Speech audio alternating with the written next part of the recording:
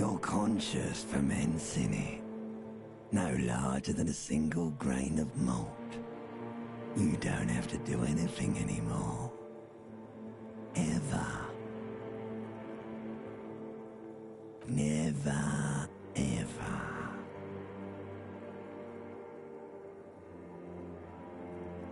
Never, ever, ever, baby.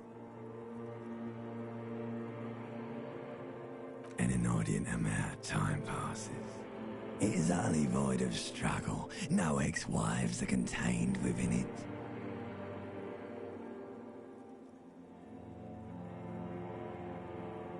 You got it, sweet brother. Nothing upon nothing upon nothing.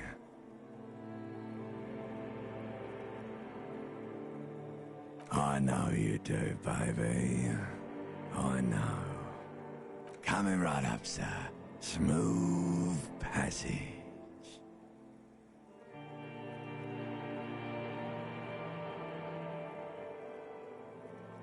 Do you really? You wouldn't like it if I told you what was back there. Why'd you think you had to bludgeon yourself into oblivion? Or did you not sense yourself marinating?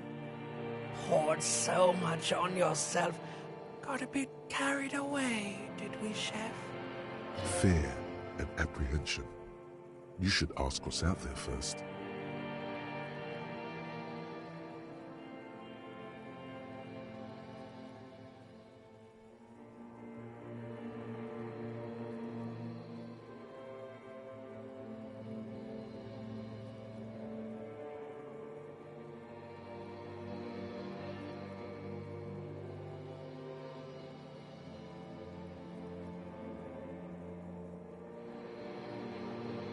Yes, your one disco mother. There's this giant ball there, and evil apes. And the evil apes are juking it out on the ball. You're one of them. It's basically all just evil apes juking it out on infinitesimally small. You can't even make out it's a ball when you're joking it out. It's that large. Vying for resources is just a stupid expression you picked up somewhere. The part of the presentation you want to take home with you is this. You have to beat the other evil apes in the face. Or you. Yes, it is. And you drowned in that sadness a long time ago. You lost. The sound outside. You recognize it. It's a Caprice Commander motor carriage.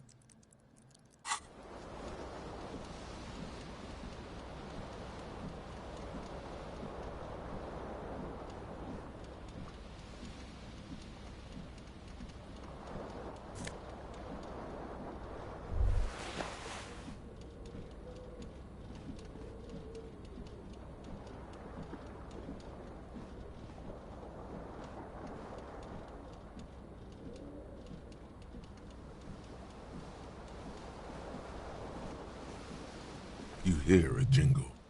Keys are clinking in the pocket of your flare-cut pants. It says, whirling in rags, on the aluminium keyring. There is a single key on the ring. The number 1 is etched on it. It should open the door.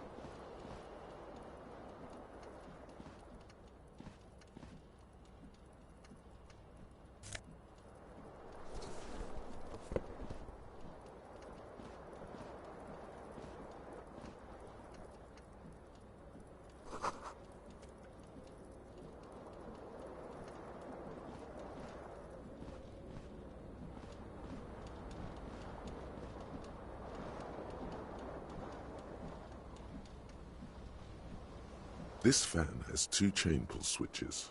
One ends in a tiny fan, the other in a light bulb.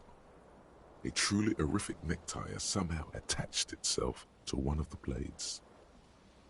Or has it been consigned there as punishment? You feel as though this creature is your friend and wants to reattach itself to your neck so that you may continue your adventures together in this strange world.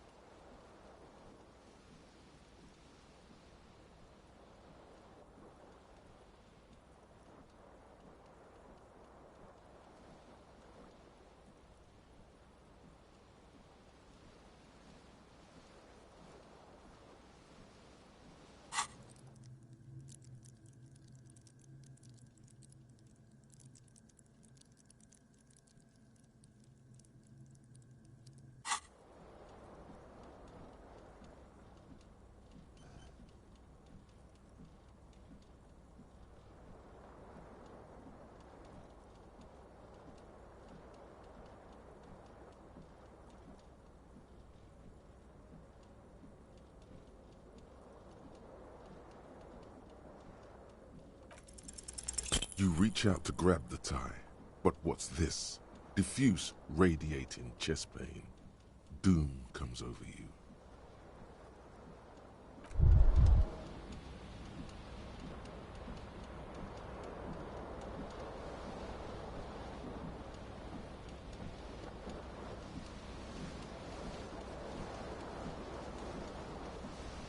You feel something in your chest, an unnatural pressure. It's spreading to your left arm, your jaw.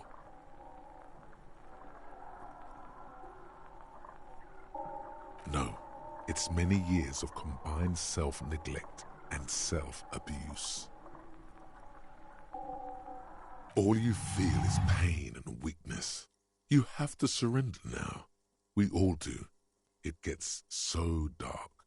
You don't even see her face, like you always thought you would. You only see pain and fear.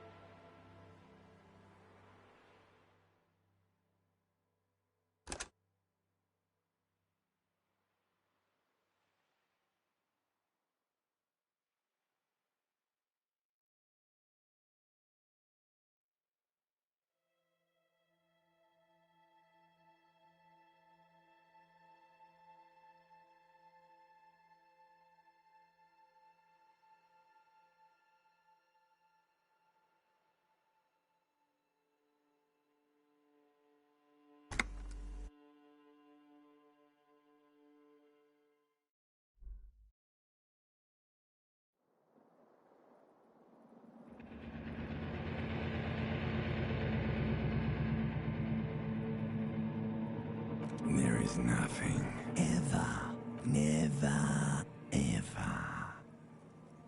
Never an inordinate amount of time passes. It is utterly void of struggle. Yes. An awareness creeps up on you. A mass lies hidden in your dead angle, soaking in some lurid acidic source. It's Ex-love, ex-tenderness. Do you really?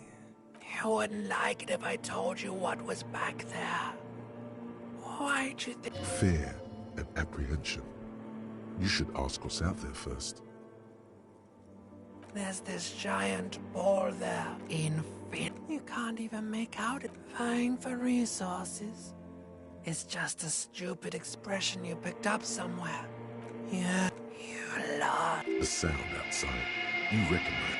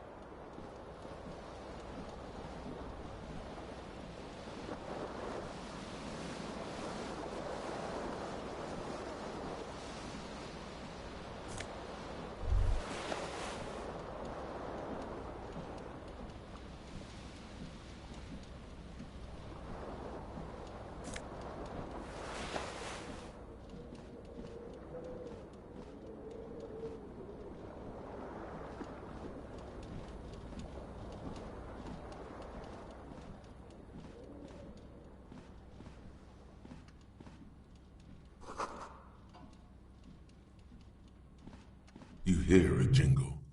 Keys are clinking in the pocket of your flare cup. It says, whirling in rags, on the aluminium.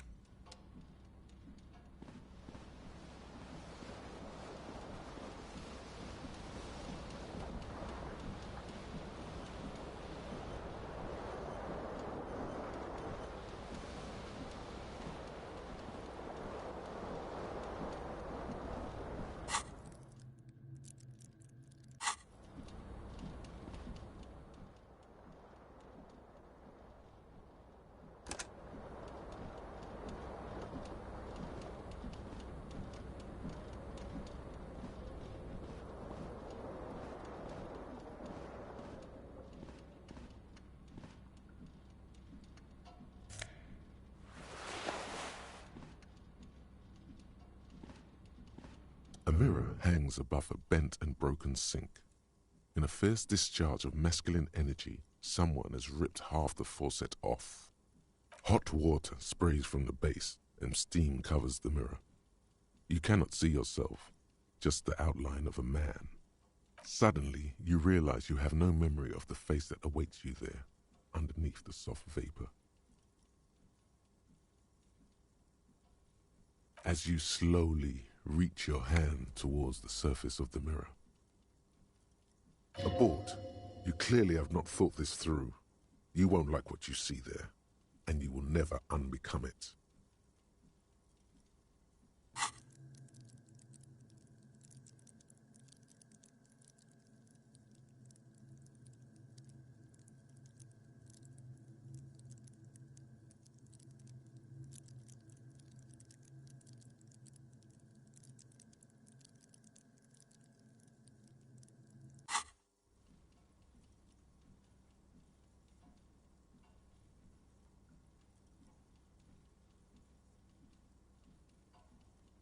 Behold. You have no idea who this thing is, do you?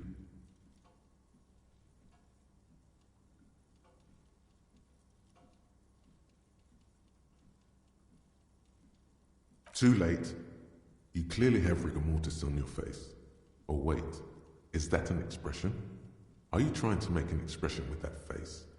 Why? Please stop. It's horrible. You're scaring yourself. You couldn't stop if you wanted to. It's neurological.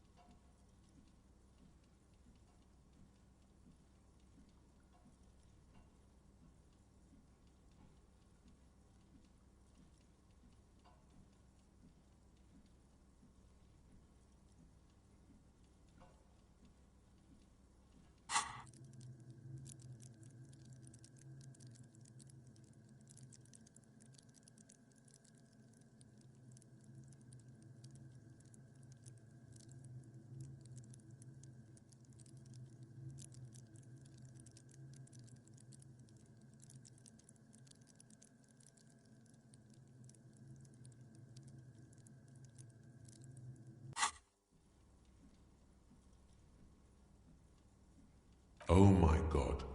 You can't stop. It's like it's not even voluntary anymore. You have worn that grin into your face and now it won't come off. What does it even mean? What is the emotion you're trying to convey?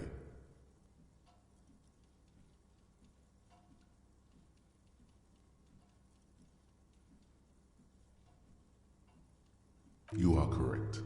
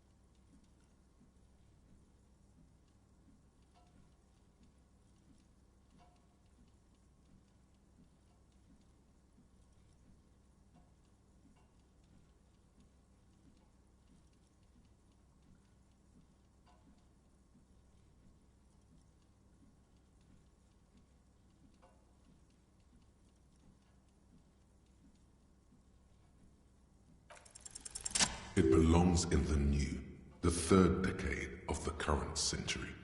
Enough time had passed from the failure of the revolution that, for a fleeting moment, free market economy seemed like the ultimate, uncontested way of life for our species. Things were good. It was smooth sailing. People made gold and champagne-tinted interiors and facades to suit the times, calling this the new style. But more importantly, disco happened. For Revachol, your city, that meant only one thing. Guillaume la Million.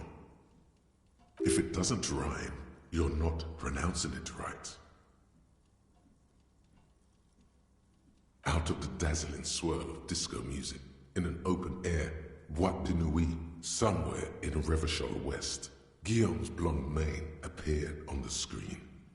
He sang some bullshit. Then he made the expression.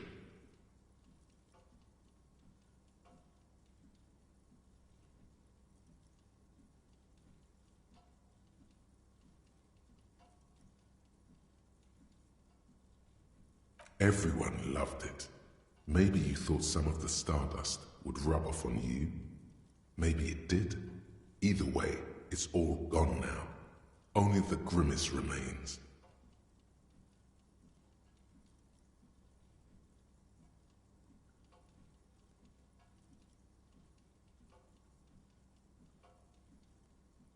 You have some understanding of the near history of disco.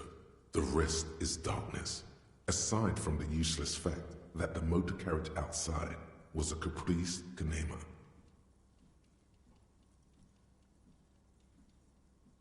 Some 20-odd years. There is a vast ocean of time between right now and the expression. Looking good on you, or anyone. Humanity has run aground in that time. It's a different world now. The expression is a relic. It doesn't have to be. You can swoon over Guillaume and his champagne-corked smile whenever you want to. Maybe some of the stardust will return.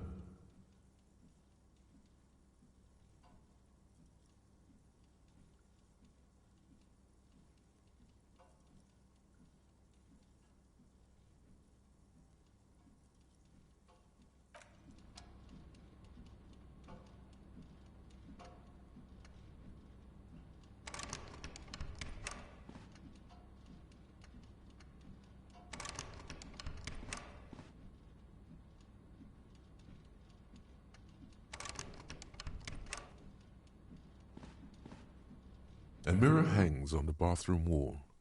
In it, your face.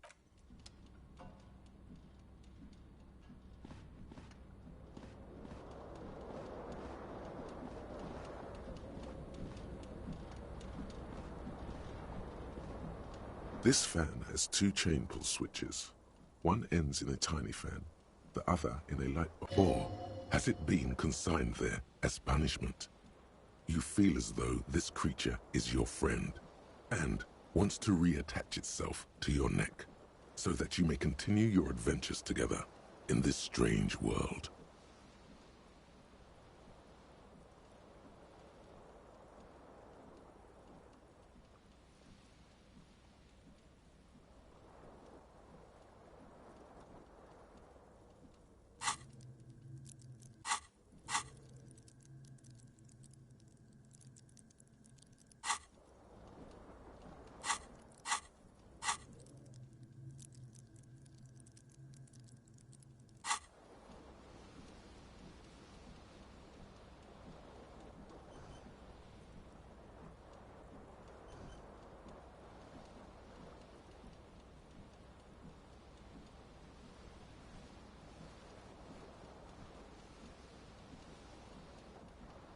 The blades come squeaking to a halt.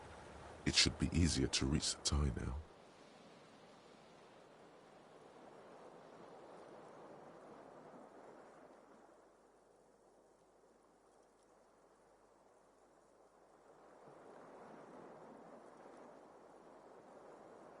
A terrible mistake.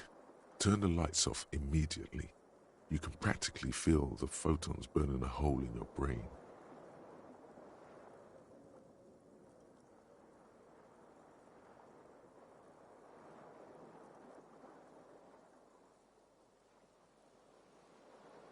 The lights are off.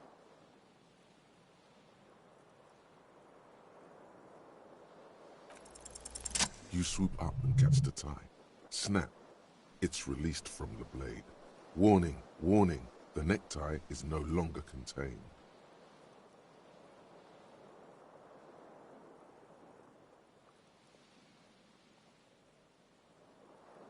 What you have in your hand is a fantastically colorful tie with 4 or 5 different patterns. The knot reminds you of a noose.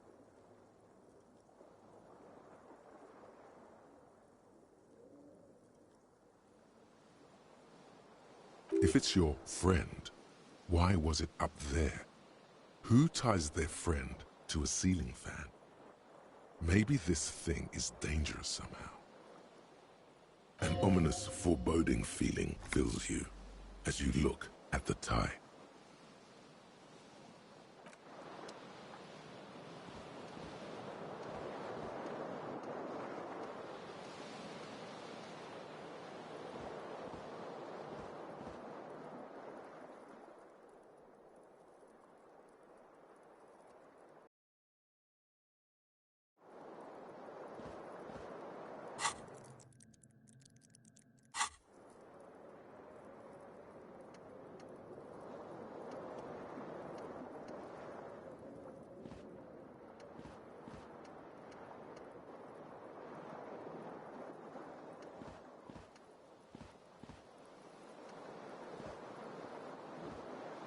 The fan stands still.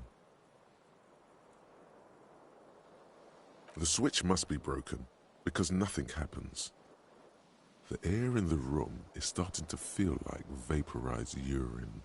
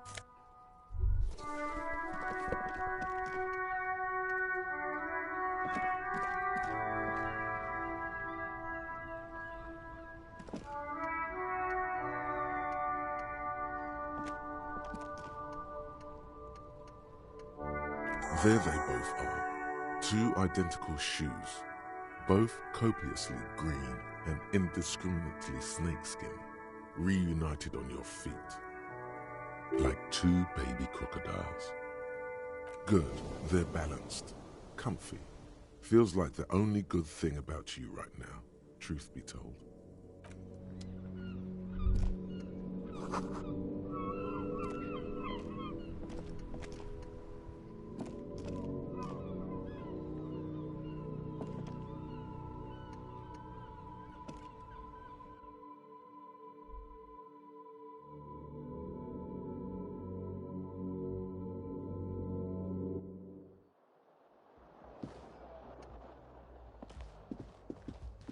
Hello, officer.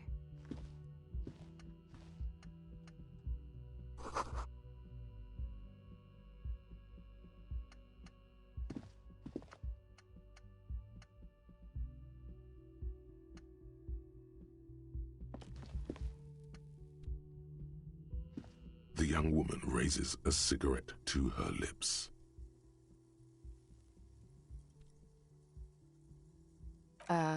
No.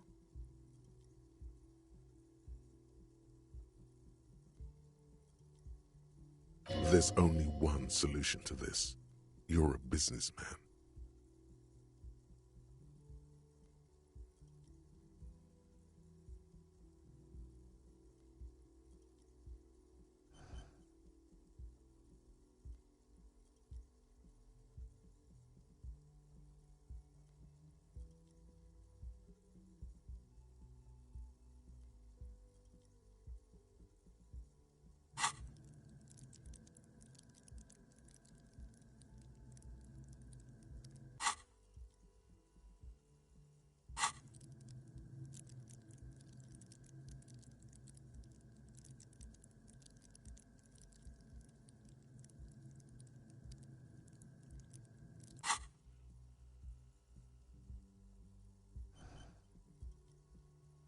The young woman shakes her head slowly.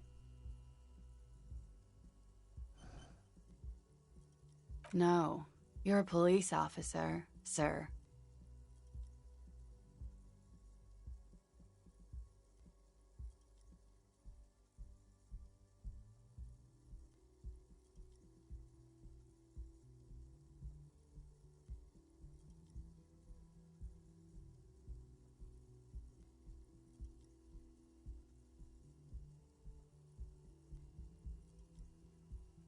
I am, yes.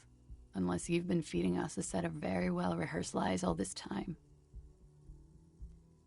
You've been here for 3 days. On official police business, no less. I couldn't say. In truth, so far, mostly drinking.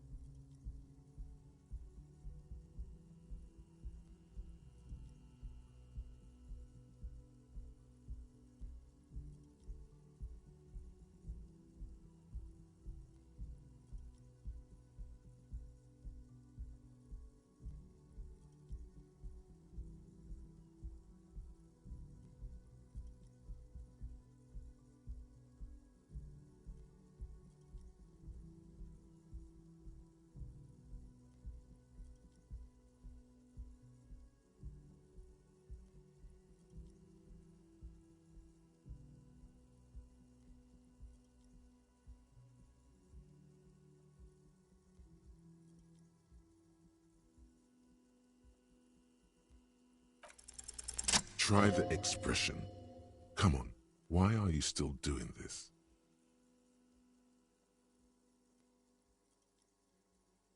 Alcohol raises testosterone levels, especially in men.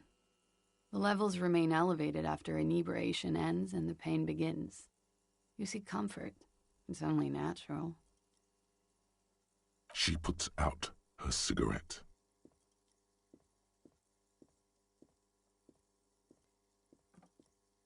She looks back at you, a light glinting off her eyes.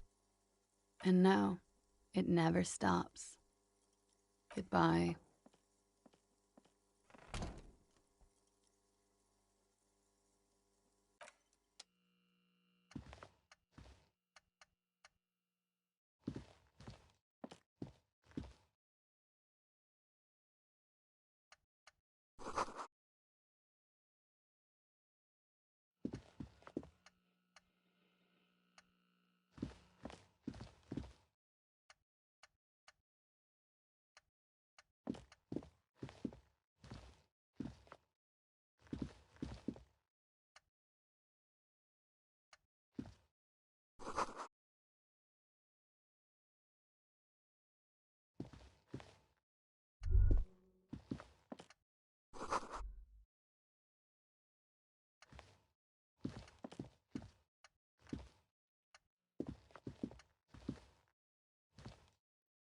The door is closed. There is no answer. A tremendous loneliness comes over you. Everybody in the world is doing something without you.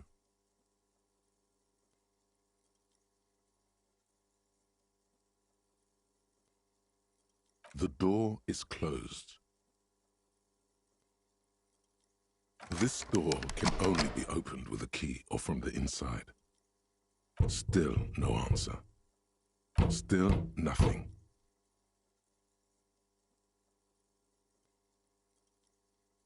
This door can only be opened with a key.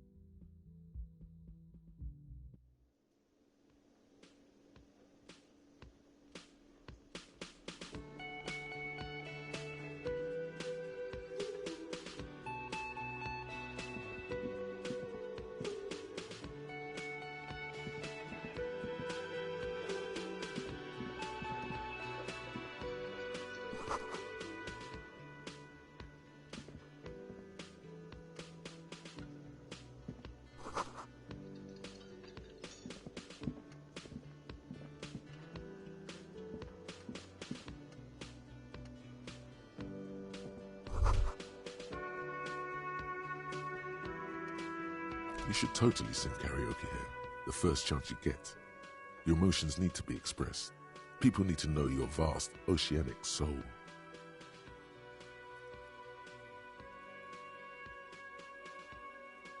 Of course, at this point, precise measurements of your soul can only be performed from the outside. It needs to be heard through a PA system by other people.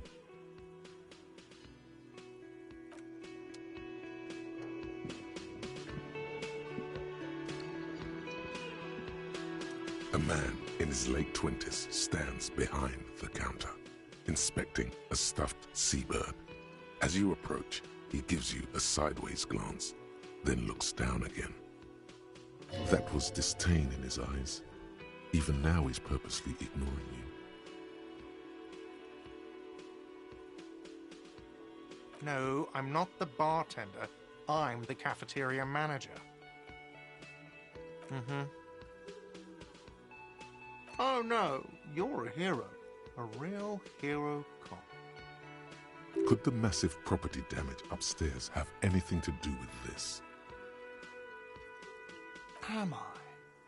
Or did you ride in, take the body down, solve the murder, and not trash my hostel room? No, you see, actually, you didn't. You haven't done anything even remotely useful since you got here. No, I haven't seen you around. I'm not always here. A competent work of taxidermy. The white and brown seabird lies among piles of coasters and drying mugs. One of its wings broken. The man is trying to mend it. Looks like the bird was ripped off the shield that was used to mount it, most likely on a wall. This is the Great Skua. The seabird is the symbol for the discovery of the Insulindian Isola, the part of the world you are in right now. Something about it makes you feel bitter.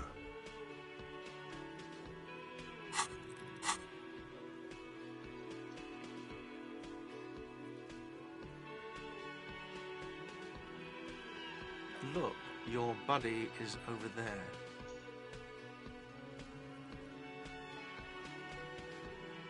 Why don't you go and talk to him, okay?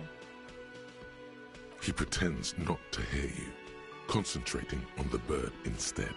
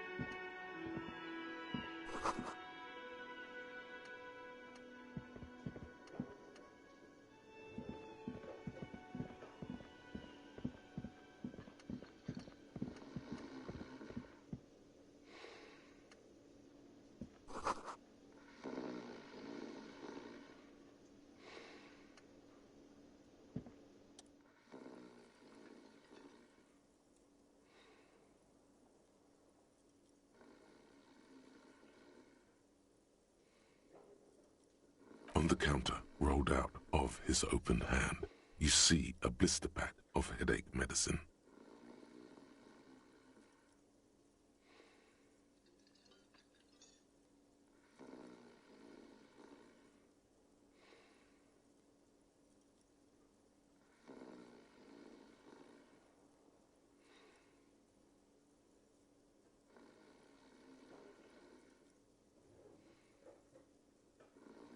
The man does not mind.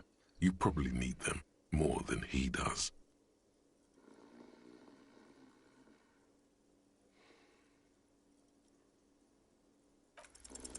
You gently shake his shoulder, but nothing happens.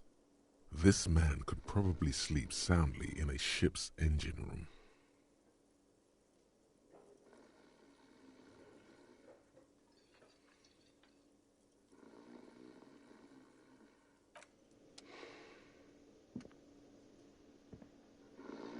The worker isn't. Perhaps he's on his way to where you just came from, into the primordial darkness.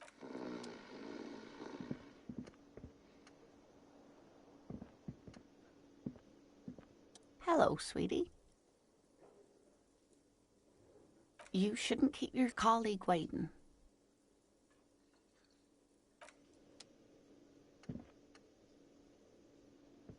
A bespectacled man in an orange bomber jacket is tapping his foot on the floor. Looks like he's waiting for someone. You. As you approach, he narrows his eyes and extends his hand in greeting. If an assault were launched on this building right now, if the windows came crashing down and the whole world descended upon you, this man would hurl himself in death's way to save you. You are sure of this, but why? Hello, I'm Kim Kitsuragi, Lieutenant, Precinct 57. You must be from the 41st. You realize he's waiting for your name. This is your chance to come up with a really good name for yourself. Get creative. Conceptualize.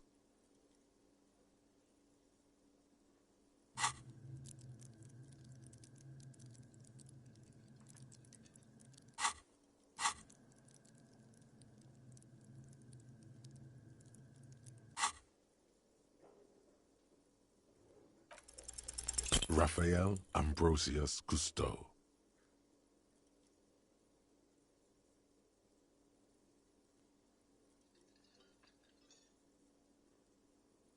You instinctively run your hand over the multi-patterned silk of your tie. Its slickness gives you comfort and reassurance. Don't worry! Raphael Ambrosius Cousteau is one classy name for one classy cop.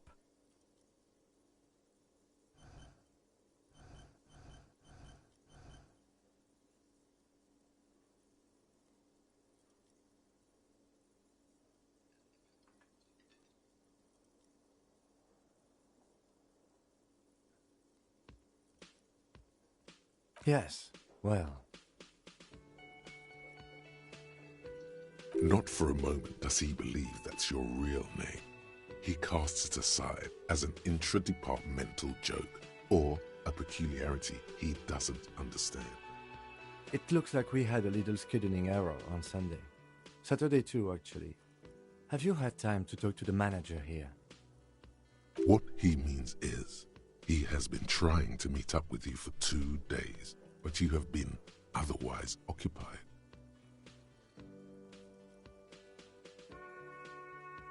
If you don't mind, we should talk to him again. Ask him for a rundown of the area. Now that I'm here as well. I understand the scene is out back, right? It also wouldn't hurt to assure him the police are finally here. In full force, I mean.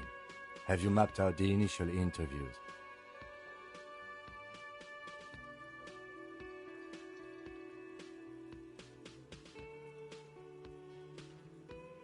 Okay, we'll have time for that after we take a look at the coroner's case.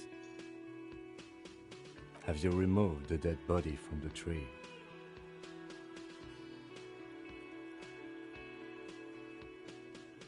Mm-hmm. So, the body is still in the tree. This is the first time you detect a weariness in the lieutenant's voice.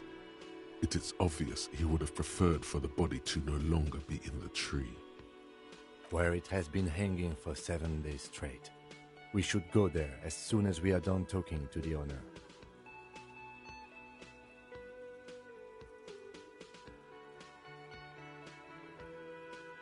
We all feel that way sometimes. There is no such thing as a police officer, I'm afraid. What remains is that there is a dead body in the tree. Someone has to figure out who put it there. If we don't, no one else will. And then, soon after, dead bodies would be dangling from all the trees. But first, we have to take it down.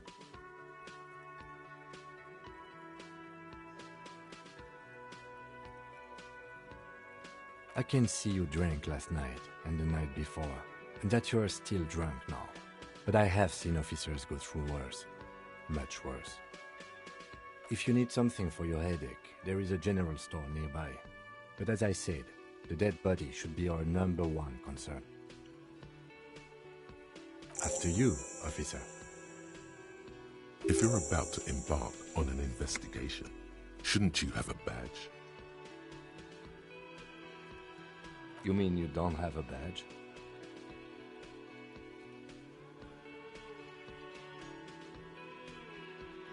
Losing your identification card is a serious matter. My vehicle has a shortwave. You can use it to report your badge missing. I advise you to try to locate it as quickly as possible, but getting the body down should still take precedence.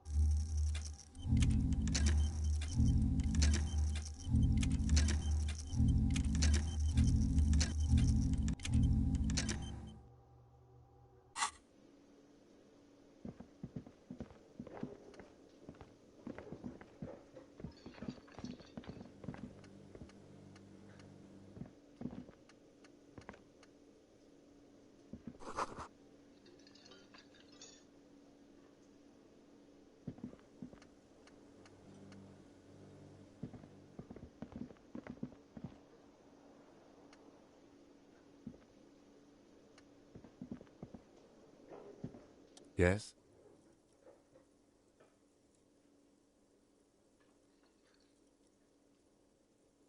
What do you want to know?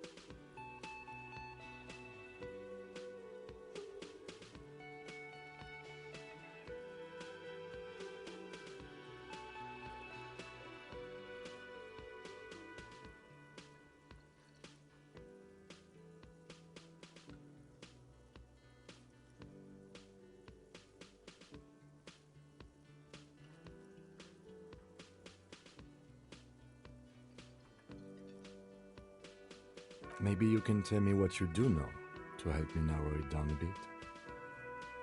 Do you want me to brief you? 3 days ago, the RCM Emergencies Desk received a report about a security guard who was found hanged in Martinez. An anonymous caller said there was a dead body behind the Whirling in Rags hostel cafeteria. The cadaver had been there for 4 days. No one had come to investigate. During that time, the victim had been stripped of his belongings. The caller did not identify him, but used the word lynching. There is an ongoing labor dispute between the local dock workers and the logistics company Wild Pines. I was told we should approach the death as part of this dispute.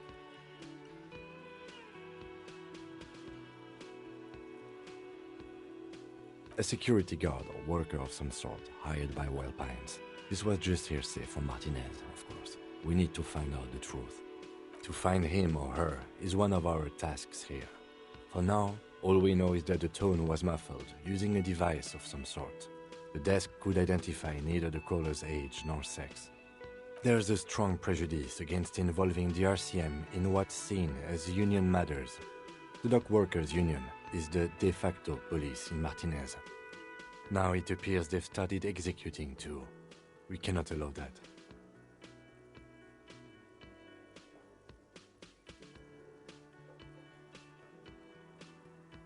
That's us, the Revachol Citizens Militia.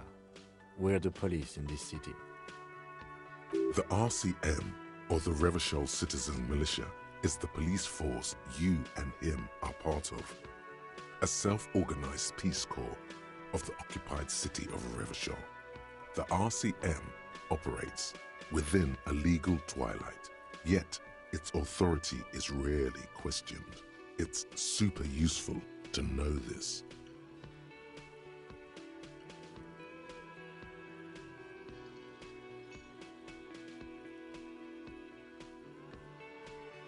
That's right.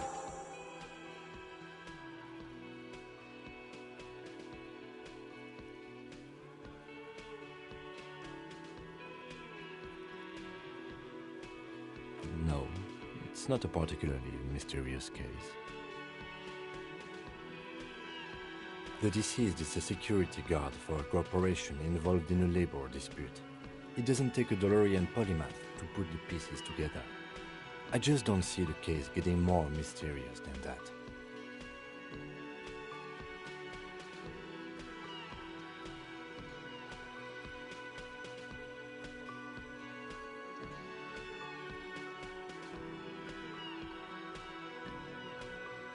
I can assure you nothing like that will happen. Do you know why not?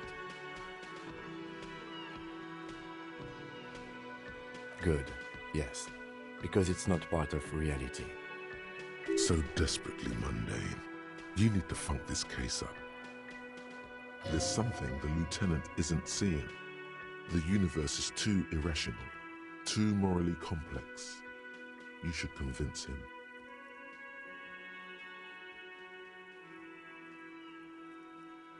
I'm afraid you and I are pawns in a pissing competition. His disdain is clear. This man would not use such an expression otherwise. You don't know? I assumed you were in on it. Better still than an imbecilic cop-off. It's just stupidity. We shouldn't waste any more time on it. If you want my take, ask me after we've inspected the victim. On the surface, he's dismissive, but there's a conspiratorial glint in his black eyes. If only you knew what he would say.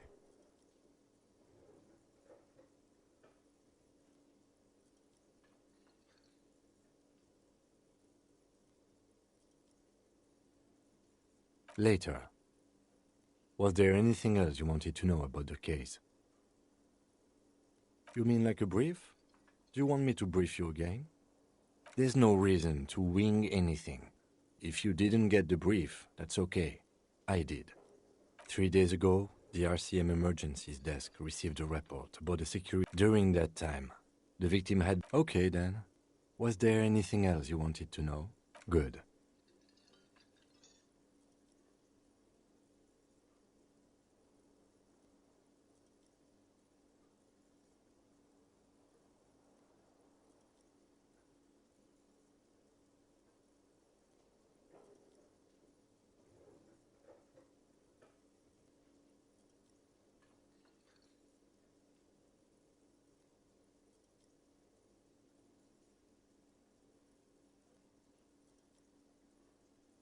Me?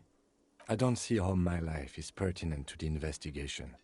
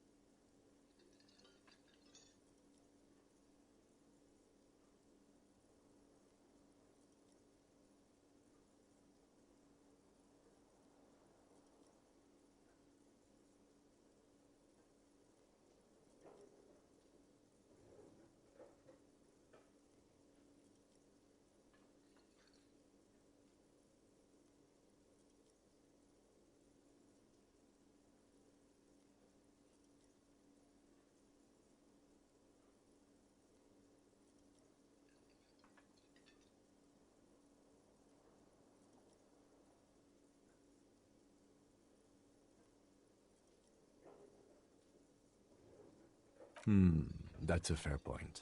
All right, for the good of the investigation, what do you want to know?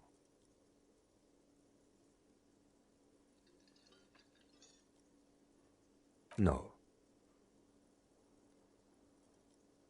Your brain sends the signal to your lips, but they refuse the order. Something is paralyzing them. You're pretty sure it has something to do with the lieutenant's eyebrow. The eyebrow is exercising psionic control over you. The lieutenant relaxes his eyebrow, and you seem to regain control of yourself. That's correct. You feel a slight urge to put the lieutenant down for this, but you can't quite muster enough testosterone.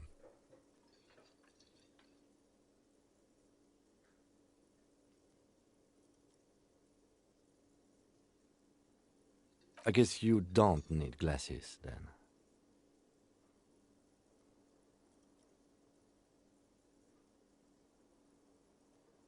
That's because I'm half Seolite, or quarter. My father's father was from Seoul. So was my grandmother, but from my mother's side. It's not an interesting topic.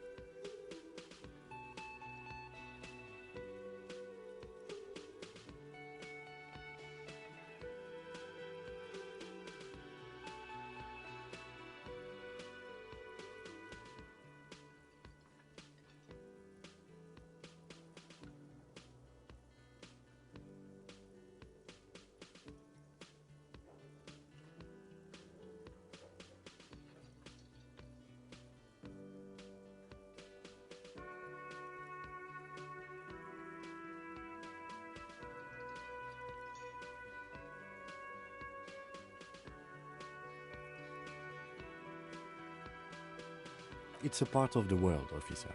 A geopolitical entity and a geographic division. I told you it wouldn't be interesting. Sail is a protectionist, isolationist, pan-Isolari state west of the Insulindian Isola.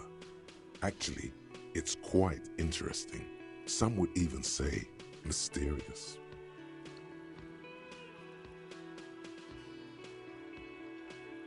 You're barking at the wrong tree.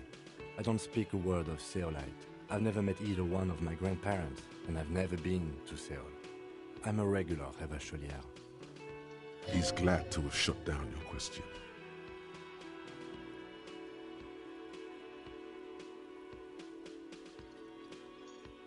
What do you mean? I have no idea what you're talking about. The lieutenant's conceptualization skills must be rather rudimentary. The lieutenant is a police officer of the old school. His concerns are material and extrinsic. But this isn't an old school case.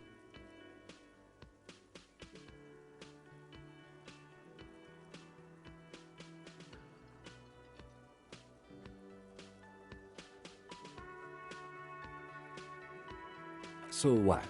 That makes you the new school? God spare us.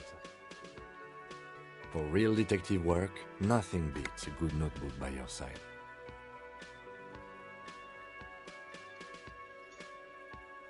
The lieutenant produces his small blue notebook and idly thumbs through a few pages.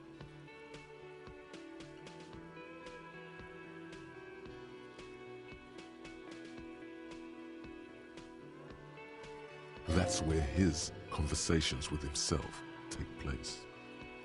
We all have our different mediums. His is written.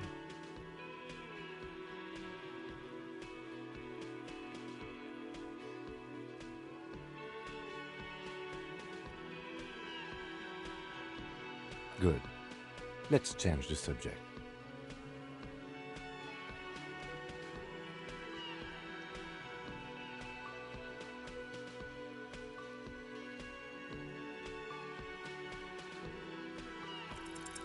What if you did it?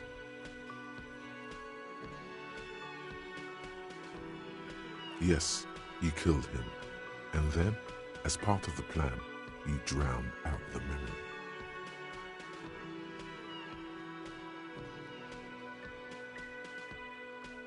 Maybe this is why your chest feels so hollow. You did an awful thing, and you can't even bring yourself to acknowledge it.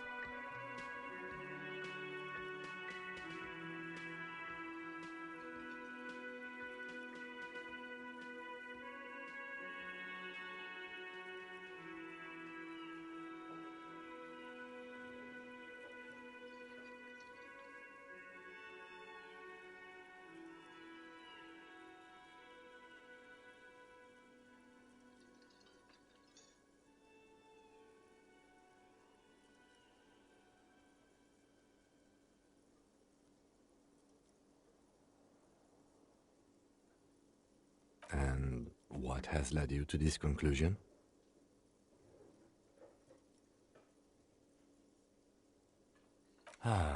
Well, we've yet to find any real evidence pointing to you in this case, or even a possible motive.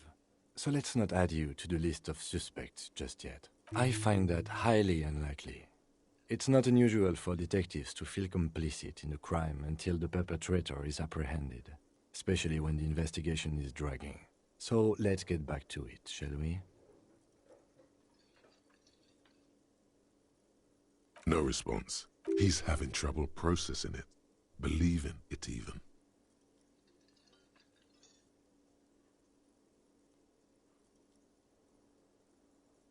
Have you tried concentrating on something other than your personal affairs? There is a sudden, harsh edge to his voice, like he's tired of hearing about your personal affairs. Really? You look fine to me.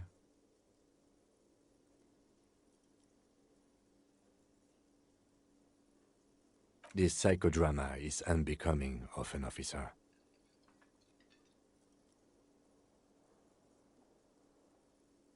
Then you should consider seeking medical attention. You can use the radio in my kinema to call your station's Lazareth. Was there anything else you wanted?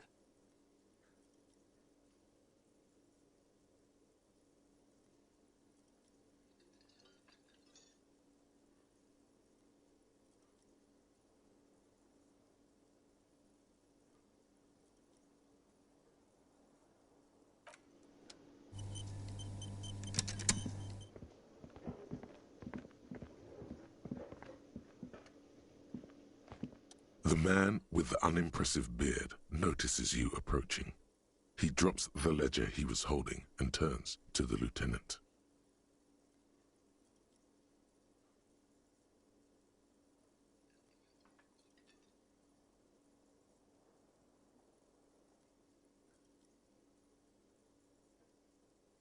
Mr. Gart, right?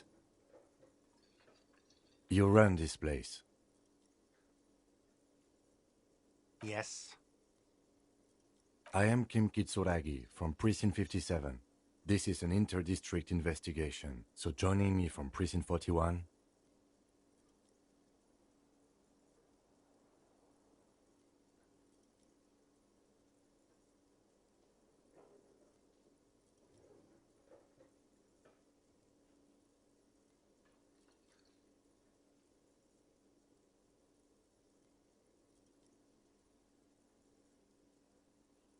Right. Now, I know it took us a while to arrive at the scene. It also took you a while to call us and report the dead body. It was you who placed the call, yes? No, I only just got here. It was probably Sylvie who called you. She usually works the bar here. I'm only temporarily taking over her duties. Do you have her number? As a matter of fact, I do.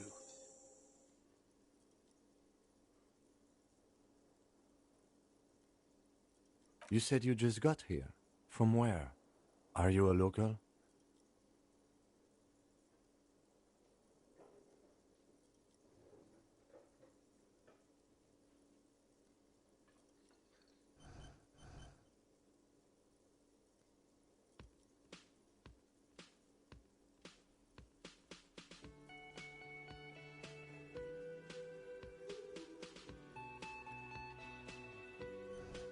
What, of Martinez?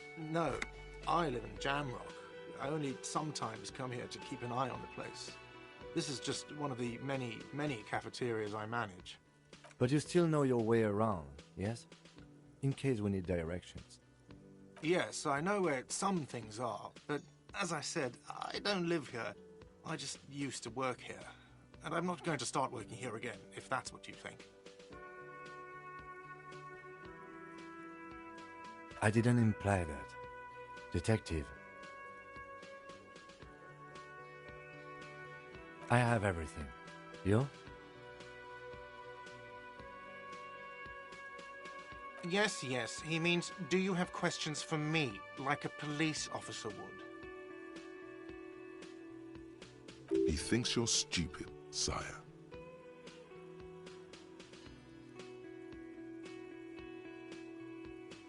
She went away because none of your... Have they not been telling you you're a cop? Okay, you got me. She went away because of the dead body out back. And because I asked for her number. That's why Sylvie went away. I hope you appreciate that. Thank you.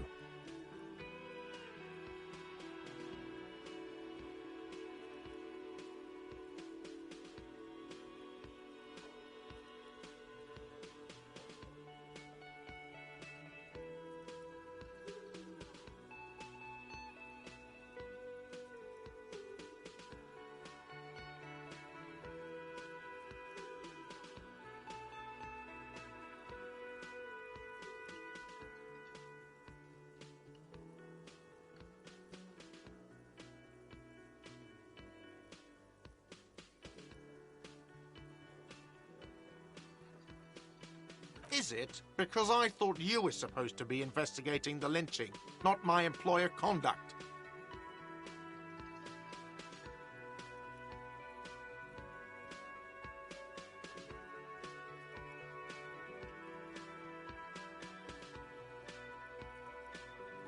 Good for you. Was there something else? I'd like to get back to what I was doing. Behind this building, there's a courtyard. They hoisted him up. That's easy. See that door there? First, you exit through that. Then, to your right, you should see a big hole in the fence. Does he want you to feel guilty of making that hole? It's implied in his voice.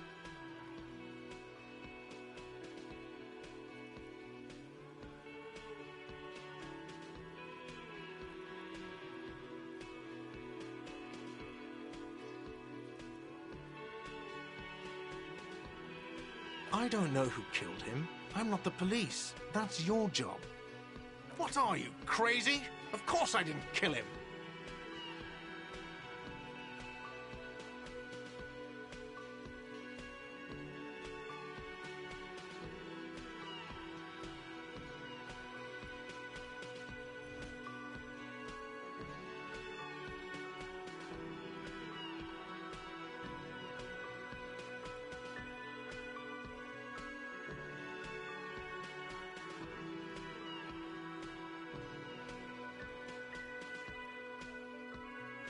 Let's go.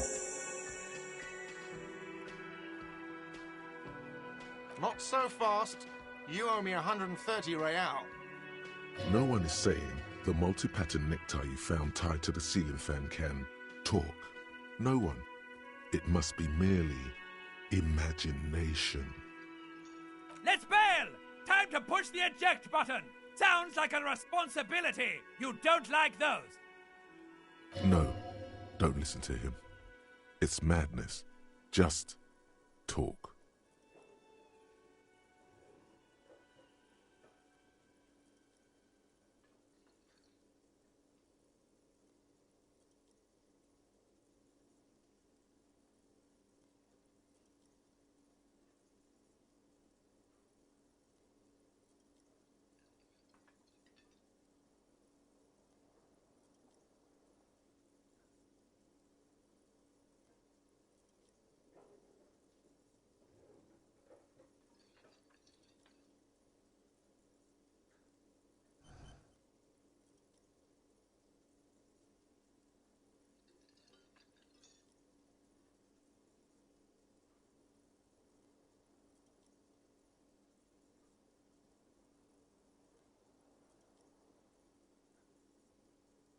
Oh, you don't owe me shit.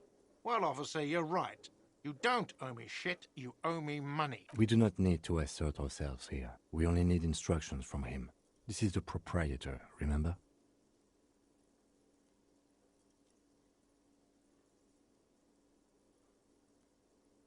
You know, I get this all the time. Some hobo comes in here or some backpacking arsehole off the boat. The next day, when they can't make their fees, they get aggressive. I just never thought I'd be in this shit with a cop. Please, just give me the money.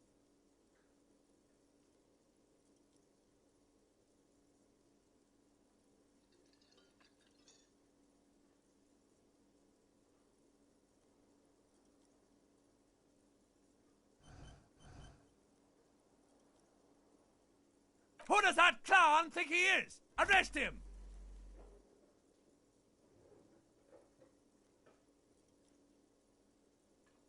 Let's see. 3 nights at a tariff of 20 real comes to 60 real. Then there's the window you annihilated. The hole in the window was the first thing I saw when I came to work. So don't try to tell me you didn't. That will be 40 real in damages. Another thing you've annihilated is half the bar. You've run a tab of 30 real. Actually more, but we'll round it down to 30 for your hard work maintaining the stability and order of Revachol. That's 60 plus 40 plus 30 equals 130 real. And yes, real is still money. What are you, brain damaged?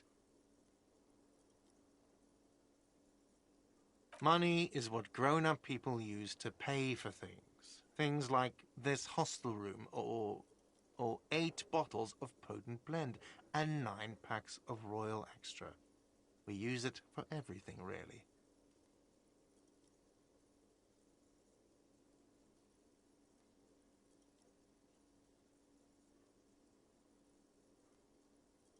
Yes, it is.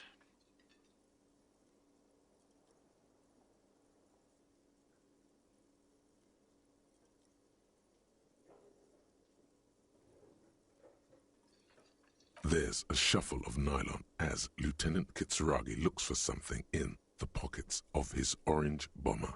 That's Cop 4. I haven't offered to pay because I don't have any money either. No one is saying that! No one is saying that Ty can talk! That would be ludicrous! It's just that you should arrest him. It would be wiser. He wants to take your money.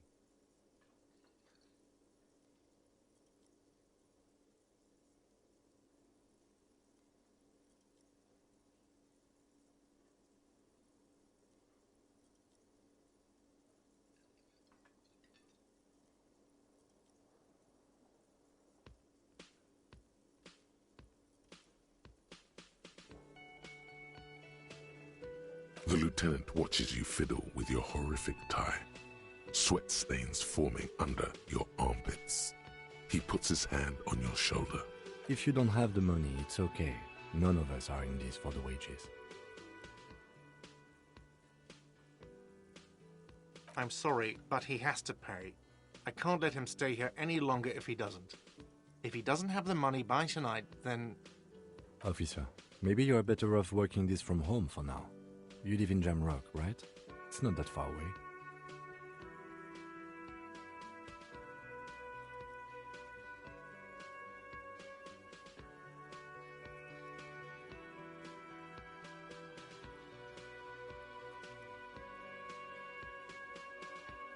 Officer, you really need to take this up with your station. I have a shortwave radio in my car. Call them, ask for assistance. We have to get this investigation started now. Good luck.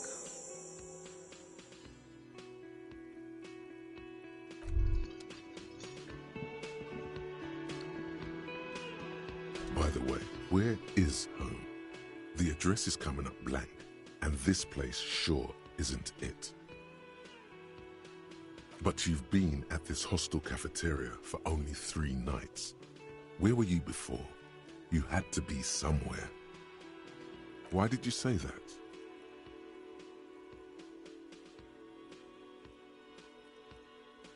No. But isn't that an expression, not a place? A saying. Up on Marvel Hill, a great high place. That doesn't sound like somewhere you can stay if you run out of money.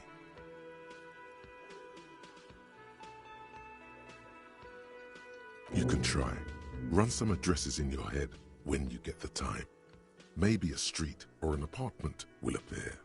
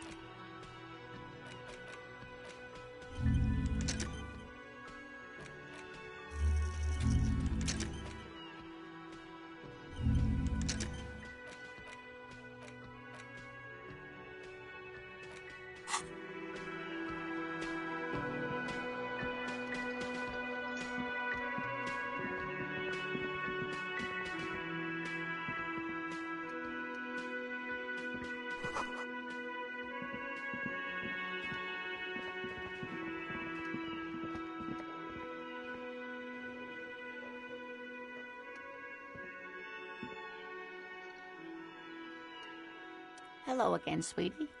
I see you've met up with your colleague. The lieutenant nods politely. She is appraising you scientifically, the way she would an exceptional zoological specimen. It's not like that. Why, you are, officer.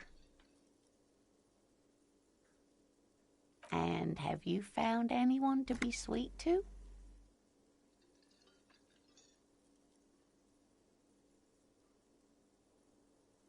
You must forgive me. I'm getting so scatterbrained, I completely forgot to introduce myself.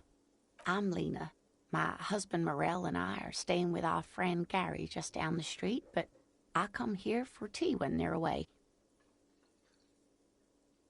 This Lena is wacky enough for the motley crew.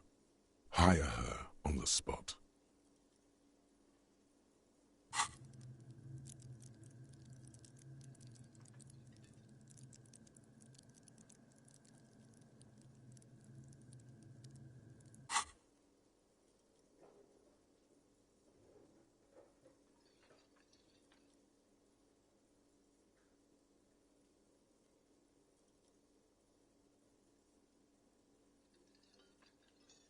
Whatever do you mean?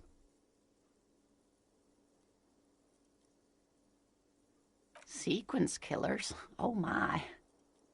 But I think you already have a partner, sweetie. A partner who needs you to help him get a corpse down from a tree.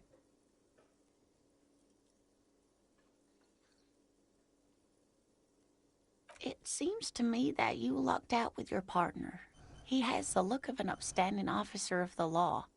Someone you can lean on, and sweetie, you are looking unsteady. Yes, dear. I'm a paraplegic. A paraplegic is someone with limited or no ability to use the lower half of their body. Paraplegia is caused by spinal cord injuries, like falling from a great height, or a grenade explosion.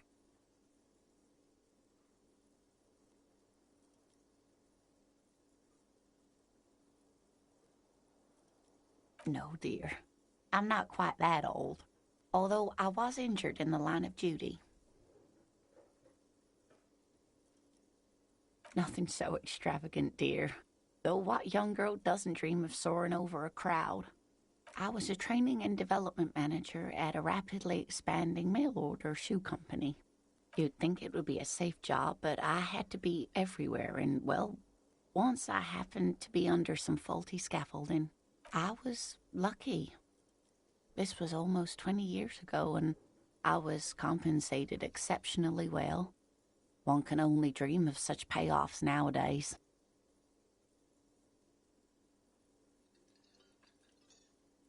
That's quite all right. I'm used to people asking questions. I know they're thinking about it anyway. There is no bitterness in her voice. She accepted the curiosity her condition inspires a long time ago. Yes, officer. You look rather dazed. Like a stunned fox. But surely things can't be that bad. She won't judge you, no matter what you say.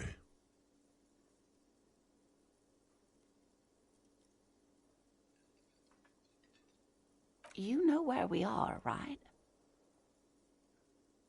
That's right. And where is the Whirling in Rags cafeteria itself located? Yes, indeed. We are in the fine city of Revachol. How would I even begin to tell you? Revachol is the most beautiful city in the world. We're fortunate to be here, you and I. I haven't seen very many other cities personally, but everyone says so.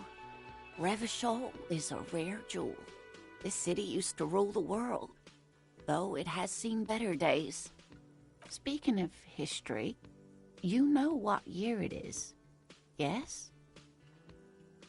That's right, dear. How splendid. Here, take this pen. Knowledge should always be rewarded. Her relief is palpable.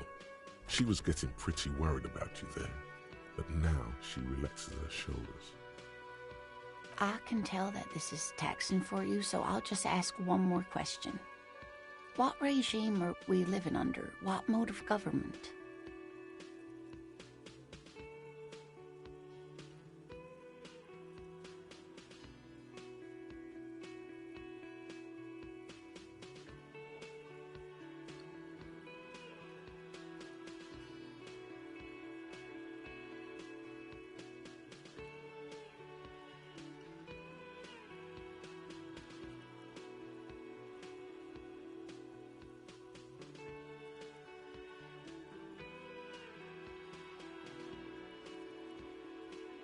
Nope, sadly not.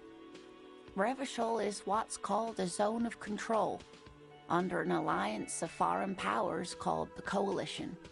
We have no government of our own, and what democracy we have is market-driven. Meaning, buying is voting.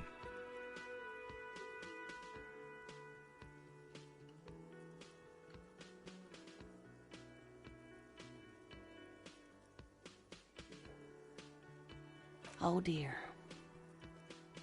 And you were doing so well. There aren't any cops in Revachol, not in the traditional sense. The status of law enforcement has been a complicated matter since the revolution. But we should stop for today, sweetie. You look like you need a break. Besides, I'm not the best person to explain the big things to anyone. You were doing quite well up until the end, dear. It does look like you're having trouble remembering things. History and places.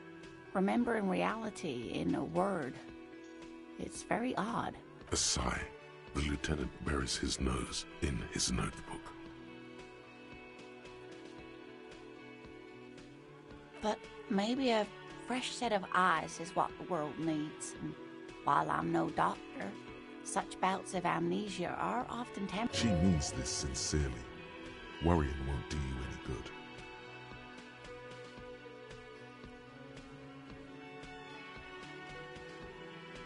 A defeat, I'm afraid. The people of this archipelago tried to build something new, something different. The rest of the world didn't like it, so they came and ended it. This was 42 years ago.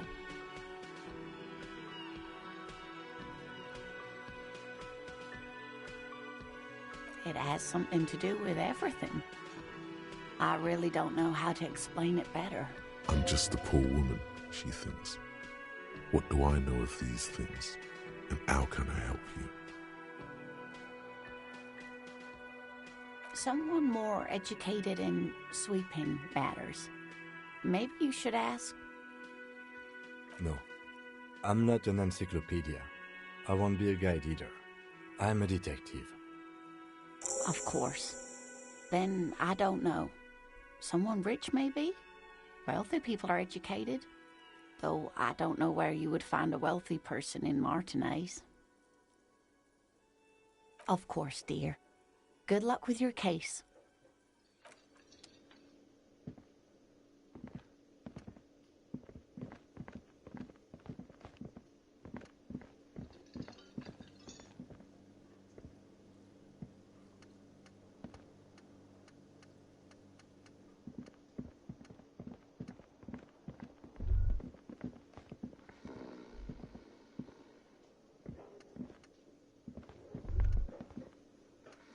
That sugary black rum stain on the counter makes you teary-eyed with joy.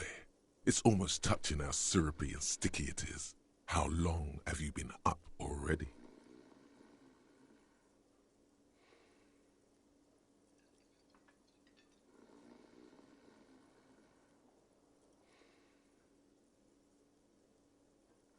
An hour would have been bad. 2 hours is mystical.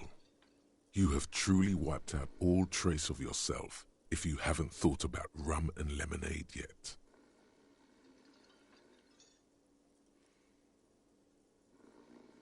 Maybe later? What is this? Casual Friday? What's with the lackadaisical laxman attitude?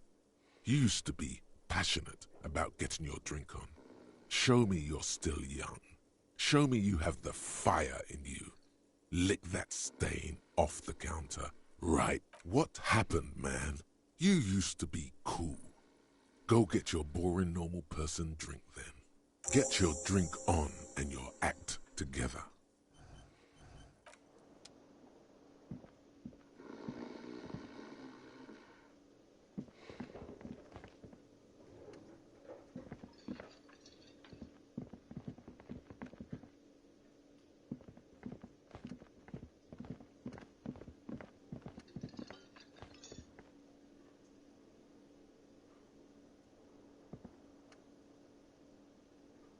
Can I help you?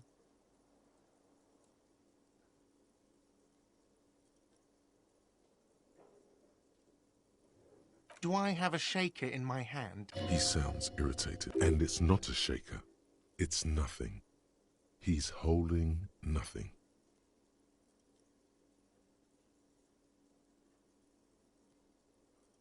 Am I wearing a little bow tie?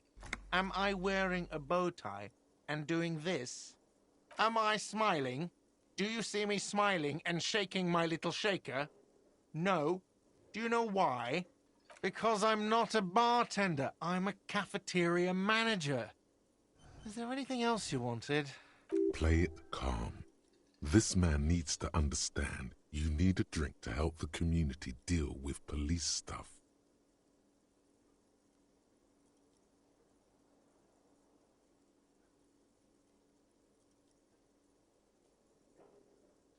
Like what? What thing? Yes, not the whole damn union, thank God. Just the nastiest and loudest faction. They come here in the evenings. Dumb, unruly types. Think they're big shit. But they're good customers. They place big orders and always pay on time.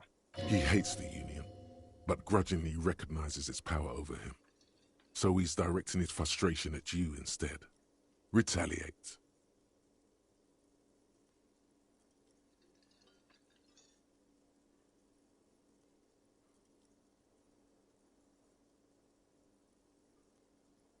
We should find out who this Lord faction is, occupying the booth. Loudness means talkative, and we need info. We don't. We have to wait. They'll show up sooner or later. Men get hungry, even striking men. If not today, then they'll be here tomorrow. What are you, a cook now? That's none of your business. No, you don't. If you had a warrant, you'd be shoving it in my face right now. Besides, the RCM doesn't do search warrants. I know the law. You'll just have to wait for the kitchen to open. What? You feel like you should come back to this thing-based questionnaire if you see anything interesting in the whirling later.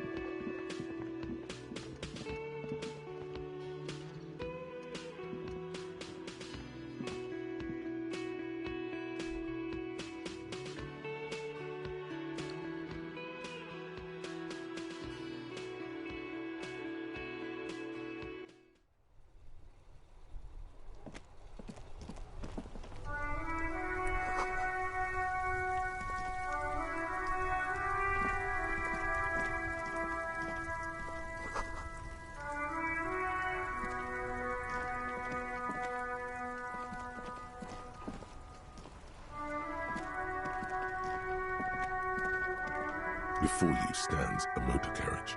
The bodywork is covered in blue and white livery, bearing the number 57. Vapor emanates from the large engine on the back of the vehicle. It hasn't had time to cool off yet. This must be the infernal machine that tore you from oblivion. The Caprice Kinema motor carriage. In the cabin, you are welcomed by a set of steering levers, a radio microphone on a hook, a pull-out toolbox under the seat, and the soft glow of the fuel preheater gauge. The white suede feels luxurious under the touch, and the metal clutch handle so very familiar in your palm.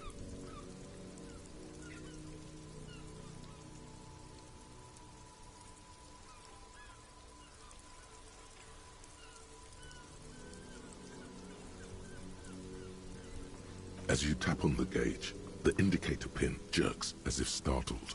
It's in the large orange sector, indicating the engine is warm. Next to the gauge is a red switch, labeled heat. There's no use pressing the heat button. It won't start without the ignition key. Translation: we're not going anywhere right now. Alternative translation: don't even think you can drive my MC.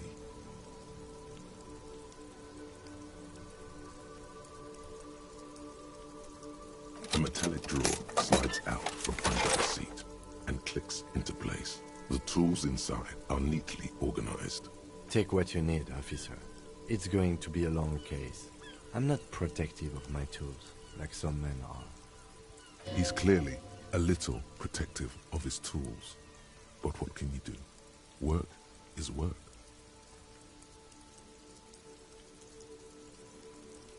The pry bar feels nice and cold in your hand, heavier than you'd think. The handles are long and sleek. Snap, snap, go the cutters in your hand. It's robust, weatherproof, and well-made. Police issue, blue.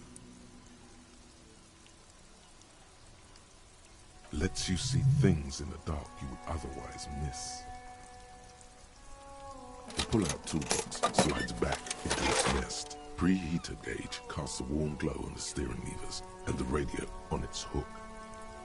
The frequency tableau lights up and the green button labeled Prime Line glows like a feline eye. And then you hear something.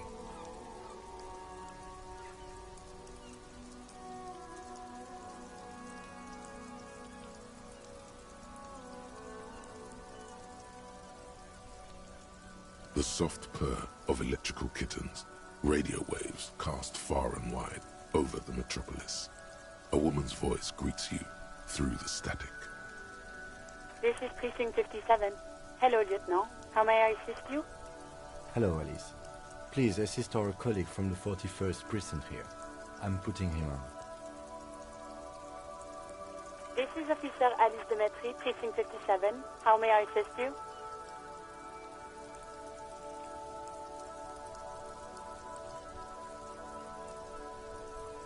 Just a second, officer. 10-2, 10-5. This is 41st. Come in. Over. A scrawny old man sits in a dusty cubicle, smoking, with a large white rectangle sewn on his vest. In front of him is a box-shaped apparatus with an array of wires and antennas. The radio switchboard.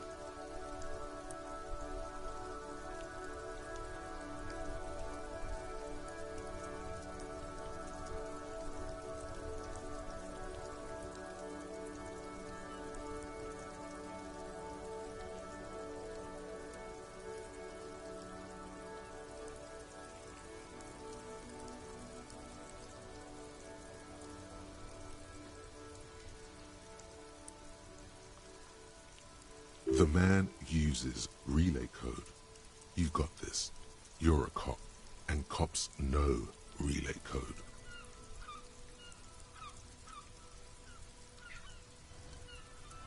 Ten 4 message received. 10-5 relay message. What's your status? Over. 10-18 state your message, sir.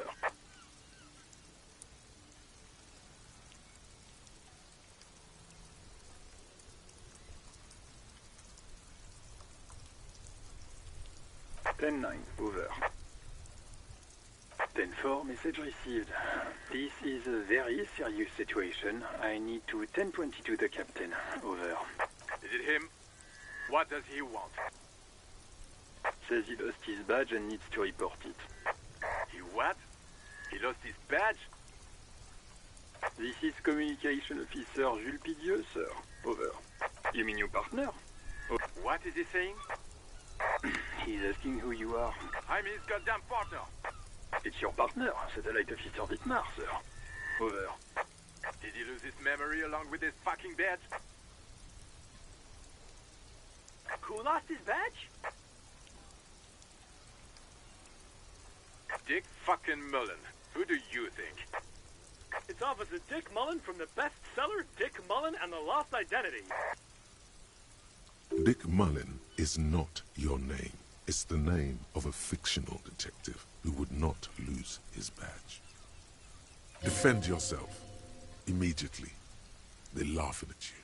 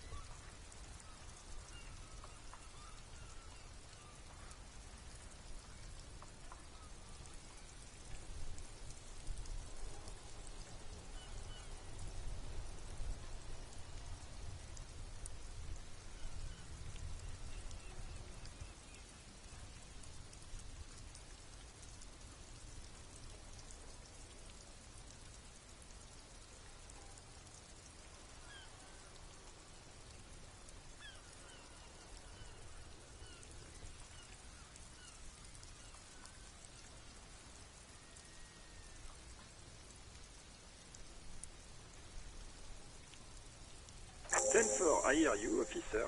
I'm just going to make a note here that you are in pursuit of your misplaced badge. Over. Fuck me! Mac, come here! You've got to hear this! Dick Mullen lost his badge! What's going on? Super Cop here lost his badge.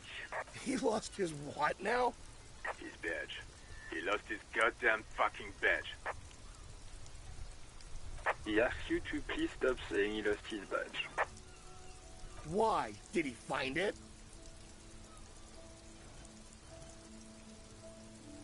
Sergeant Orson was wondering if you found your badge yet. You don't have a comeback. Sorry. It's hard to think like this.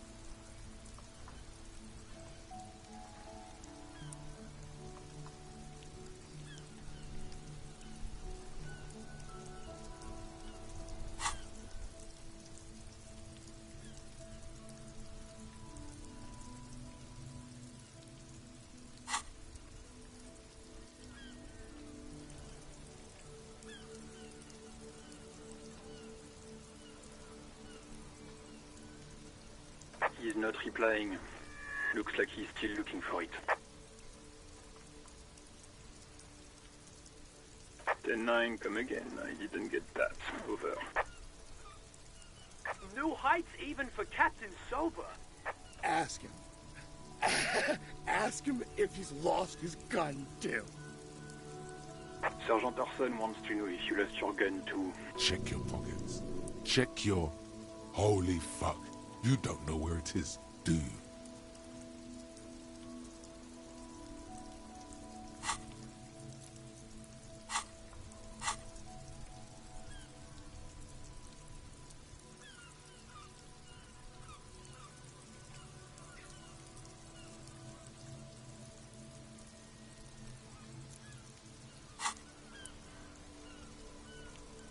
No. It's gone. It's not fucking on you. Don't sweat it, Bratan! You don't need a gun to have fun! 10-9, come in, officer. Did you get my question? We were wondering about your gun. Over.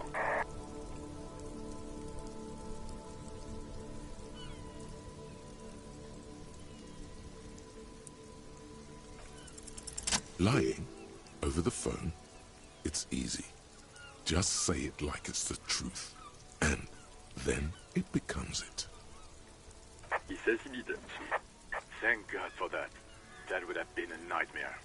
I don't even want to imagine the poor prick who has to relay that kind of news to the captain. Losing his badge is bad enough.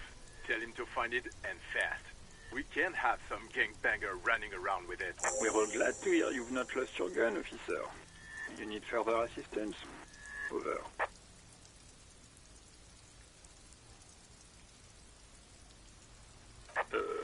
Okay, 10-4, sir. I hear you. Wait. Before you say anything stupid, think it through.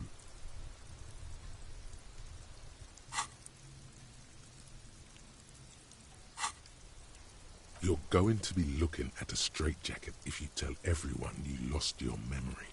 Be smart about this. Ask if he's there alone. 10-4, sir. I'm not hearing your question. That's a negative, sir. I got 10-12 visitors present here. Over.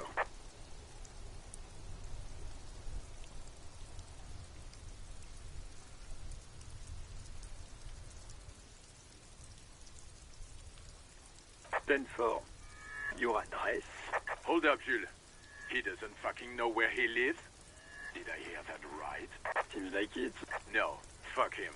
Don't tell him anything. You understand? He's been hellbound for the gutter. Let him have it. Sorry, sir.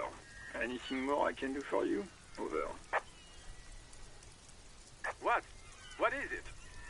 He wants to verify. But of course, it says Dick Mullen, High General of the Revacholian Cavalry. Tell him to stop wasting time. What do you need, sir? Over. 10. You probably don't want to continue on this road. No, sir, I haven't. You're not really keen on mentioning your home life, so I've always assumed things weren't that good on that front. Over. 10-4. Does he actually want something, or is... He asked if he ever told me about his days before joining the RCN. For God's sake, cut this shit out! Sir, satellite officer. So, was there anything else? 10-9, repeat message. I didn't get that, sir. Over. What? What? He seems intoxicated and... Mullen's drunk and emotionally aggressive. Wrap it up. Don't indulge in his drunken antics. Understood, sir. Over. 10-4, I hear you. I don't have the authority to grant your request, but... What does he want? He's asking... Easy fuck. I don't think... Don't give that asshole anything. He's just gonna drink it all. Right. That's a negative on the additional funds, sir. Over.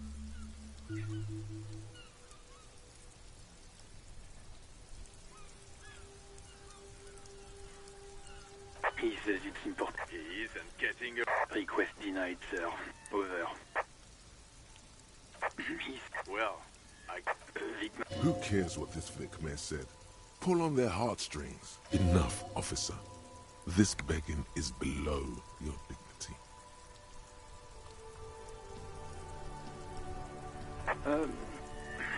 He said... What did he say? Did you want anything else, sir? Many... He's trying to keep you from further embarrassing yourself in front of your colleagues. You really need to get your shit together. This is nearing a complete meltdown.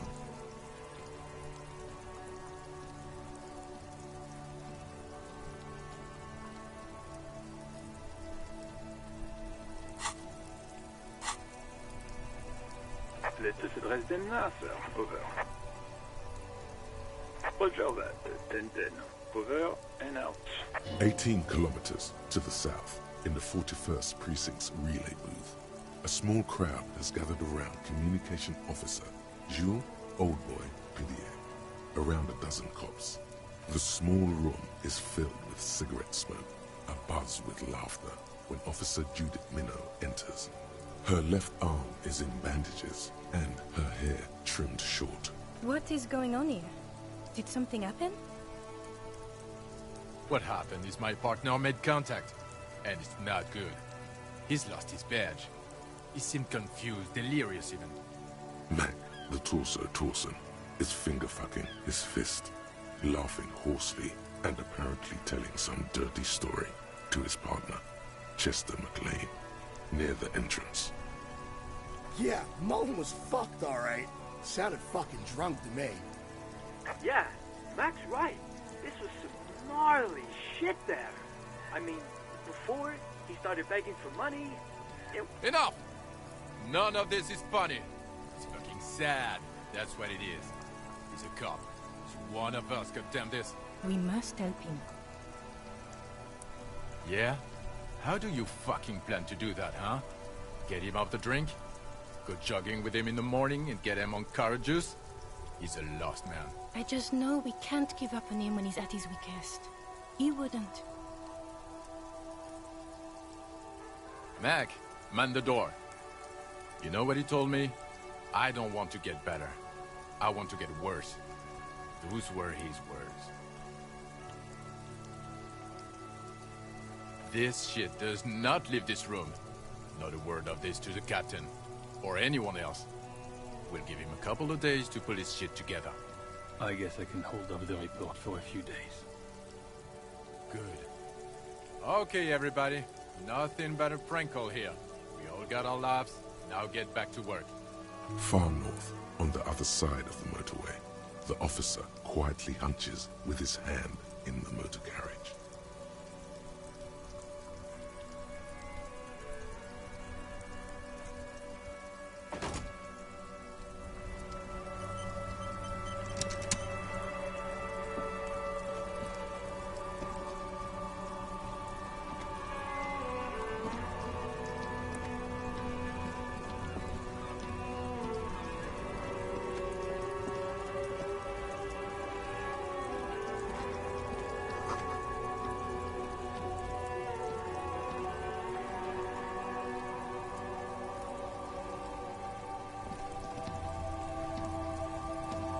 Yes? Excuse me? You have a distinctive way of walking. If I were to walk in front of you, we would surely collide.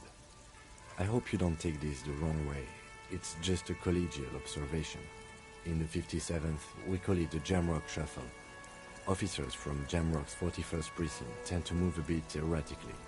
They say it's a scene-clearing technique developed by one of your lieutenants for gathering evidence. It's erratic, yet thorough. Prioritizes containers.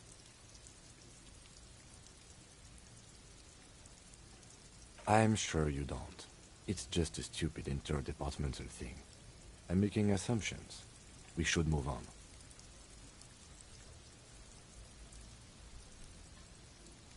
Passing along frivolous interdepartmental stereotypes is not usually his oeuvre. He regrets bringing it up.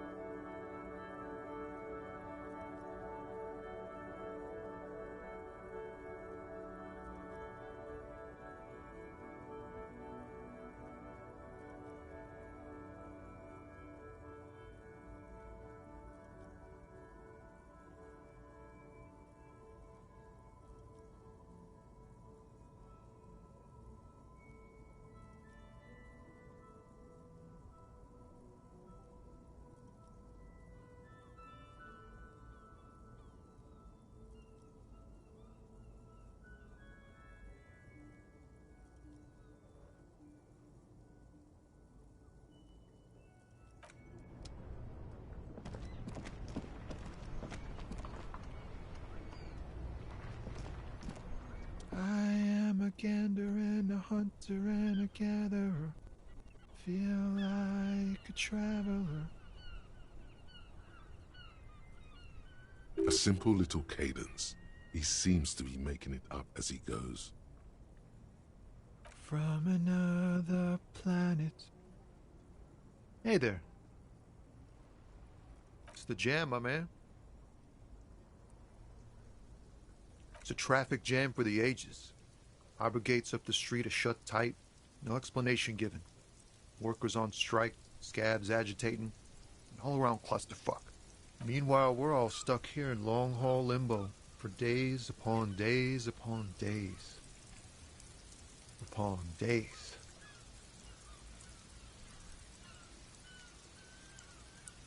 Feels like forever. Like I was born on this here roundabout and this was all I ever knew. Just me and the metal and the tires, the oil and the fumes of mazout.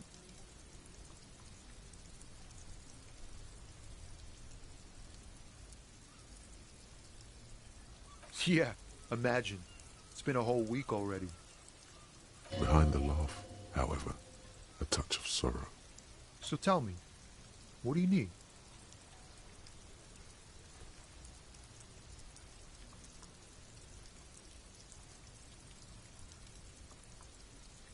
He ain't one of us drivers. I know that. All accounted for. Otherwise, I haven't really asked about that. Been wasting time right here. Keep him busy. It's easy to see he's telling the truth. He's kept his nose out of the dark stuff.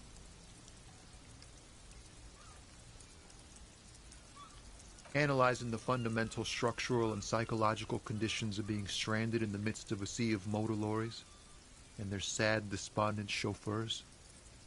A sense of surprise there ain't more bodies hanging from more trees. Huh? Oh. No, I ain't got any money. The bosses, man.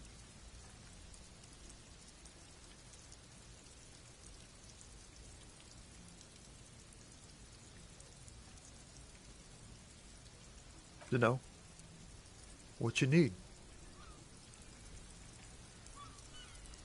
It's like, whatever's going on over at the docks. Workers got a blockade set up, making demands, no way in or out. Some pretty wild stuff, I hear. Like a giant new power crane in half the company? I forget what exactly. Good on them, I guess. I've heard talk there's a company rep in town, too. Like a strike negotiator type. They'd know what's up. Precise demands and so on. Ah, yes. From the Wild Pines. We'll meet her soon enough, I'm sure. They want to keep that money flowing in, my man. Ka-ching. He doesn't blame them, but he's not on their side. That's for sure. Anything else? Yeah, this ain't really my area of expertise. I just do my job and get paid. I have things to do and places to be. All of us do.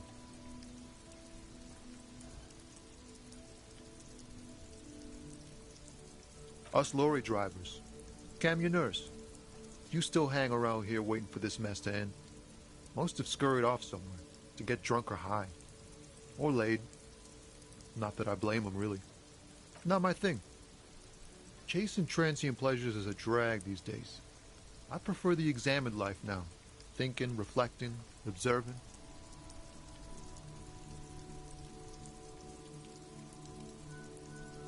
Oh, high-grade narcotics, illegal firearms, stuff like that. Time to arrest him. Relax. He's merely joking.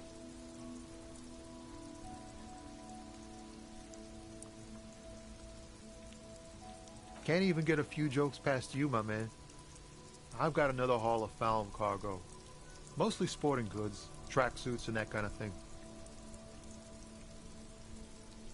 They usually get shipped to Grodd in the Occident, though we've been making headway in the Il-Moran market lately. We're pals and all, but I can't just freely hand out the merchandise. The bosses won't be happy. This rockin' beauty. Sure is, like a rash you can't get rid of. You interested in heavy-duty cargo machinery? A motor lorry? also called a camion, on Caillou and neighboring islands. This one looks roughed up enough to be some sort of found rust bucket. Maybe the A6?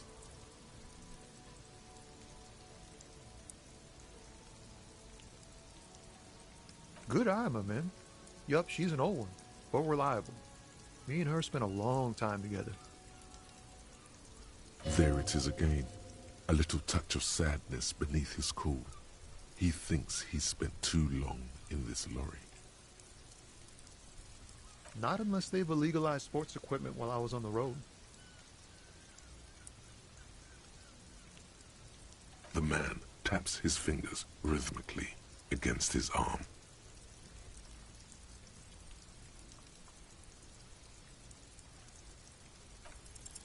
Ease into it. Don't go too far. This seems like a personal matter.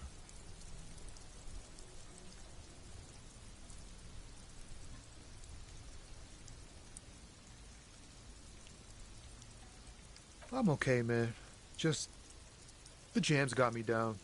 The fumes, the chemical rainbows, the tarpaulin stretched on the frames and the dull engines off.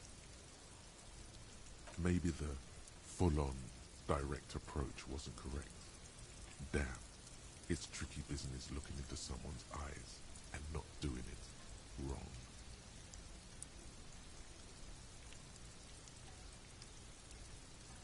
Don't be a stranger.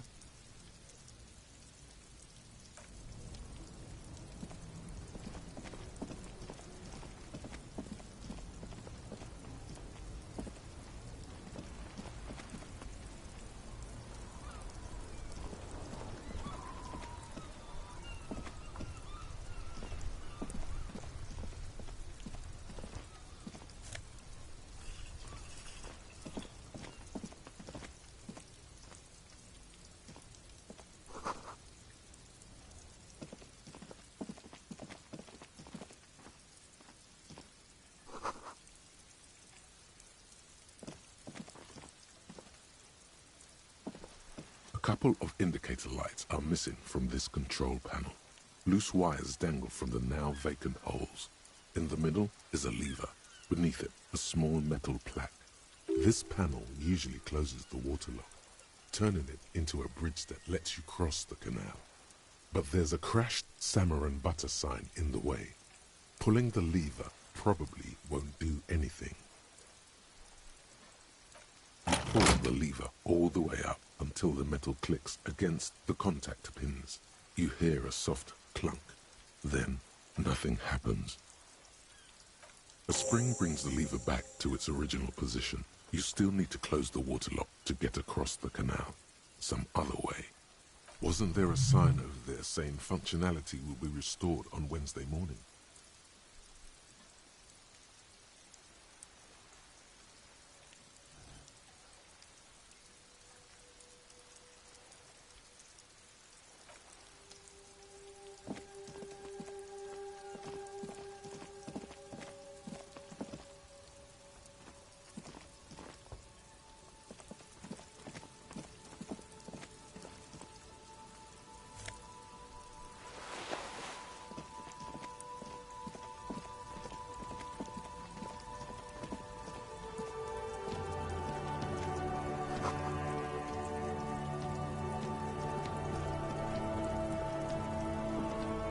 There's a pile of cheap sunglasses in a small box, a variety of shapes and colors.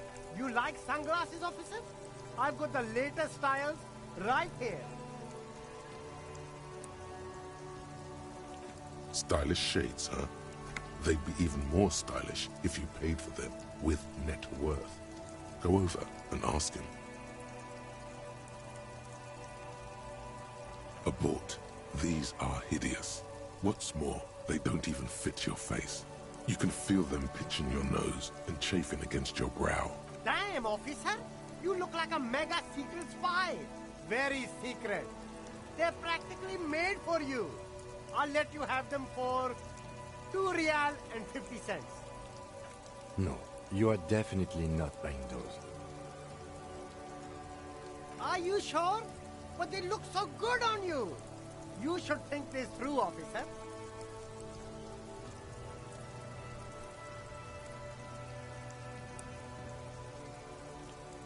These are all boring. Boring third-rate ho-hum sunglasses made of cheap Syrahese plastic. The kind of plastic that melts in the sun. Those UV stickers are almost certainly just there for the show. If anything, these lenses probably direct more UV light into your pupils. A UV magnifier. Sunglasses. Premium design, super material, very cool. UV resistant. These will definitely keep your eyes safe and cool while doing your dangerous police work.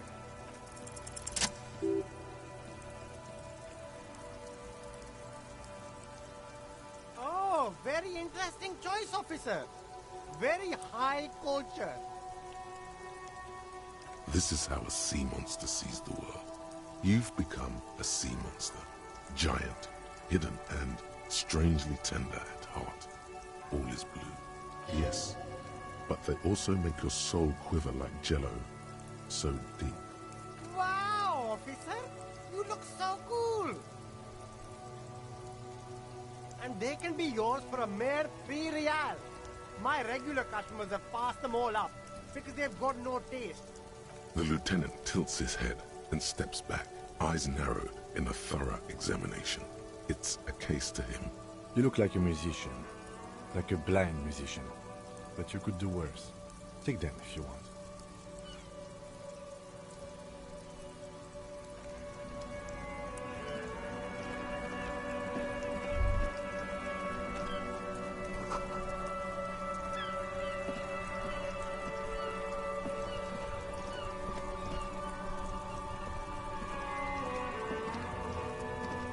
There are clothes inside. Cheap second-hand clothes, smelling of strangers' body odors. Don't be shy. These are premium class clothes. Good quality fabrics, best retro design. Save the economy with your style, officer. How about some premium class service over here? Like paying with net worth.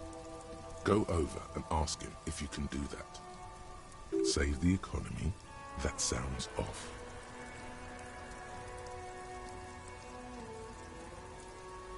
You find your hands deep in tattered and faded garments made from weird polyester blends that make your body itch and sweat in all the wrong places. Economical, but also trendy. Look first hand, buy second hand. Keep the economy moving. Haven't you heard, officer? We've got to be economically conscious. Recycle your cash, keep it in circulation. Don't buy new things. Buy eco.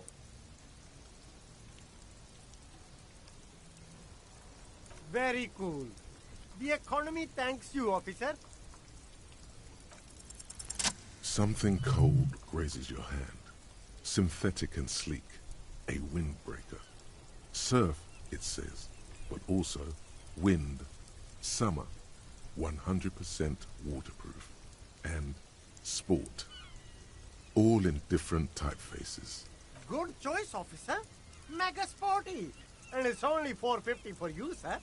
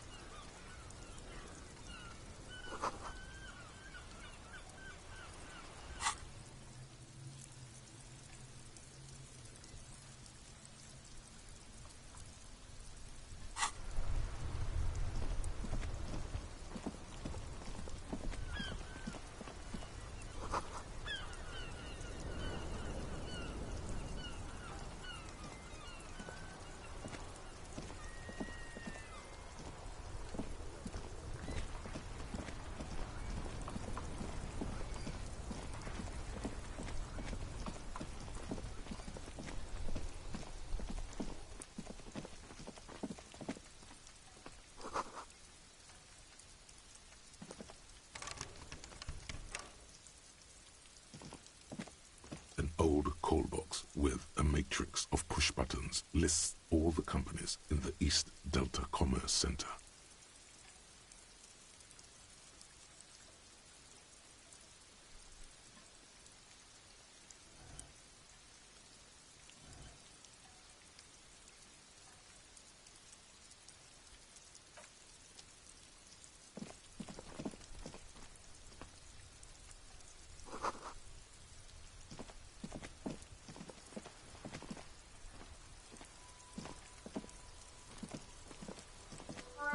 This Post Levantorie mail collection box has been heavily vandalized with graffito. A closer inspection reveals 2 bullet holes in the front.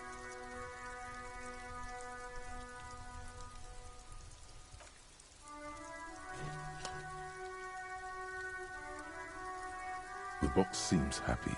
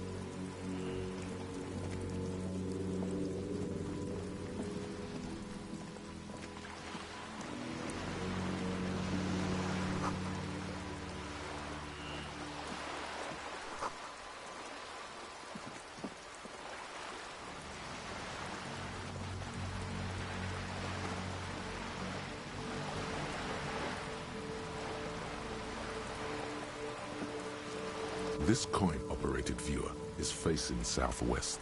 Its coin slot is full of fossilized bubblegum, rendering the machine permanently inaccessible. Probably some kids.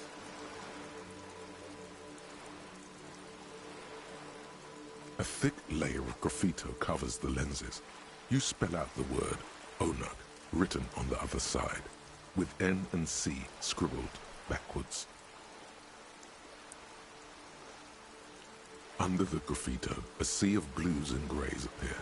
Behind the water lies a coast studded with concrete and reeds. On it, a church on stilts, lanky weather-worn wooden planks, an X-shaped cross topping its tower. You know this to be the Star of Pericanasis, or the Cairo, the central symbol of the Pericanassian Church, a star, a great moral height to be strived towards. The church looks old and weather-worn. There are no lights in the windows. The metal feels cold and wet under your palm. It looks unhygienic.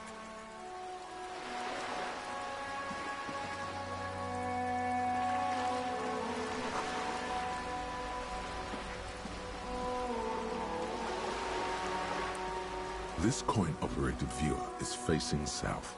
The instruction manual says to insert 25 centimes and pull the handle while looking inside.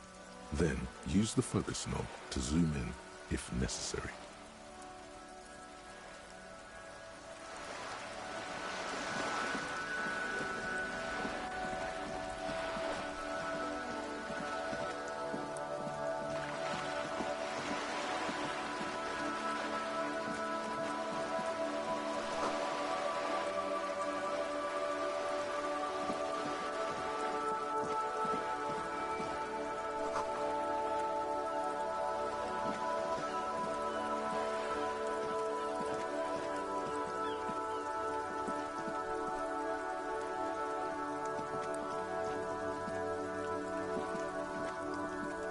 This is a wall on the side of an apartment building. You have no clue. It's just a wall.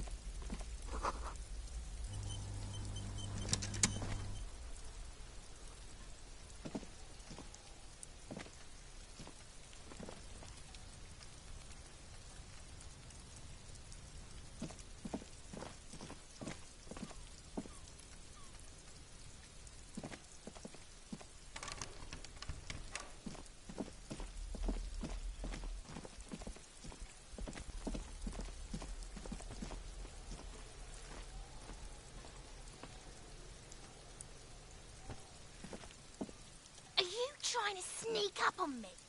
Come to slit my throat in my sleep? Pigs come to take me out, trying to snuff me out.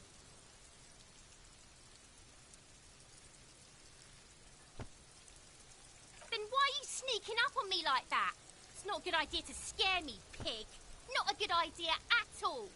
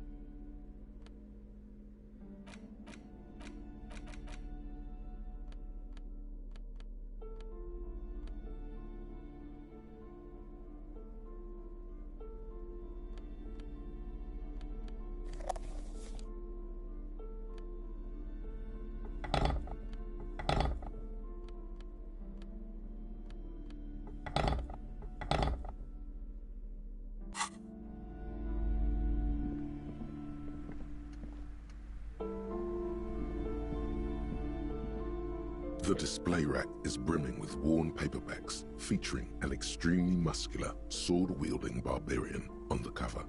Nearly all the titles contain the word Heimdall somewhere.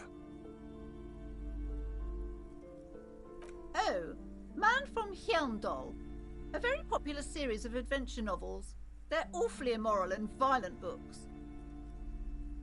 Blood and violence, scantily clad women, epic narratives, all those mystical things he encounters. They're bound to grab those with little imagination and nothing to do. What does it matter? They're all the same. However, the customer is always right, they say. If you're a novice of the series, I'd recommend Heimdallaman, the man from Heimdall. It's supposed to be a good introduction to the series. Rows and rows of Heimdallamen blur your vision. You make out some titles. Man from Heimdall and the Mammoth Riders. Man from Heimdall, Return to Heimdall. And the solipsistic Man from Heimdall and the Heimdall Man. Maybe 100. Man from Heimdall and the sages at the end of the world. Man from Heimdall and the false god. Man from Heimdall and the scorched earth. Man from Heimdall, the Heimdall colonies. Man from Heimdall and the swamp beast. Man from Heimdall and the snow crabs. Not even close. Man from Heimdall in hell. Man from Heimdall and the forest of slaves. Man from Heimdall under the lake. Man from Heimdall, Heimdall burning. There's even The Trial of Death, a pastoral combat game book set in the world of Heimdallaman, and so much more.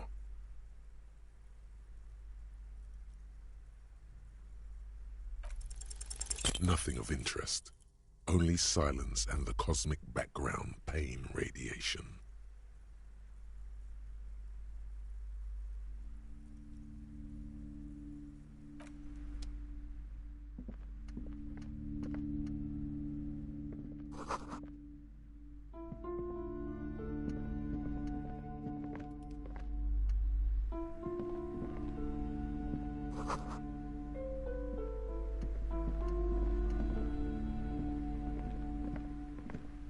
A small mountain of colorful board game boxes. There are numerous types of games for all ages. A lot of shelf space seems to be taken up by Wirral-related merchandise. Wonderful board games, sir. The Viticulturist is a classic for sure, or perhaps you'd like Archipelagos of Insulinda, a very educational game for those interested in geography. Raubritter is a fun game of economic competition, but can get quite intense after a while. We have games for the whole family. You can play with your children. Who are you going to play board games with? Do you have friends or family? Are you actually friends? Or just colleagues thrown together by circumstance?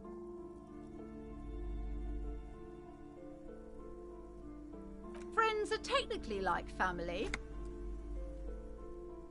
For playing with friends, I'd recommend Suzerainty. It's a civilization building game where you build a civilization, then set off to brutally colonize and repress other civilizations. It'll cost 12 real. Lousy auras there. No, role-playing games are popular among those types. You know, who are into those kind of things. Personally, I don't like it. Not at all. I've heard they turn people into occult enthusiasts. That they have rituals where they try to summon entities. Highly immoral stuff. You can still buy them, though. An endless variety of source books, lore books, and codices litter the table. The topmost book is titled Welkin Compendium, 2nd edition.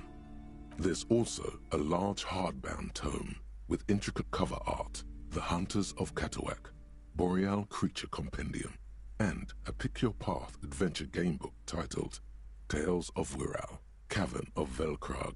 Books in a board game section? Who wants to read books?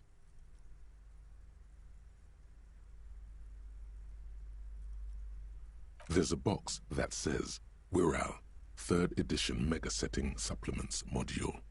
The side panel notes, a fantastique adventure board game, new maps and miniatures. A sticker on it displays 25 real.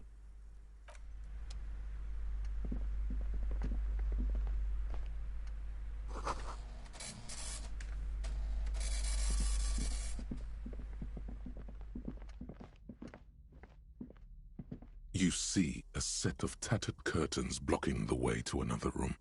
A strange cage-like trinket dangles from the curtains. Excuse me, officer. The back room is strictly for employees only.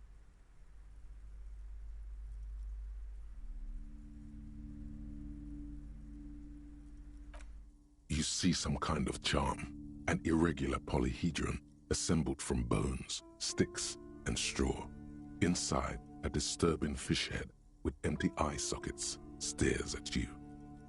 This is a traditional Seminese ward, meant to provide protection against ill luck, bad dreams, curses, and other supernatural scourges.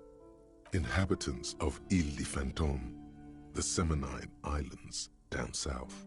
Aside from poking at it suspiciously, there is nothing else to do with the fish head charm at this time. The curtains remain shut before you. Nothing. Now please go back to browsing the books. Don't you feel compelled to look at the books? The books are all you care about. She speaks almost as if she's trying to put a spell on you, urging you to buy more books. Oddly enough, the more she tries to draw you away from the curtains, the more alluring they become. Just as you're about to pull apart the curtains, the petrified voice of the shop owner cries out once more. Sir, don't touch that. I told you it's off limits for the customers. Parapsychologically speaking, we're done if you decide to open them. I won't be held responsible for the consequences. It's too dangerous.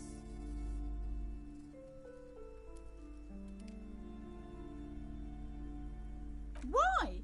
It's not like anyone was killed there.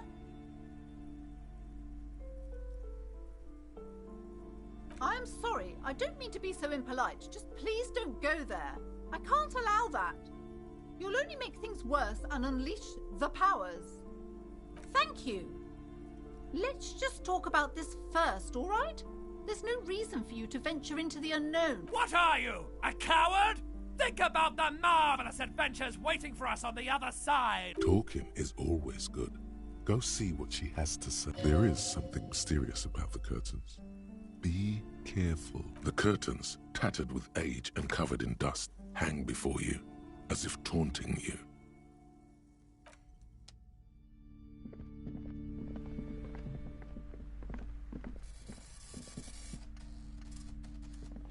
These shelves are overburdened with books from the same series. You see the name Dick Mullen over and over. Oh, crime, robberies, murders, even sexual crimes. We're fortunate to have Dick Mullen and his stories to sort all that out. You're a police officer, apparently. You should buy all of these. They really do teach a person how to be a proper detective. Crime fiction is a disgrace. An asinine misrepresentation of the physical attributes of the arduous everyday work of actual police officers.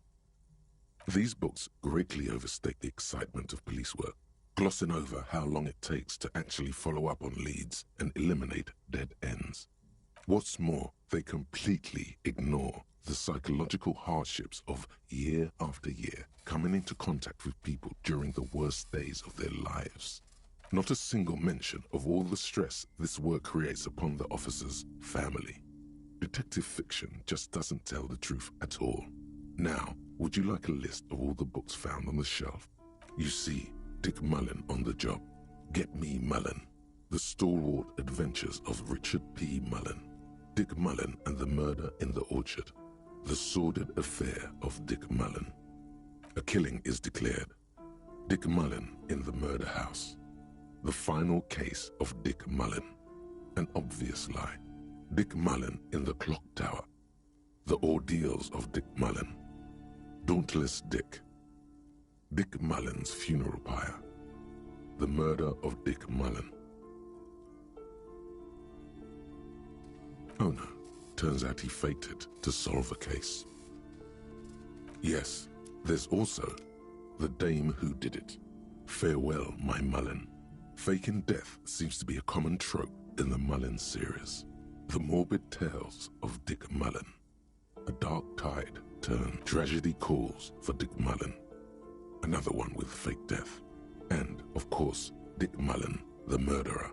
In order to catch a murderer, Dick Mullen must become the murderer. Come on, this is not the way real police solve crimes. The real police are some 20 kilometers away, sitting in an armored motor carriage. Come on, Chester. Tell the story again. Again? Man, I tell that one at least once a month. It's not that interesting. The fuck it is. And these guys haven't heard it. You see, Chester here...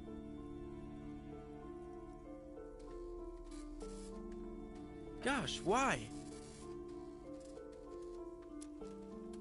A very fucking dangerous case, ain't that right, Chester? They almost got you that time. Yeah, sure came close. Alright, so I was tailing this guy called Francis the Shoe. After all this, you still haven't found the answer to the one question that matters. Who is Dick Mullen?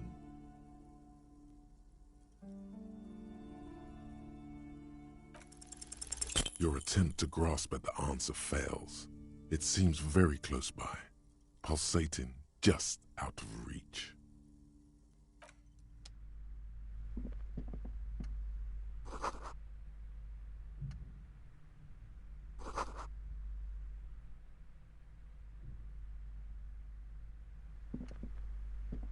The plaque on the shelf reads, Biographies of Famous People.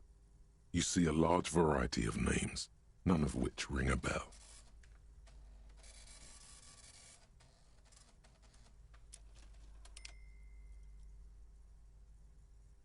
I would say... The Greatest Innocence. Yes, most certainly. It's an important educational tool, delving into the depths of history, religion, and their relation to innocentic power.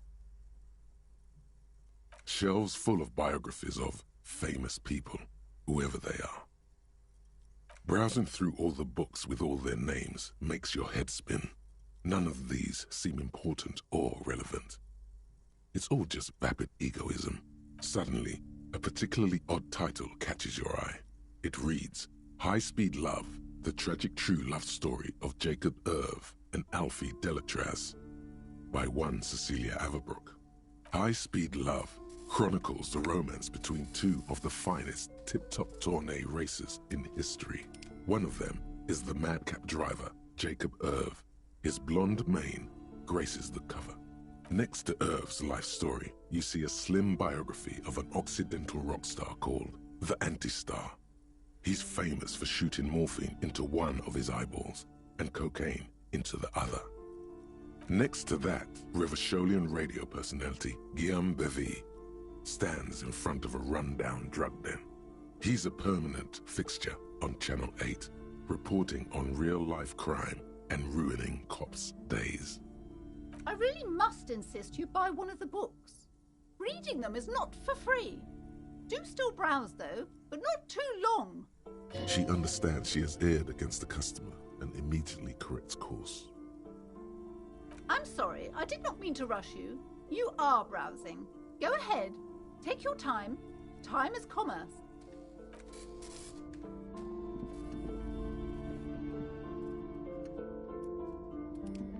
Several maps have been attached to a bulletin board hidden inside the alcove.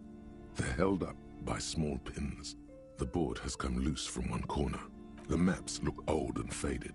Your eye catches a map of Insulinda, a map of Revachol, and a map of Martinaise. The north coast of a verdant island is shattered by the delta of a river. It is the River Esperance. Countless bridges put the shards back together, connecting city blocks to river islands. La Delta says a great artificial heart in the center, teeming with life forms and construction. To the east, rolling hillsides, Le Jardin, Stella Marie, the suburbs of Saint-Baptiste, swallowed up into the megacity. They sound rich to you. This is Revachol East. Houdon, it's somewhere to live, not bad. Then there's Jamrock, it's bad. People shouldn't live there, but they do. Then Faubourg, it's almost as bad and much larger. Then Coal City, it's the worst. You feel you're just west of Coal City, somewhere above Jamrock and close to Coal City.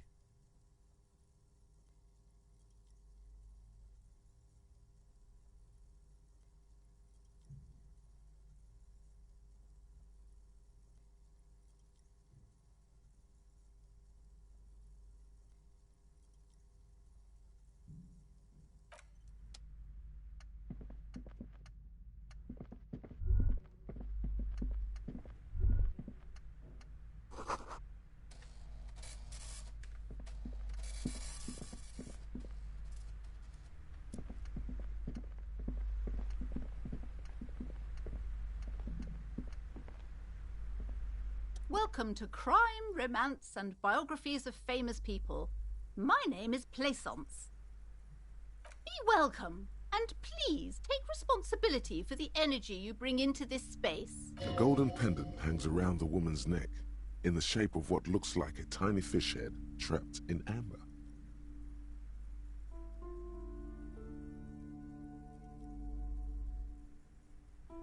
Oh yes, helps to have an anchor in these times.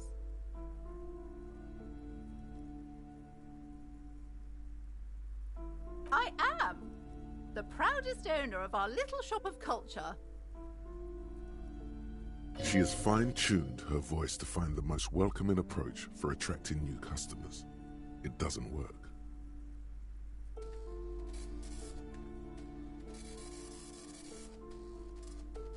I already told you, it's just a storage room for employees. I don't understand why it's so important to you. Just let it go, officer. Go buy some goddamn books. You're supposed to be drawn to the books.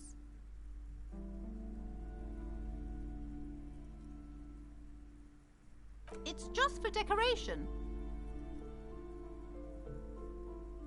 Okay, fine. It's just because this place is cursed, just like everyone said. They don't call it the doomed commercial area for nothing. Are you happy now, officer? Happy that you've ruined everything? Take it easy. You've broken her resistance.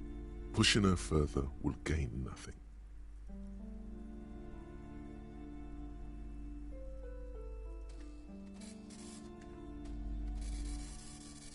The curse is so much worse than you could imagine. It's a disease, eating at the very foundation. It's the curse of financial distress, of ruin and bankruptcy. Didn't that curtain just move?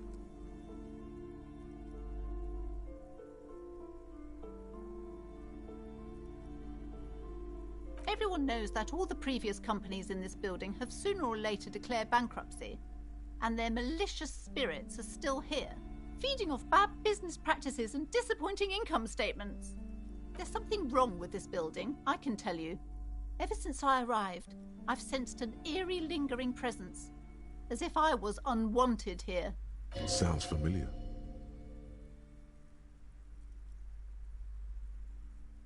Truly so? Perhaps the dark energies are leeching off you. You shouldn't stay in the store too long. It may be dangerous.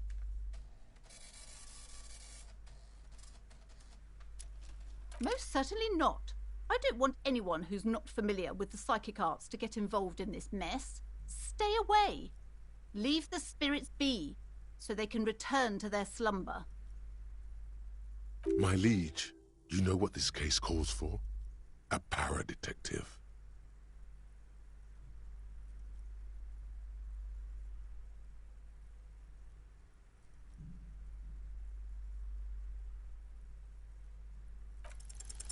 Slither up to her, you silver-tongued fiend.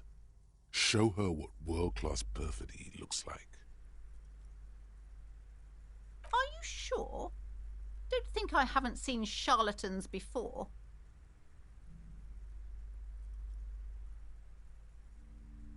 You're no para-detective.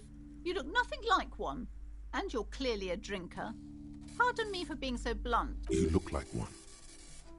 The lieutenant keeps his usual stony calm. He silently picks out his notebook. Go ahead then. Rock her world, he thinks. I'll compose some notes.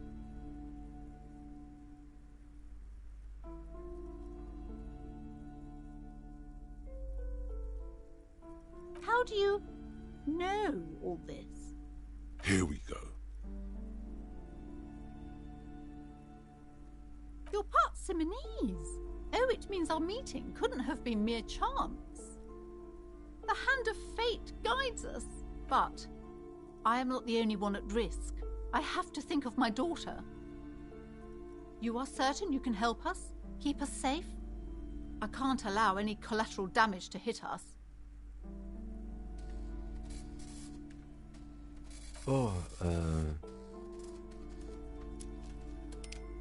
I can assure you he is a police officer. Very knowledgeable. If you promise, good officer, then you might be our last hope.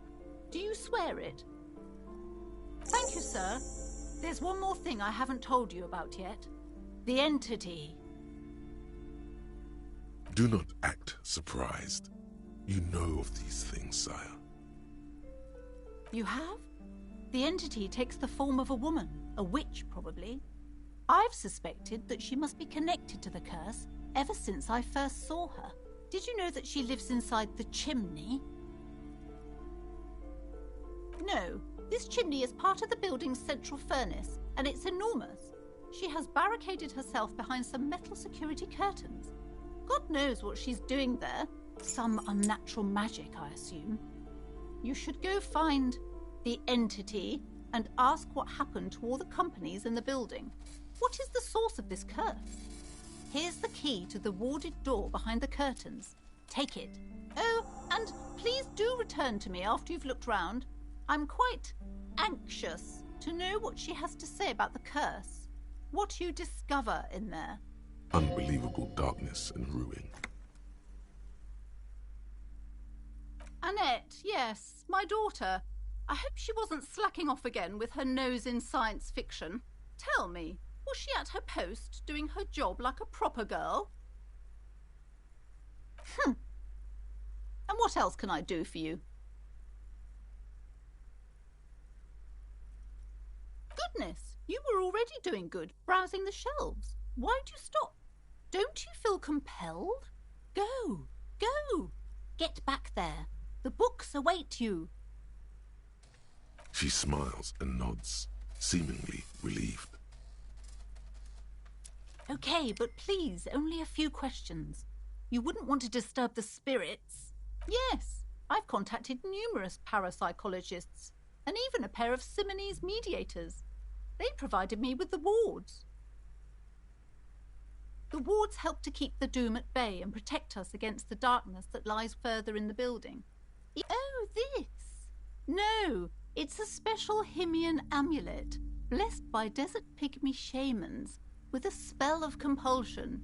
It's to compel people to buy books. There are numerous spells cast throughout the store. I had the books anointed with a different inducement spell, for example. It's guaranteed to boost sales 15%. Desert pygmy shamans. That sounds like a rather questionable way to describe a group of people. It's not good to talk about the curse, not in detail. The negativism, it's dangerous. Talking about the void wraiths angers them. Wow. Void raves. You have new words. The woman before you scans the store, her shoulders rigid and tense. Every...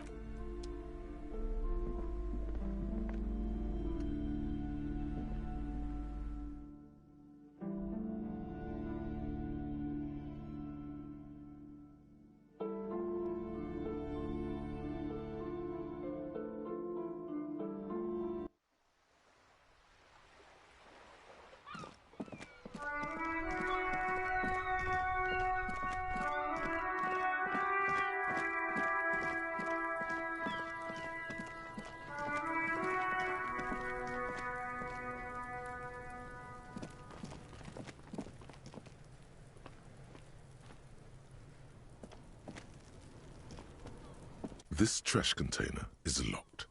The sliding lid has a padlock that says, whirling in rags. There's something in there, not necessarily connected to the case, but still.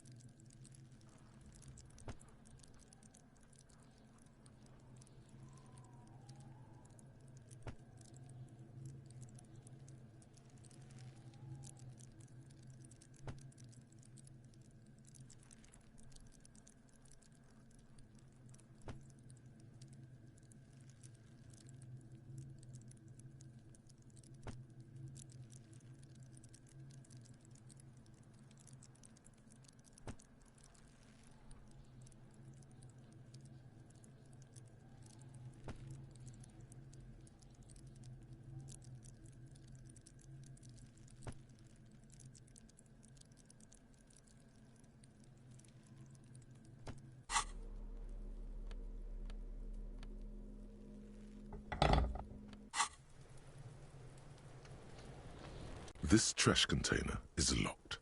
The slide, maybe you're prioritizing it. Trash, food waste from the cafeteria. They lock these containers to keep the derelicts from flocking in. Could be evidence too. We could try using a pry bar, the one you took from my motor carriage, or... We might want to ask for a key from the manager of the Whirling in Rags. He probably has one. And he also has information.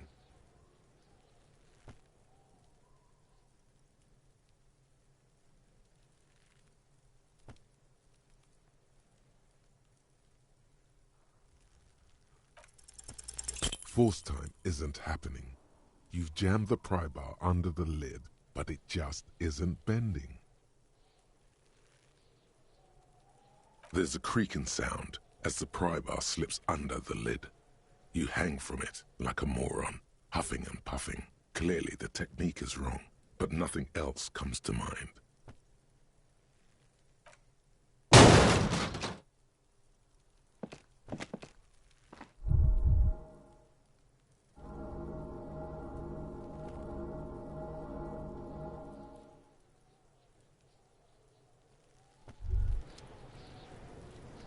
You feel something in your chest, an unnatural pressure. It's spreading to your left arm, your jaw. Yeah, screaming isn't happening on account of extreme shortness of breath. You're just making it. All you feel is pain.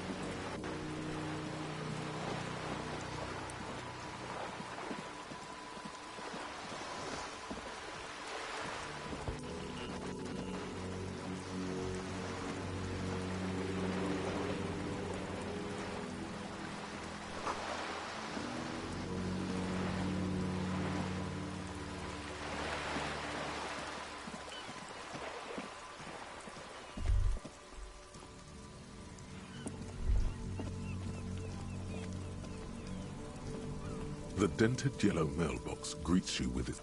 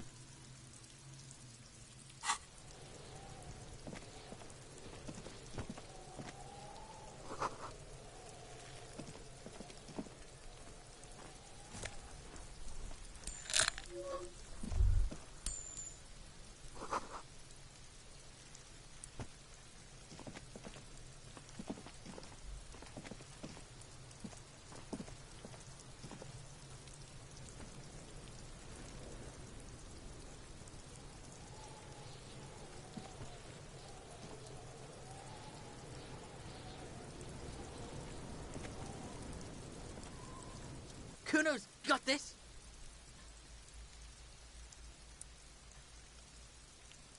If there ever was such a thing as an ugly kid, then this is it. He's almost exquisite in his ugliness, like a gremlin. Oh yeah, nappa goofy, Kuno!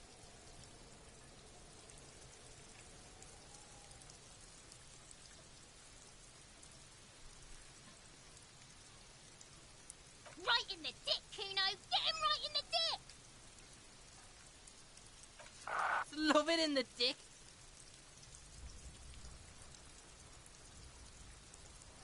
Fuck that! Kuno, yeah! Right in the mouth hole! They pay you no heed, or pretend not to notice you. Shits himself. The rake, Kuno! You should throw the rake at him, Kuno! The fuck? Does Kuno know what a rake is?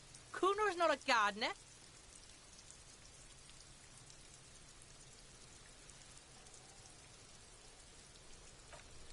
We shouldn't do anything. I don't tempt such forces.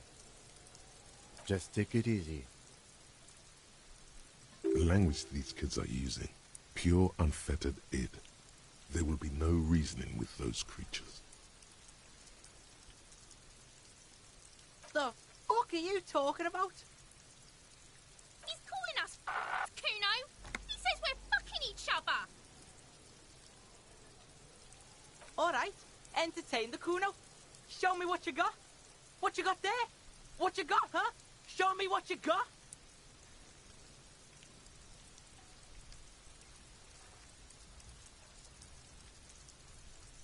Shitload pig. What's your question? Don't tell the pig shit, Kuno! If I were to want to waste my time, which I do not, I would ask them who he got there, and the usual. The usual being, have you seen anything out of the ordinary? Or have you seen anything suspicious? Just a couple of pigs sniffing around in the dirt. That seems pretty fucking suspicious to Kuno. Yeah, you tell the faggoty, Kuno!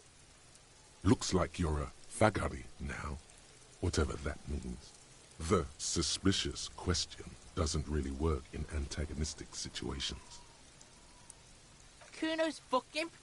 Kuno uses the fuck imp for target practice. He's trying to hide the fact that he doesn't know.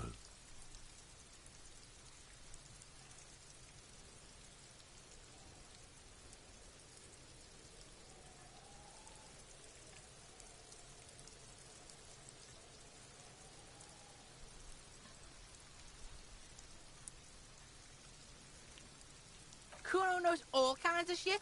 Kuno's not a snitch, that's all. Trying to make the Kuno sing into the popo phone. Probably climbed. Kuno was busy down the road when that shit went down. You heard Kuno. Kuno wasn't even in Martinez. Kuno wasn't in Revachol. Kuno wasn't regional. I don't know. Some fucking... Mesk or I don't know. Some other place. Night City. Kuno was in fucking Night City. There is no Night City anywhere. That sounds like the name of a city in some pulp science fiction novel.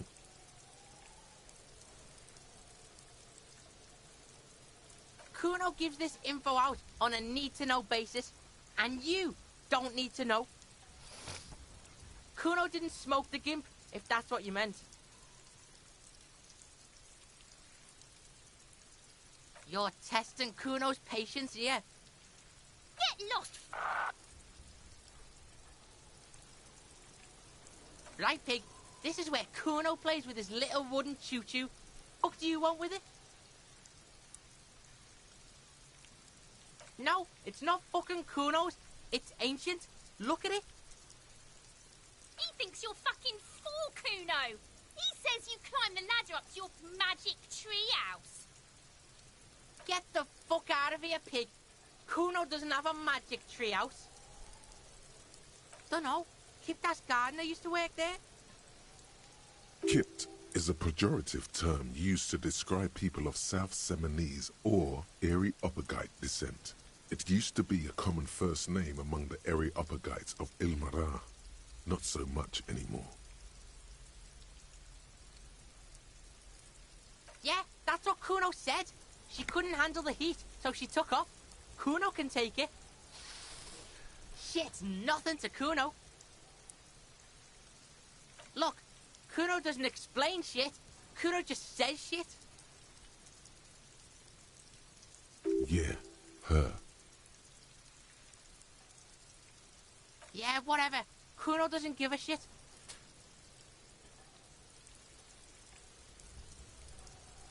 Kuno's Kuno, pig?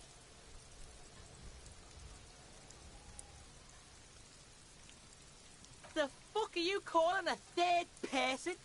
Kuno's the fucking first person? He looks slightly confused, but proud he came up with that retort. But right as he's getting distracted, you hear a malevolent hiss from behind the fence. Watch out, Kuno! He's trying to fiddle you! He's gonna put his hands on you!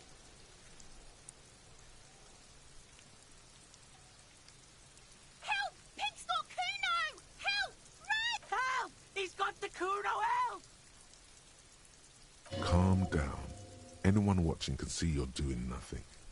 Just keep it professional. Fuck that! Confront him!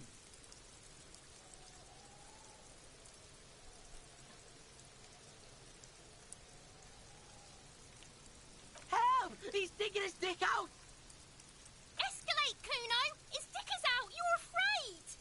Pigs in here, Kuno! Somebody, please!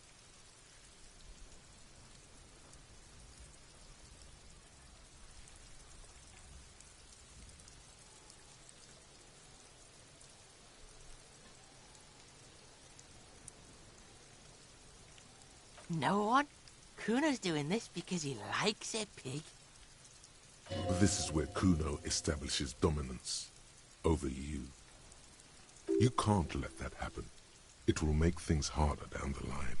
You may end up missing crucial information. Help! The pig's gagging him! Kuno can't speak! No! Get off Kuno, you sick fat fuck! The nearly psychopathic way they could slip in and out of the act implies you're not the first victim.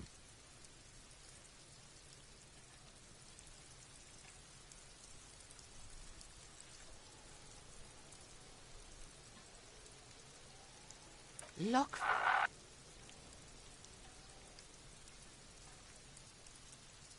For emphasis, a ghost is saying this. A shit-eating psychopathic ghost with an ace up his sleeve. I know you wanted to hit me. You got that I'm gonna fuck that Kuno up look that Kuno's dad gets. The murder look. The rage look.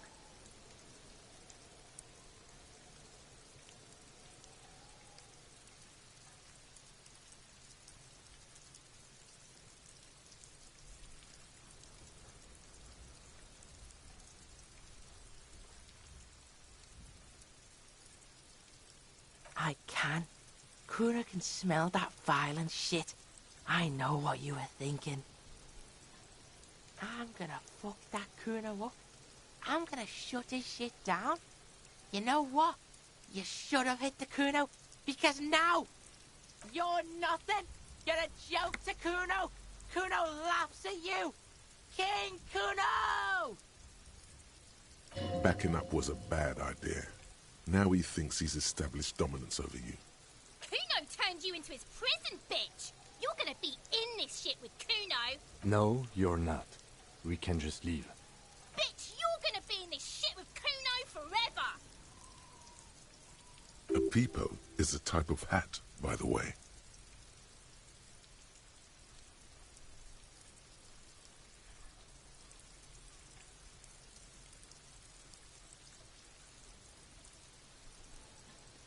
Talk to me about my fucking peeper. You don't know where I come from. You just Kuno's bottom bitch. Okay, Kuno is kind to his bitch. Ask your questions, but remember, this changes shit. Click, click, click, click.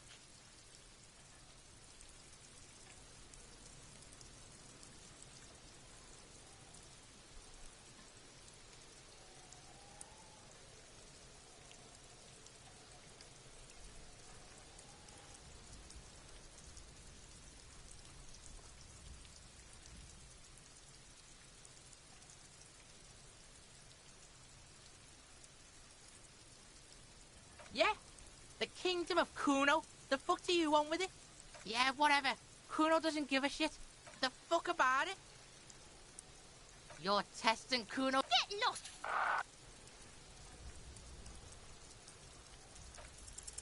He's on your crime scene, bossing you around. And he's been here for some time too. This is where he hangs out. You have to get more out of him. He could be useful.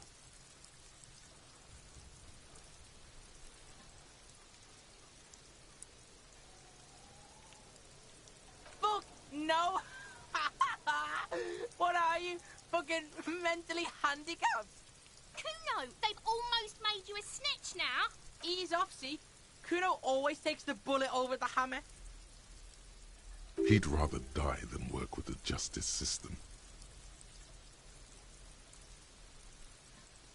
Kuno doesn't fucking care.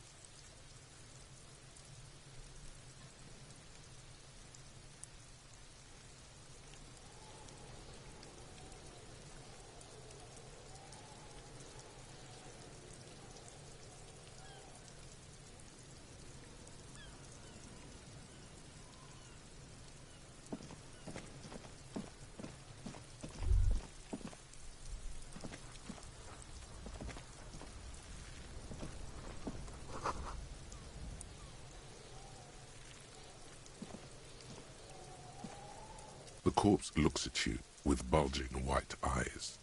The face around them does not look human. It's swollen and ready to burst. His lips are fish-like and his tongue like a ball gag in his mouth. You seem to be holding your breath.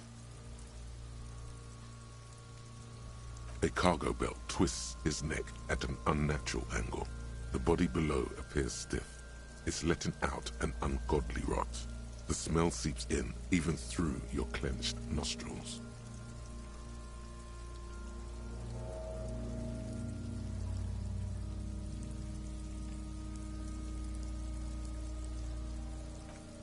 Active decay. It's okay to throw up, officer. No one is judging. He's about to blow! Cock's gonna blow, Kuno!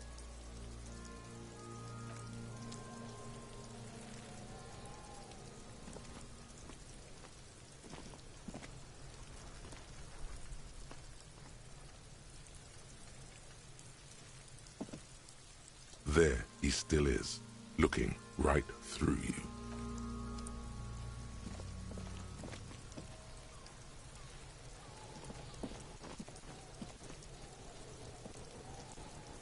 Kuno, the pig's getting pretty close to me. Come to snuff my shit out, I think. Looks like it's time for me to go, Kuno. Pig's come to take me in. I'm going away for a long, long time, Kuno. Going away for life.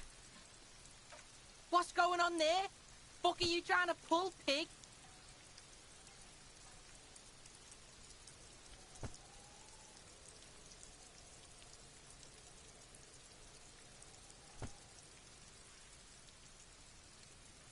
come from the woods, Gustavito.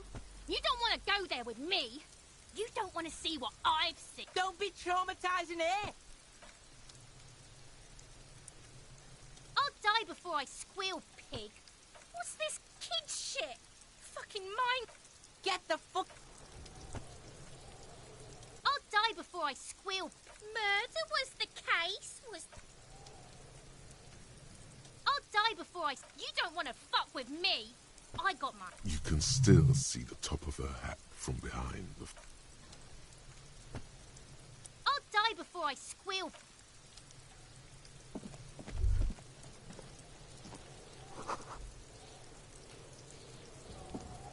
This trash container is... There's something in there.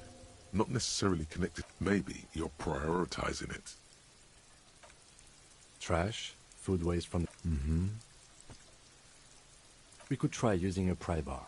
Or we could ask for a key from the manager of the Whirling in Rags. He probably has one.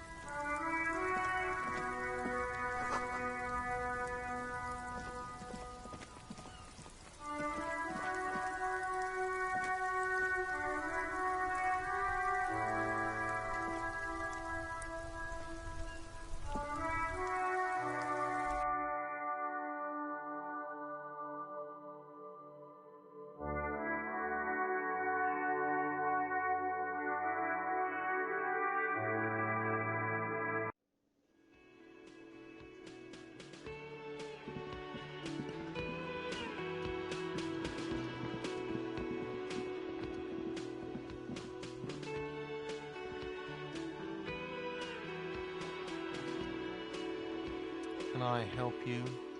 Another thing. Great. I love those. Yes. Mine? No, it belongs to the Whirling in Rags. Thank you for clearing that up. Why do you keep the container locked? Why? To keep the hobos and drunks out. That's why. And the neighbors too. They put their trash there and they don't pay for the garbage company. I thought as much. And are you the only party with access to the trash container? Well, yes. Us and the garbage disposal company. It seems a little callous, doesn't it? Something stirs in you. Prod at him and find out. What do you need them for? It concerns the case. Please cooperate. Just bring them back once you're done, please.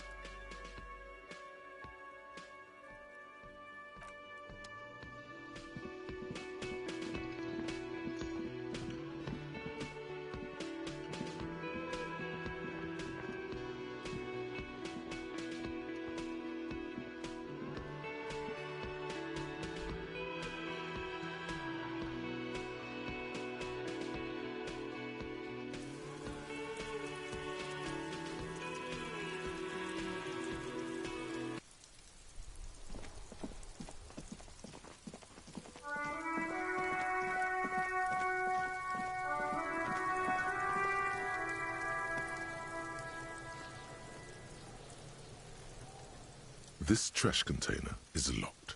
The sliding lid with a well-oiled crack. The lock pops open. It should now be possible to simply raise the lid. Don't. Maybe you shouldn't.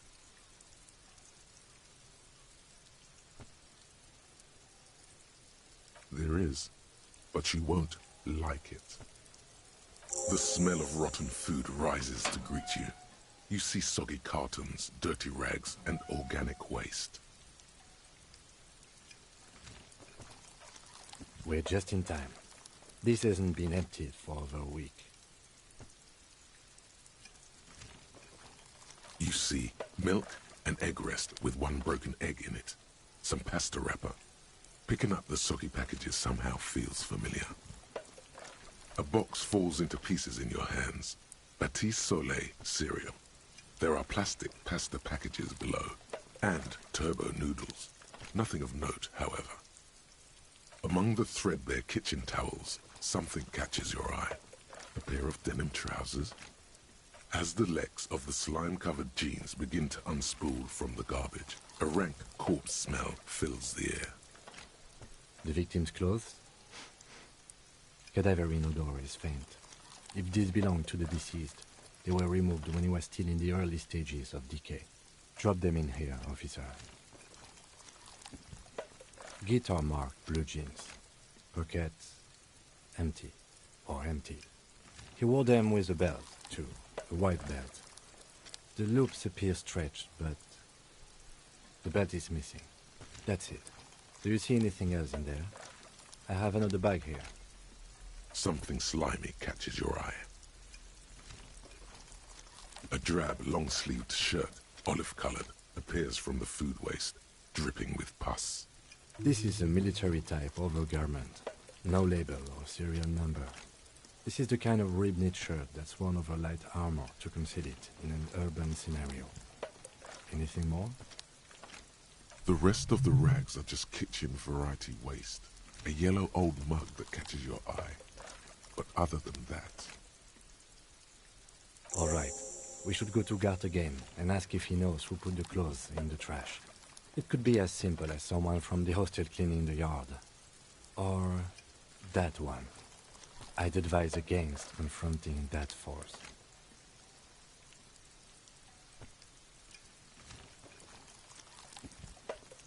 The fuck's he on about? Kids? You hear that, Kuno? He thinks you're an infant or something. See? Not really. All we know is the victim's clothes are in the trash. The lid was locked, and his establishment had the key. It's just a small loose thread. The lieutenant nods, then looks back into the trash container. You pick out a broken mug with an oddly racist depiction of the yellow man frolicking in saffron. Only in its social sensibility.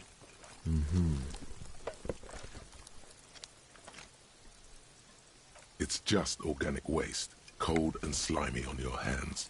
Apple and potato peels, mostly.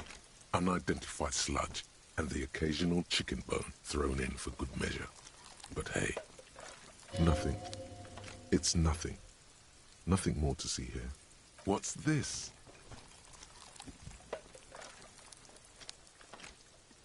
A blue piece of plastic sticks out from the apple peels. It's shiny. Looks like the corner of something. They look badly damaged, but you can still make out forms and notes, written in a man's handwriting. Officer, is that your paperwork? It is. Look, the plastic has the RCM street grid on it. You've even got an autopsy form in there. If you don't mind me asking, how did this get in the trash?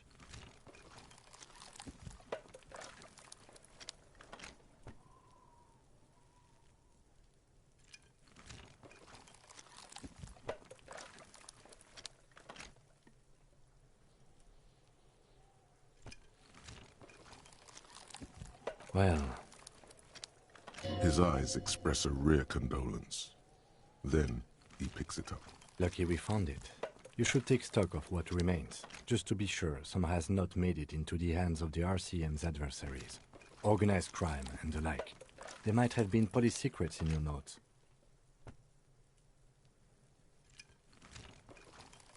It would also not hurt to start taking notes on the case. Now, tell me what your eagle eyes see. Or are we finished? The container sounds a muffled gong. That's one thing off the list. I think we got it all.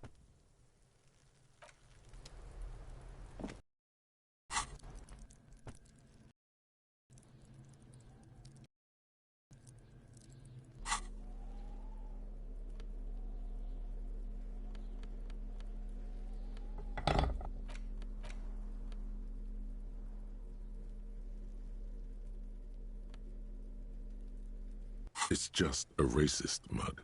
What's there to read here? Not much. Oh boy, here we go. What are you going to say about a broken, tossed-away mug that you dug out of the garbage?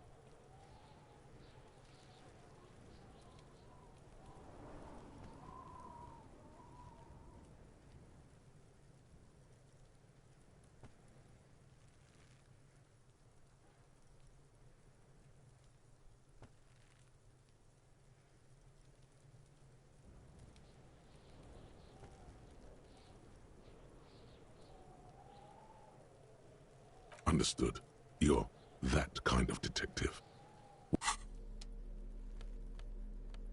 It's the ledger you found in the trash. A pitiful cabbage of white and yellow papers hanging from plastic board, barely held together by a metal clip.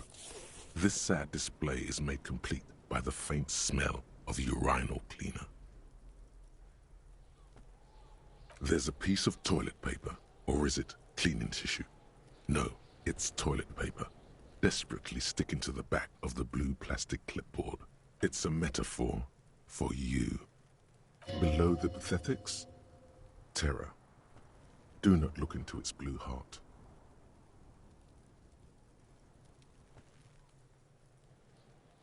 An aluminium block runs the width of the board, biting down on the paperwork. Its crocodile teeth are the only thing keeping the papers together. A regular pencil, the tip worn down to nothing, has been attached to the clip. The surface is interrupted by a silvery sticker. It's rectangular, sparkling with iridescence. You don't know how you didn't notice it before. What? That thing. It's a halogen watermark. We use it for adding information to RCM property. Any capable light with the right wavelength will do. All RCM vehicles have headlights designed to reveal halogen watermarks. Mine too. The lieutenant fears this will lead to fiddling with the delicate, folding headlights on his motor carriage. They're dear to him. It depends. Aside from an anti-counterfeiting stamp, mine has my station number and address. The information varies by date of issue. How many years you've been on the force, he's thinking. It'll have that. Okay. While a bunch of sodden papers sag from the clipboard in your hand, it's a sorry sight. It's made of dark blue plastic, hard enough to beat someone to submission with. The edges are rounded, however. The U4 size board feels thick and heavy in your hand. Light shimmers on its wet surface. On the back you see the embossed letters, RCM. Blue. The blue heart. Don't look into it. Something rattles inside, ever so lightly. Is there a hidden compartment? The plastic shimmers like lapis lazuli, but it is not see-through. You cannot see to its center. With your hands, U4-sized pages hang from the clip screwed to the top of the board.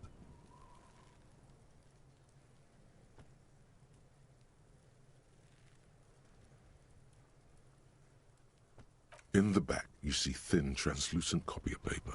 Some neon yellow, some bright red, all covered in boxes, like marching armies.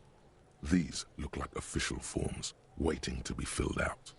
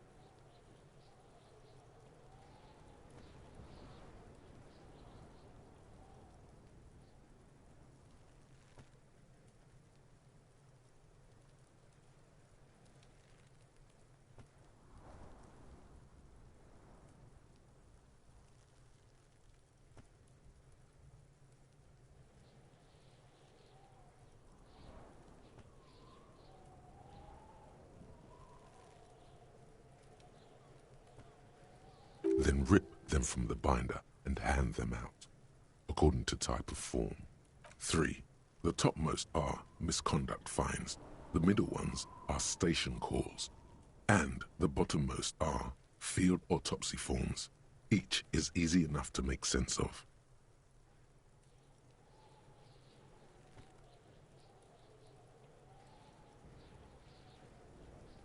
You don't have to be an intellectual giant to do police work. These are quite sinister in turn. They give a date and time for the person to appear at the specified precinct police station. Below the call are the criminal charges you risk by not appearing.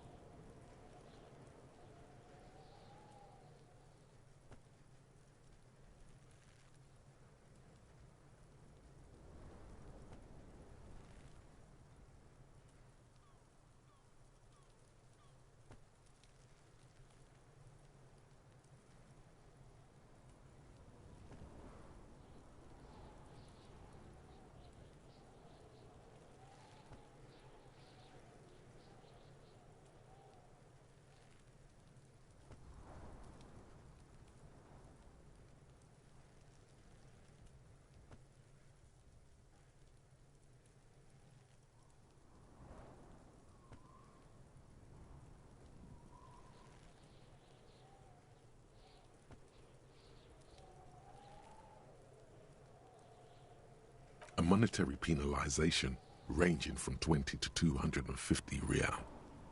Severe cases allow for 1,000 real, but that requires special paperwork.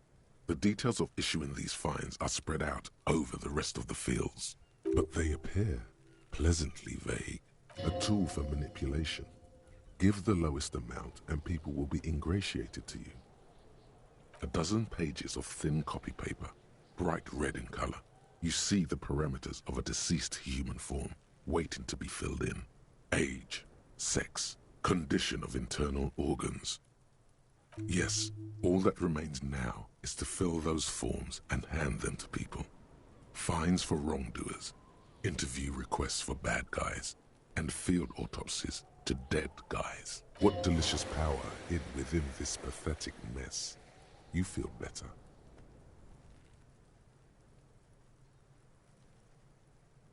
The rest of the stinking cellulose is much worse for wear. Being sandwiched between the board and the rest of the paperwork must have spared the fragile copier paper. It's just toilet paper sticking to the back of the plastic clipboard. You can take it off if you want. Still wet, the toilet paper peels off the plastic easily. All you have to do is shake it off with your finger and voila! The ledger now looks marginally better. The acidic stench of rotting food is rubbed off on the cellulose. It now forms the base of the experience. This base surrounded by a faint air of spoiled meat, the stuff of death itself, and then sprinkled liberally with the citrus zest of toilet cleaner. They're not exactly white. They're yellowed in patches by sunlight and alcohol, and covered in dense blue handwriting. Ink escapes into watercolor patterns, reaching its tendrils across entire pages. The paper itself is checkered, with faint red lines, forming short paragraphs. Once in a while, there's a red stamp that exclaims, "Case files commit to paper." The case files themselves are plenty. You count more than 100 sodden, crumpled up, earmarked pages falling apart in your hands. They appear to be sufficiently organized and extremely dense, if mostly illegible. Work, strife, poverty, the Jamrock Quarter. These are handwritten logs of investigations dating back to January 51, this year. The exact number is hard to estimate due to missing pages and an odd naming convention. But there are at least 20, maybe 30 cases undertaken, not completed, mind you. It's the middle of March. You have attempted 2 cases a week on average.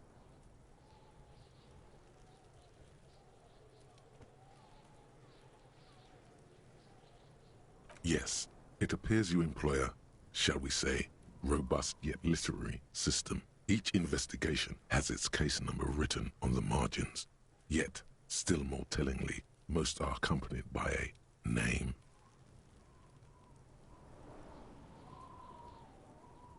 A title, one might say even. One that draws inspiration from snoop fiction and vespertine cop show staples.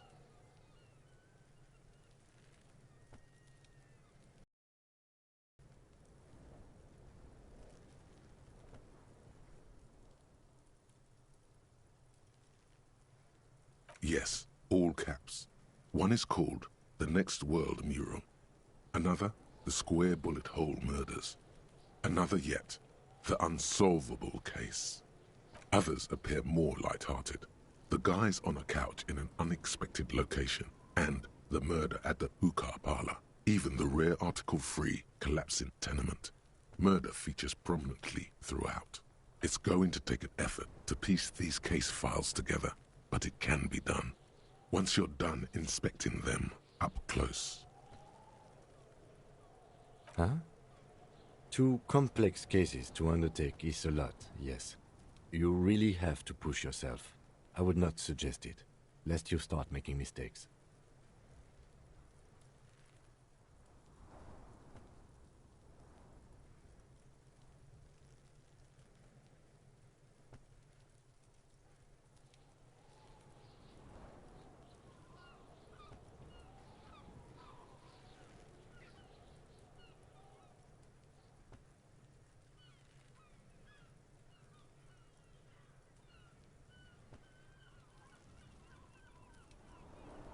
Two? That's a lot. I didn't mean to say you are making mistakes, by the way. That was presumptuous of me. That's okay. We all do, sooner or later. Like a fan of gills, the checkered papers dry in your hand. The handwriting is extremely dense, if mostly illegible. You mean the alphanumeric? Officer, precinct, time of arrival at the scene? Oh, you mean the titular? Yes, well, so do I. In our defense, almost everyone in the RCM does. It's a holdover from the early days of the RCM, right after the revolution, when the organization had little idea how to do things. It persists in an unofficial capacity. Officers use these titles to refer to their work among themselves. Again, in your defense, I seem to have named one the man with the hole in his head. That was a real person. His death was real. Still, I named it that, to amuse myself. I pray his loved ones never find out. Rail spiked through the head. He died. It was a workplace accident.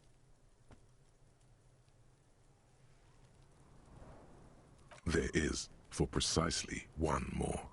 15 pages near the end remain untouched by the damage. The checkered grid forms a structure of passages, breaking the case into subtasks to accomplish.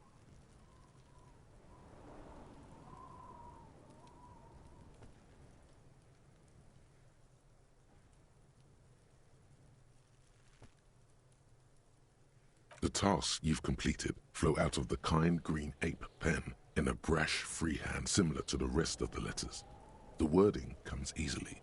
It's almost robotically simple, a language developed for mental rigor and simplicity. Inspect the victim's body. Interview the cafeteria manager. It's not exactly poetry, but poetry would be out of place. A satisfying slash sounds across the paper. You're done, it seems to say. And you, and you.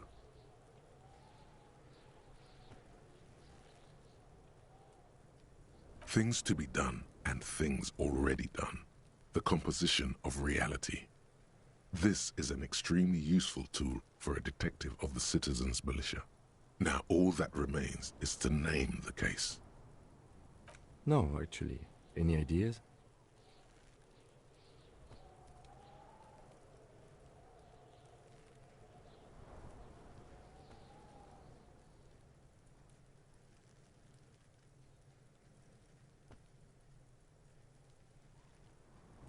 Great. That's great.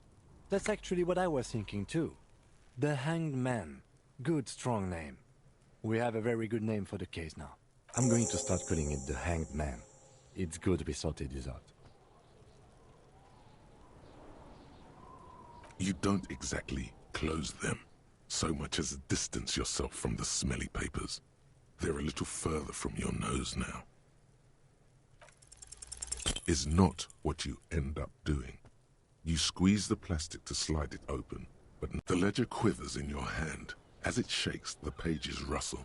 This pathetic mess suddenly afraid of you for some reason.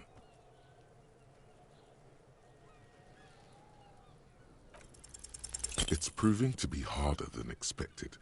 You just don't have the intellectual rigor to patch the quilt back together. Try again later.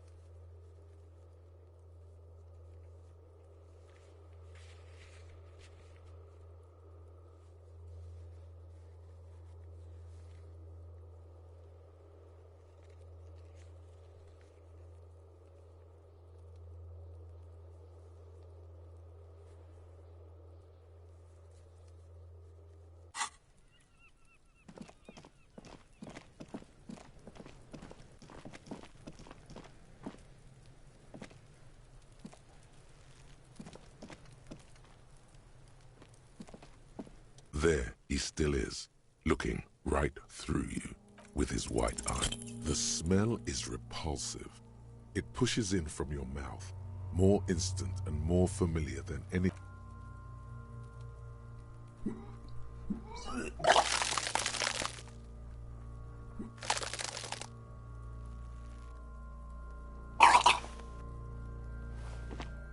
Too late. It's impossible to keep in. Your body until a pool of vomit lies under your feet, and your throat stings from the stomach acid. It's okay. Happens to everyone. Keep it. The hangover is clearly making this worse for you. You could use some ammonia to clear your head. There is Frit nearby, east of the hostel. They usually have a small apothecary. If they don't, there's a greenhouse here, and a gardener with a wheelbarrow on the corner of the whirling in rags. If she works here, she might have something for the smell.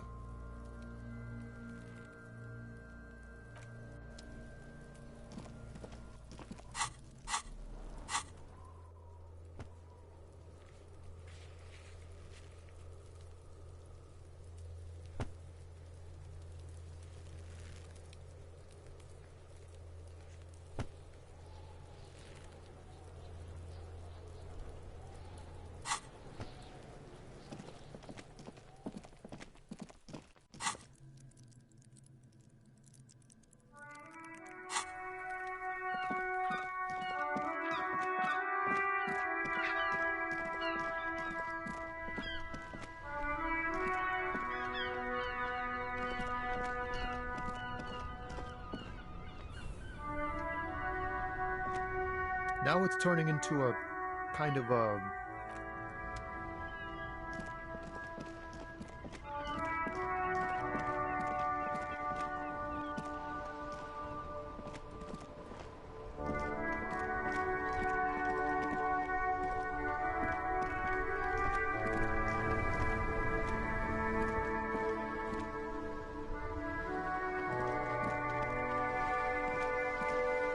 Life doesn't need to be a struggle. I'll be with you in a moment, officer. Let me just finish my sandwich. Talk to Angry Hog René first.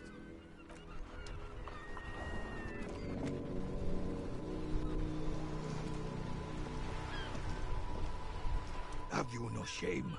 Whining about your back every time you bring out the measuring tape. René, you're a man with a fork in a world of soup. Please, let's just try to enjoy the game, all right? I'm trying to, but you keep breaking my concentration. You're old. I can see that. We're both old. Now stop grabbing your ass like it's a girl.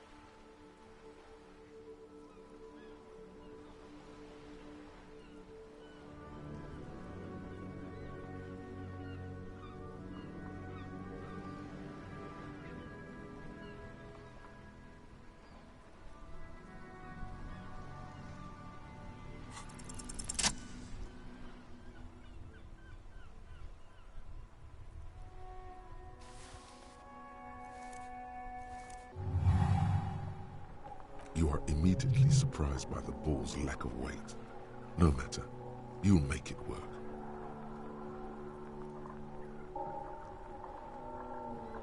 The cold metal ball is surprisingly smooth against your neck. It has a pattern on it, probably a sponsored ball. Yours would only be covered with bumps of learning and scars of victory.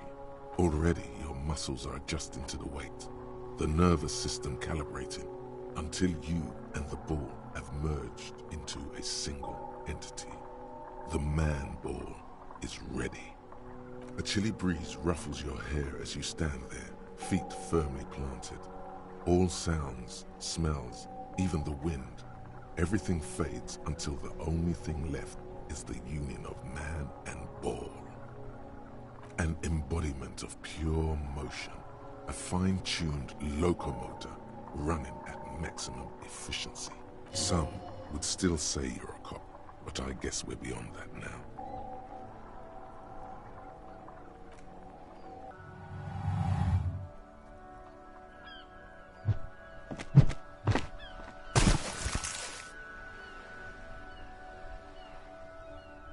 Merde! Bordel de merde!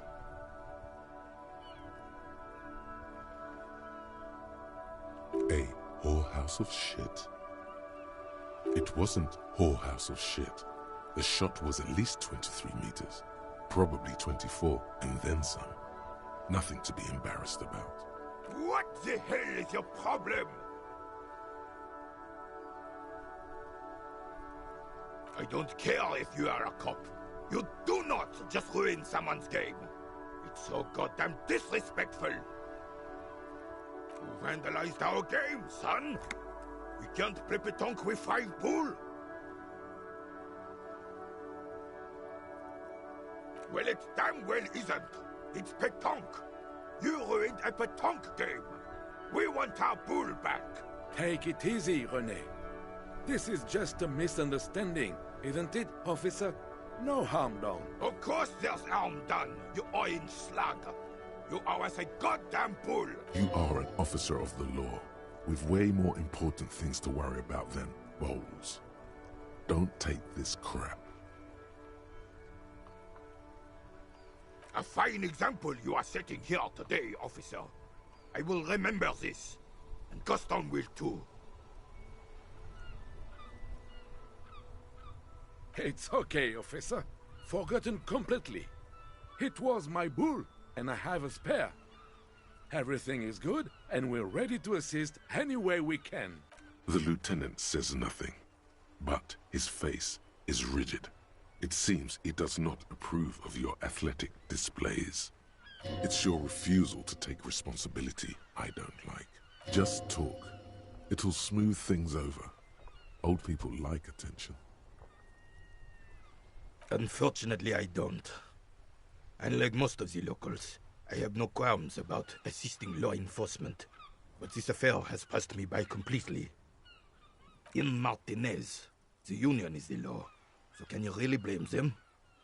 Cop is a pejorative term. I don't have a problem with policemen. On the contrary, I admire the effort to bring order to our streets. He doesn't know about the crime. Your time is better spent discussing politics. If I knew, I would not be afraid to tell you. I simply don't. I'm an old man, not a coward.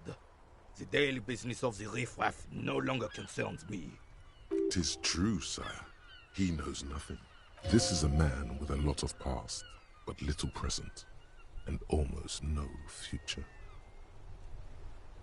Yes. The terrain here provides an interesting variety to a familiar game. No. It was left by heavy artillery fire. Why what? Because that's what happens when communists hijack your country, execute your supreme leadership, and turn your capital into a slaughterhouse. You use heavy ordnance to clean up your home. Commies, communists, socialists, anarchists, call them what you like. They just chose the name to feel special. Senseless sentimentality. Sadly, no. It was the foreigners who brought them to their knees. We fought valiantly. Too valiantly. So valiantly we got licked. Should have fought dirty, like they did with their suicide sex cult propaganda and mad anarchist women strapped to shrapnel bombs. We didn't though, and we lacked caliber. God bless him, but the suzerain's cannons simply weren't big enough.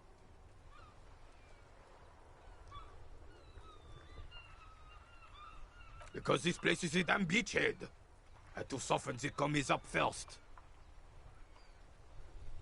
Yes, the military coordinated amphibious landing to take back Revachol. He finds your lack of historic knowledge troubling, a sign of mental deterioration in the preceding generations.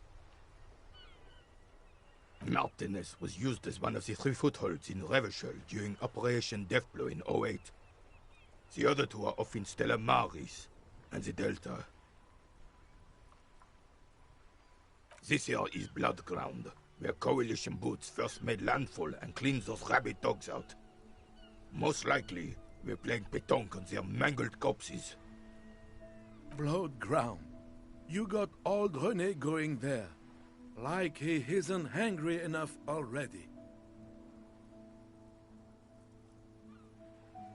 Damn right, son. They laid the fire of hell on this city before they stormed it. And it worked, too. The rest of the city got cleaned up, but Martinez they keep as a monument. And now the Union Socialists are practically running the place. Well, it's your own damn fault. You, we, the Coalition, Revachol, whoever you want to blame, never finished the job. Officially, the party never surrendered. Of course they still hold influence. You don't even begin to truly understand the players on the table, let alone the specific circumstances surrounding the... What do you think? Thinking men have opinions on these things. Present one.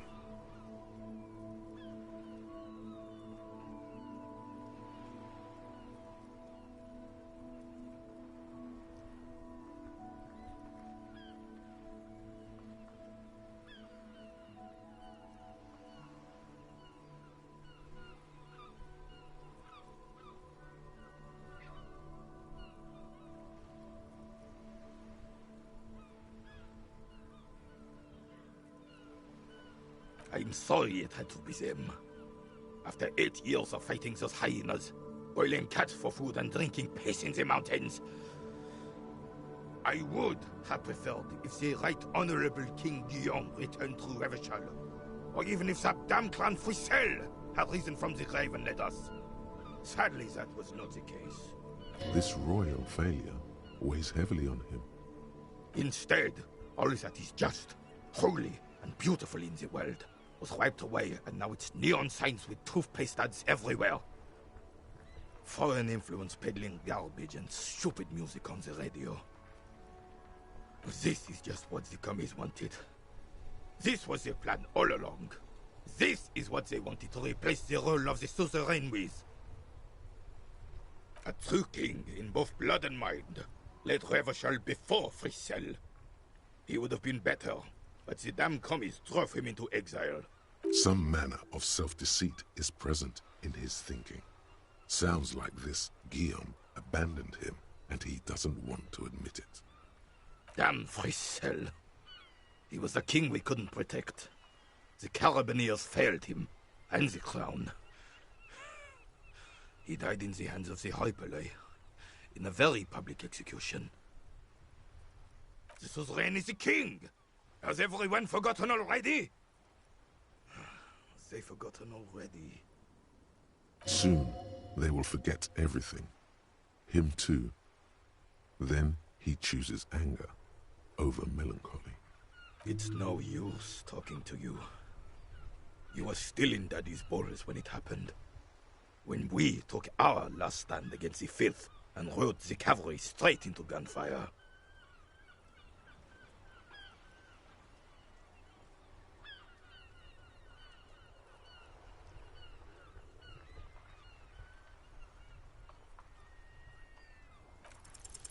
All you observe is a veteran refusing to let go of the past and his old uniform.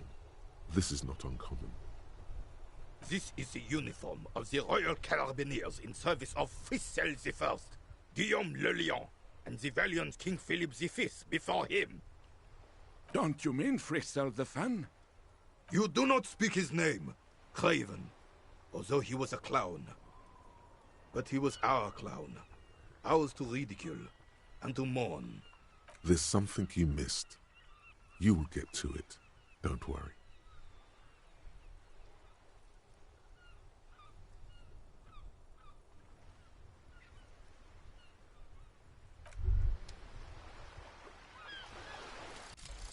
Guillaume le Million.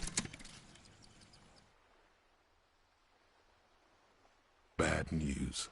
Guillaume le Million did not become a cop. In 38, he went on a tour to the Sinyao province in Safre, where he died of autoerotic asphyxiation. His body was found hanging from a decorative dragon tree in his junior suite, amid drug paraphernalia, unwholesome objects, and the Sylvia Trainer single, Wonderland, skipping in the background. And yes, you can take this as a metaphor for Revachol in the 30s, and also as a warning.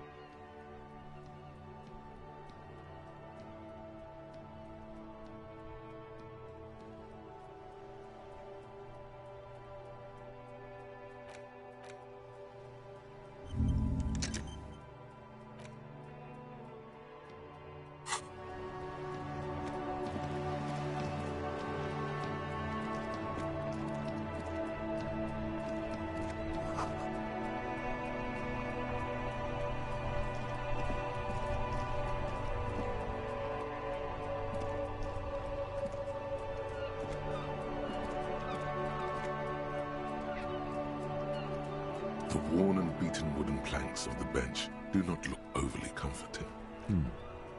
We can sit on benches after we've solved the murder. Let's go.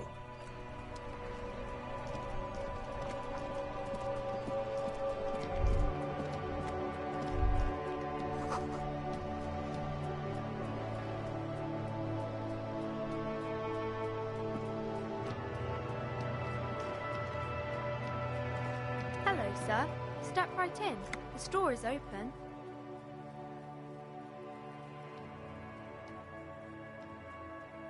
Are you interested in a new and exciting book?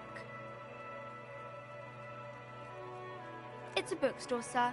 We sell books, postcards, and some board games. It's called Crime, Romance, and Biographies of Famous People. Whoa, whoa, whoa, whoa. Hold your horses, little girl.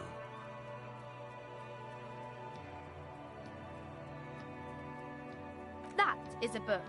They have stories inside them. It's like someone told you a story in a really long letter.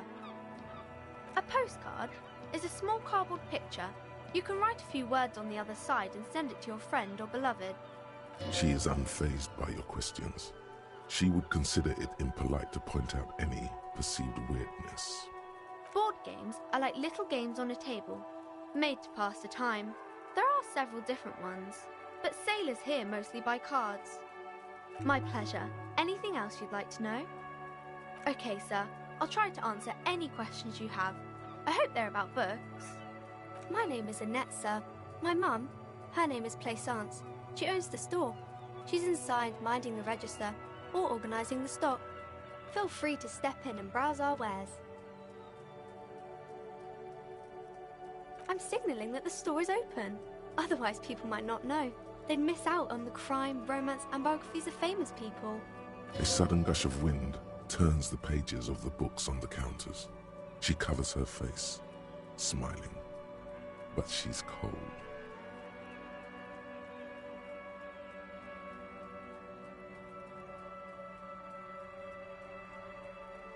Kind of you to offer, sir.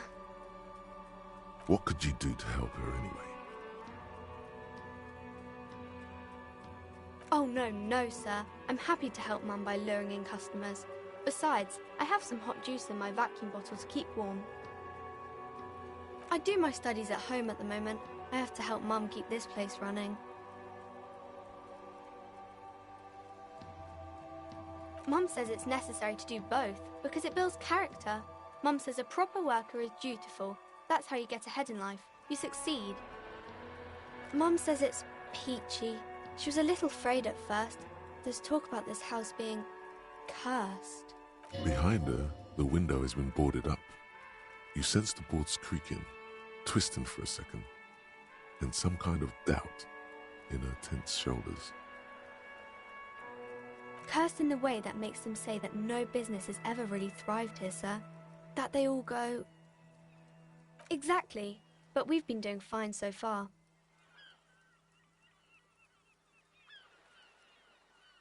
We can go into the bookstore and ask about the case, but I don't see much more to look into here. Yes, please do look at our wares inside. The postcards and board games you asked about are also there, sir.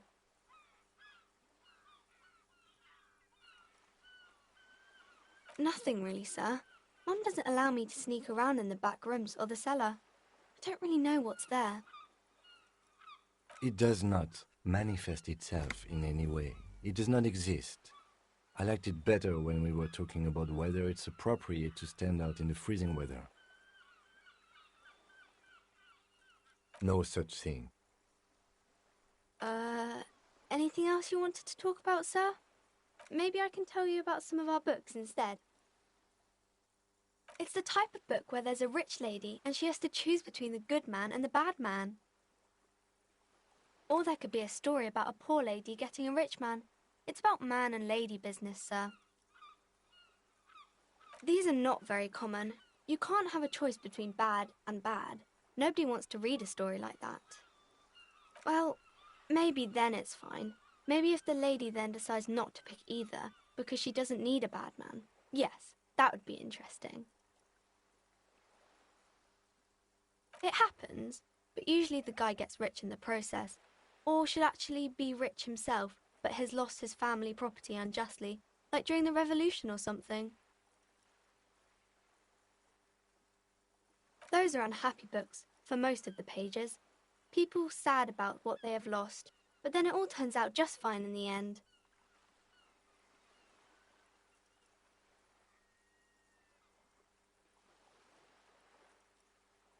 That's really not a proper romance story. That's more like everyday life. Not in romance books, sir. These are about nice and pretty people, and everyone is happy in the end. I haven't read many of those. Maybe you should ask Mum. I don't think it's a romance story if the main characters break up, though.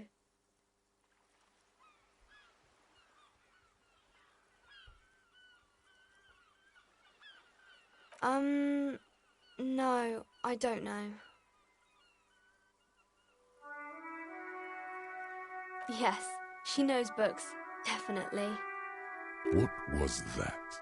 An idea for an unfinished novel stuck somewhere in your forebrain? You clearly have issues you need to address.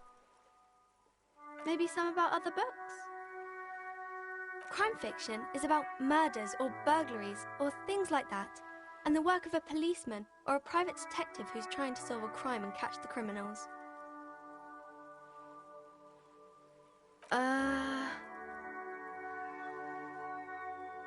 Crime is what we were solving before this conversation began.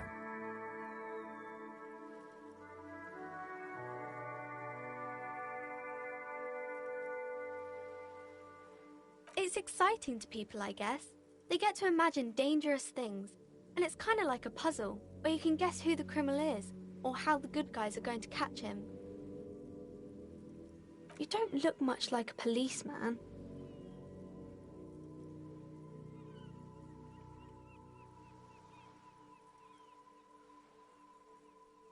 Didn't mean to offend, sir. Sorry, sir. It's just that you don't look like Dick Mullen.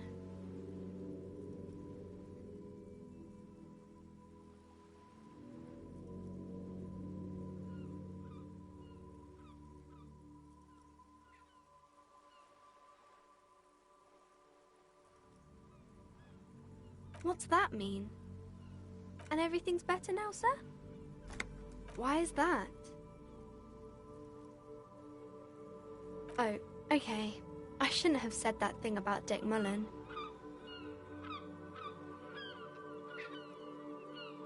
Head, yes. No, it's your soul. Your blue soul. Not head, child. Heads.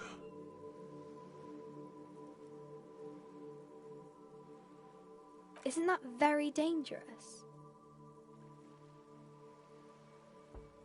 Unlike you, sir. He's just a fictional character. He's no match for you. Maybe you can show me some real police work, sir. Like in the books.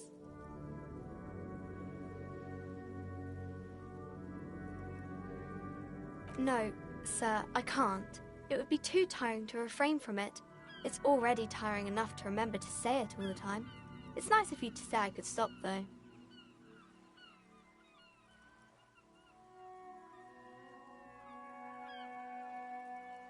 That's a friendly enough face, most of the time.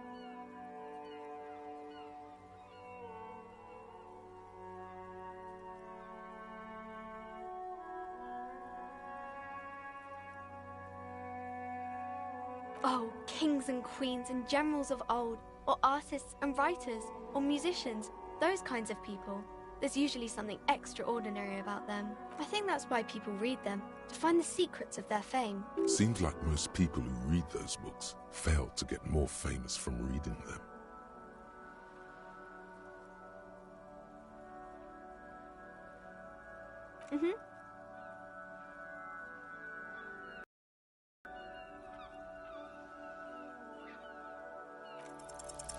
You fail to deduce anything substantial. She waits intently.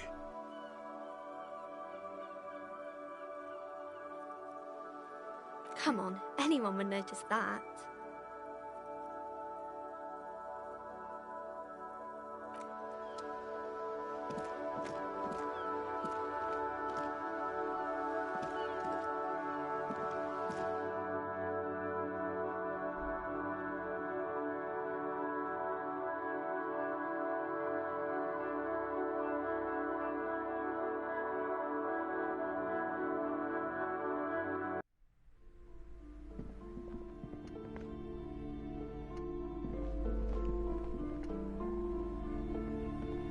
Welcome to Crime. Be well. A golden pendant hangs around the woman's neck, in the shape of what looks like a tiny fish. Oh yes, helps to have an anchor in these times. I am. She has fine-tuned her voice to find the most welcoming approach. Cursed? Who said that? Annette? I will have a word with her. What in God's name is she talking about? Doesn't feel like it's thriving. Feels ghostly. Annette, yes, my daughter. I hope she wasn't slacking off again with her nose in science fiction. Tell me, was she at her post doing her job like a wonderful? Did you talk to her? Great. On a scale of 1 to 10, how compelled were you to buy books after talking with her? Her opinion of her daughter depends on how well she lured you into the store. My precious, her dedication brings joy to my heart. If you have children, I hope they turn out as great as my Annette.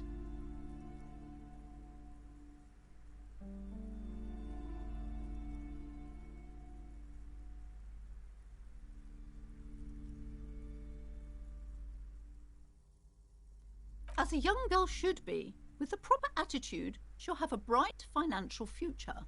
The woman before you scans the store, her shoulders rigid and tense. Every now and then, Then why are you talking to me?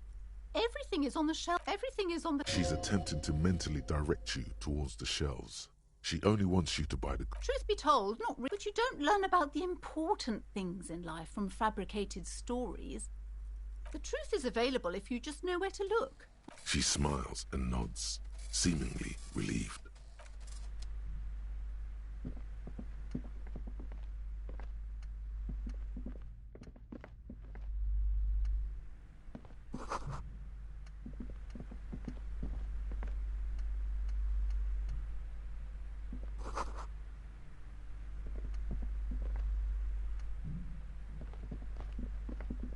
A small mountain of colorful board game and endless... There's also books in a board game. There's a box. That price is steep. But then it... Wonder Browbrit. Who are you going to play board games with? Do you have friends or Are you Don't be so hard on yourselves. For playing with friends, I'd recommend Susan Lousy. I've had wonderful board Browbritter. Who are you going to play board games with? It certainly feels like whatever you are will die with you.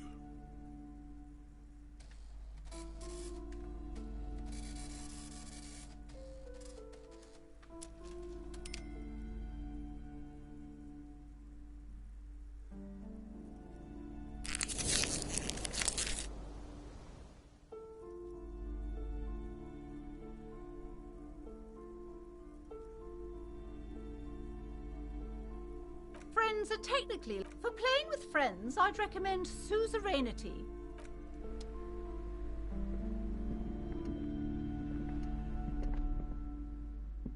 The display rack is brimming with worn paperbacks. Oh, Man, Blood and Fire. What does it matter? If you're a novice of the series, I'd... Rows and rows of maybe 100. Not even close. Man from Heimdall in Hell. Man from Heimdall and the Forest of Slaves. Man from Heimdall under the lake. Man, nothing of interest. Only silence and the cosmic background.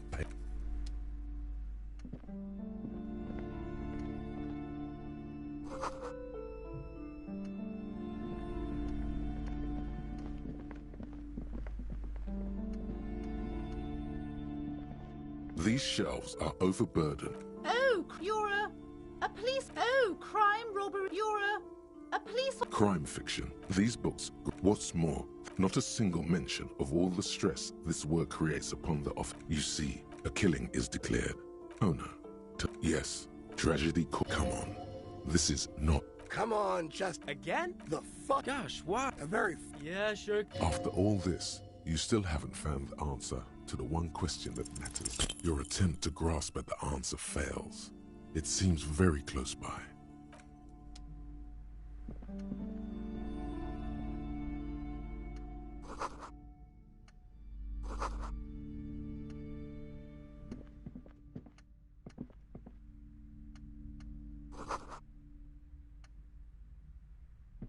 This bookstore is not strictly about crime, romance, and biographies of famous people. There's also a wide range of paranatural literature. Sir, please, no browsing in that shelf. That wisdom is not for free. I can't have you end up, like, opening a police store next door and stealing my customers. Oh, no. Amidst the various books, you find one written by someone named Matthias W. Dundas. It's about wholeness, unity, balance. These three things are very important to the working class mind. The point of the book, and many others on this shelf, is to give people medicinal advice in situations where they don't have access to paid health services. It serves platitudes, while also telling everyone that traditional medicine, the kind people don't have access to and which costs more than this book, is garbage and would only give you cancer anyway, without even curing your cold or anything. Wholeness, unity, balance, on the other hand, can basically take care of anything. Though it is important to note, when it's up to your mind to heal yourself, then it's because of your mind that you're ill in the first place. The book features chapters on topics such as how to find magnesium. It even lists plants you can harvest magnesium from. How to continue drinking if you're an alcoholic who has destroyed his liver. And there's even a chapter on the ancient Seraïs tradition of using duck gallbladder preservatives to treat and prevent sexually transmitted diseases. Pre- and post-factum apply. Nothing worth buying. This is just mundane garbage. What's even paranatural about this?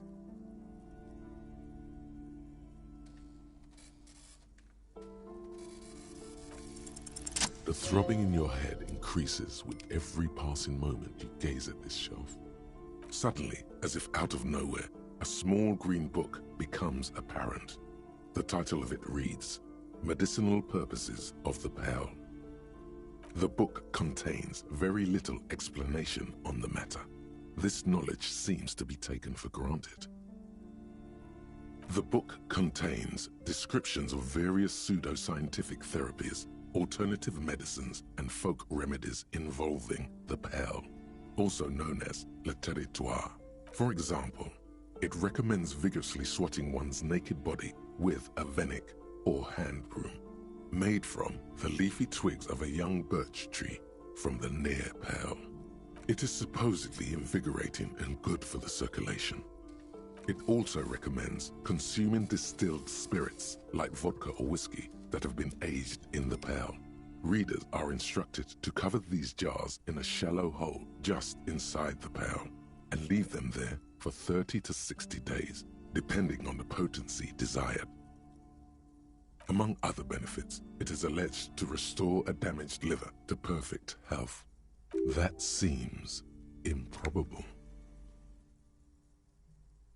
For general health and well-being, readers are encouraged to take regular strolls through the pearl, though a sidebar cautions readers to limit each stroll to less than an hour.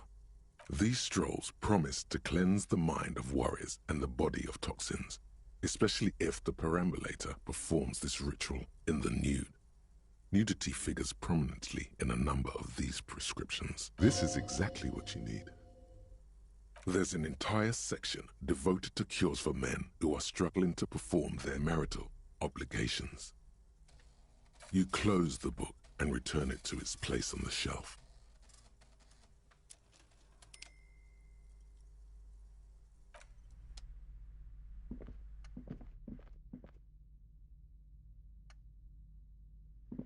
Several maps have been attached.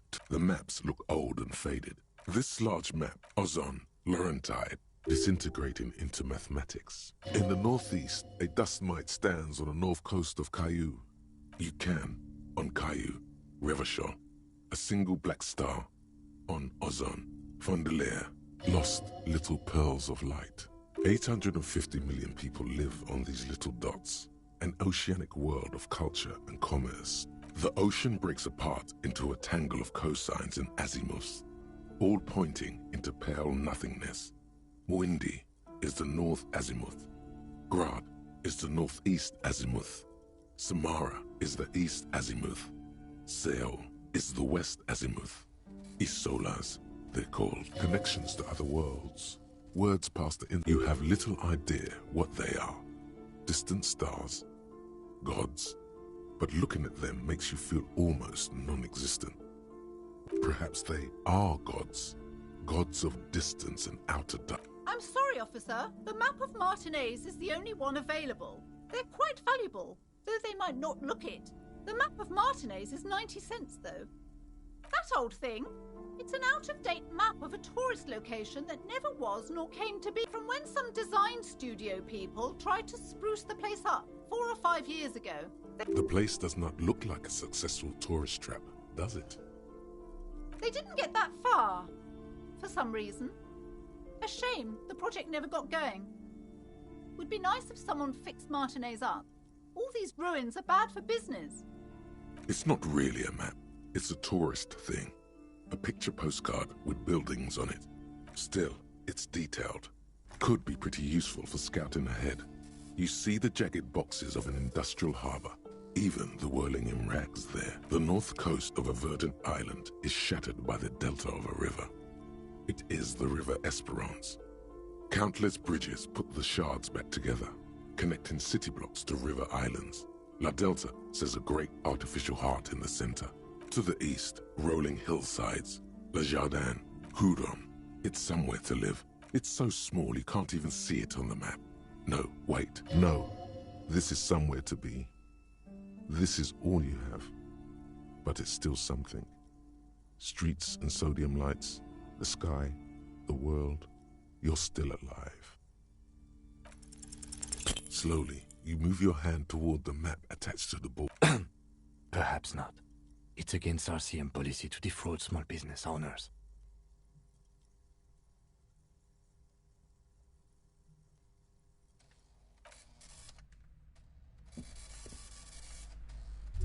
The plaque on the shelf reads, Biographies of Famous People. You see a large variety of names, none of which ring a bell. I would say... The Greatest Innocence. Yes, most certainly. It's a very The book is also very daring. The author aims to... Certainly, it's... You feel like you should get this one. Definitely. It's important somehow. There's something... Browsing through, suddenly, a high-speed love, next to Irv's like... Next to that... I really must... She understands she has erred against the custom. I'm sorry, I did not mean to rush you.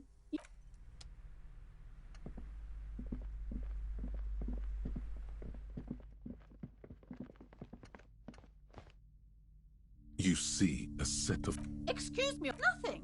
Now please go back to Brad. She speaks almost as if she's... Oddly enough, the more she tries to draw you away from the curtains, the more alluring.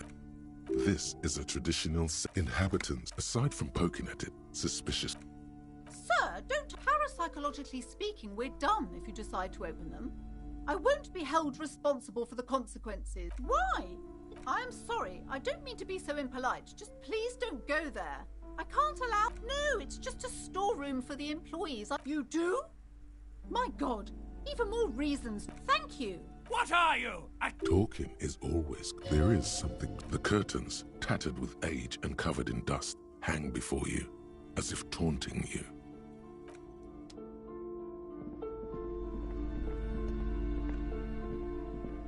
Hello again, esteemed officer, and welcome to Crime, Romance... And I already told you, it's just a storage room for employees. Just let it go, officer. Go buy some goddamn books. You're supposed to be drawn to the books.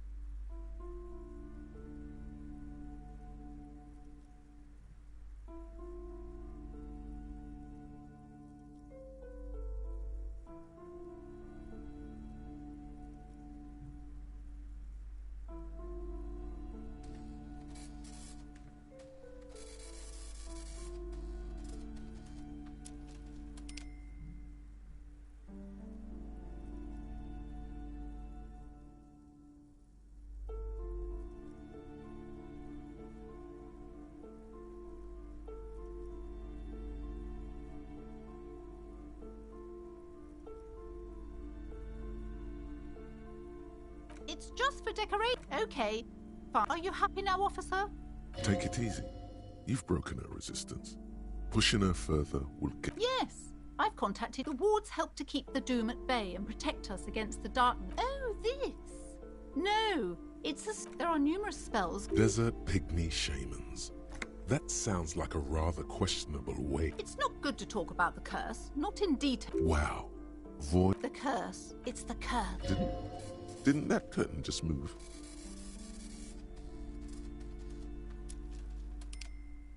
It's not just that, officer. We're dealing with something supernatural here. There's something wrong with this building, I can tell you. Sounds familiar. Truly so? Perhaps the dark energies are leeching off you. You should most certainly not. My liege, you know what this case calls for? A para-detective. Slither up to her. You're not lying. You're giving her peace of mind. The me... Are you sure? Don't think I haven't seen charlatans before. You're no para-detective. You look like one. The lieutenant keeps his... Go ahead then. Rock her world, he thinks. I'll compose some notes. How do you know? Here we go.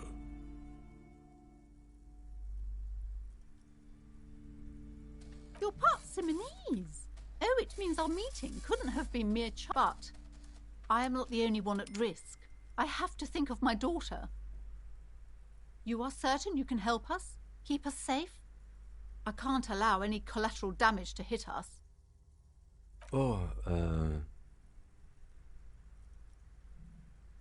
I can assure you he is a police officer. If you promise, good officer, then you might be our last hope.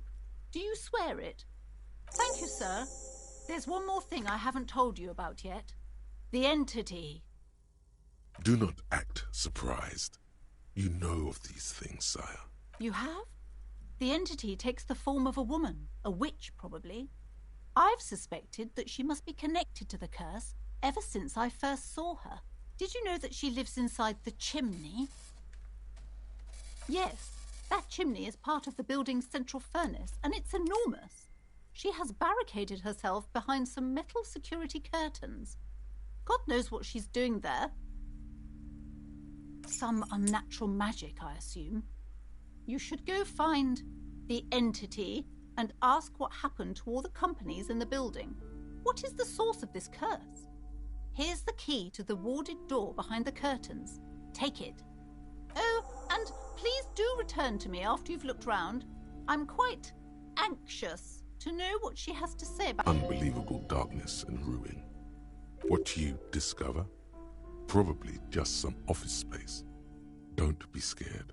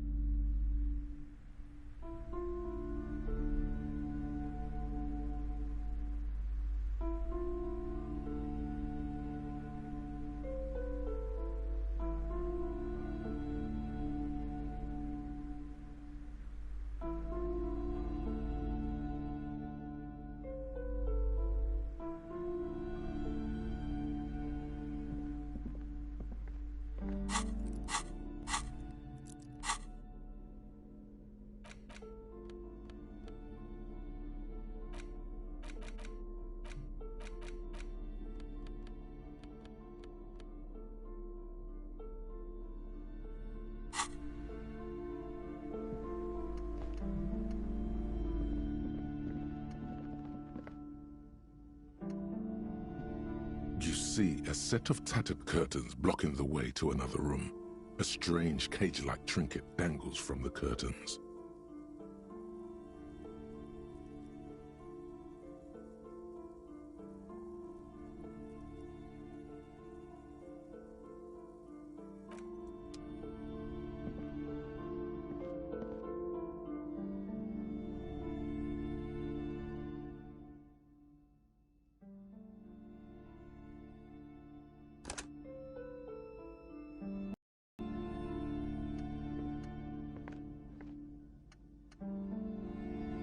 You see a set of tattered curtains blocking the way to another room. A strange cage-like... You see a dimly lit room full of dusty furniture and trash. A doorway stands in the back, covered in dozens of scary little Seminese wards, your shadow looming over it like an omen.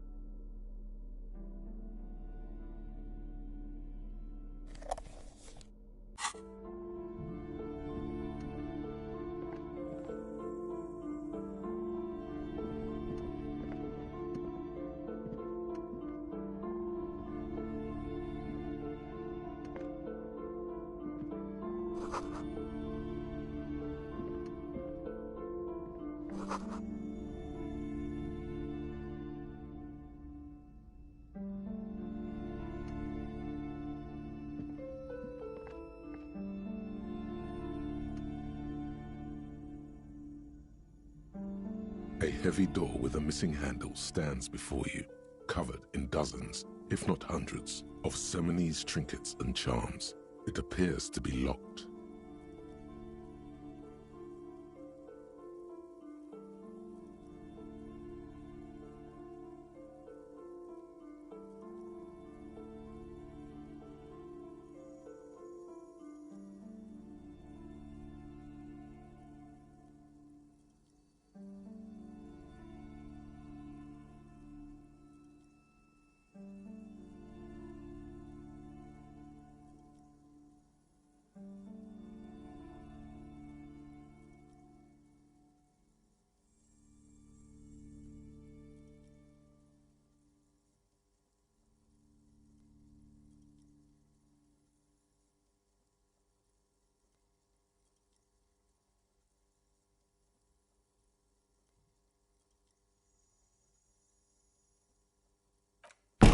Echo.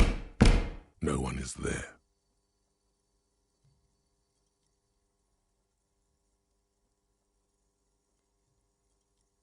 After exerting some force, you manage to turn the key. It's eerily silent. The door slides slightly open, letting a draft of cold air into the room.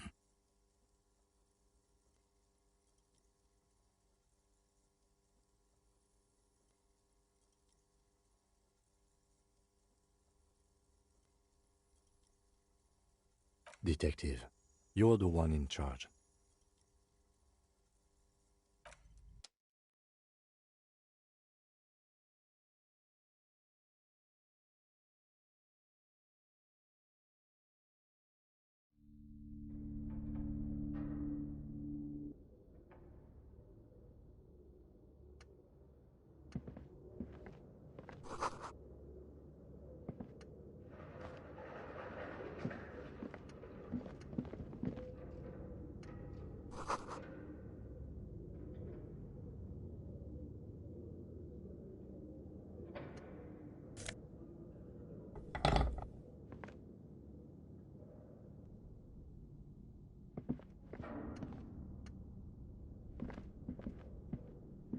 A barbell lies on the floor. The color has worn off its weight plate. It's 60 kilograms. Your triceps hum at the sight of these weights. Show the world what kind of beast it's dealing with. Lift them. There are no collars on the barbell. This is a safety hazard. Why does it feel so familiar?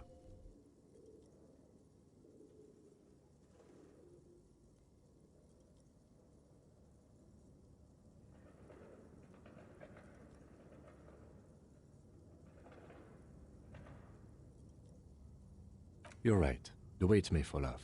Better not touch it then.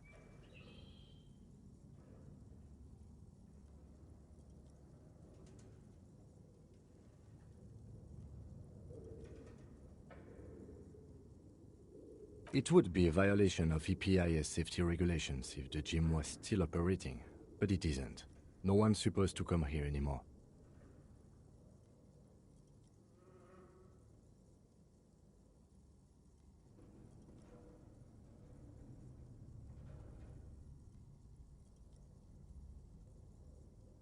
No, it's not that. It's the stale smell of rubber, the squeaky sound of sneakers, your bruised knee against the mat, and a whistle. Then the feeling is gone.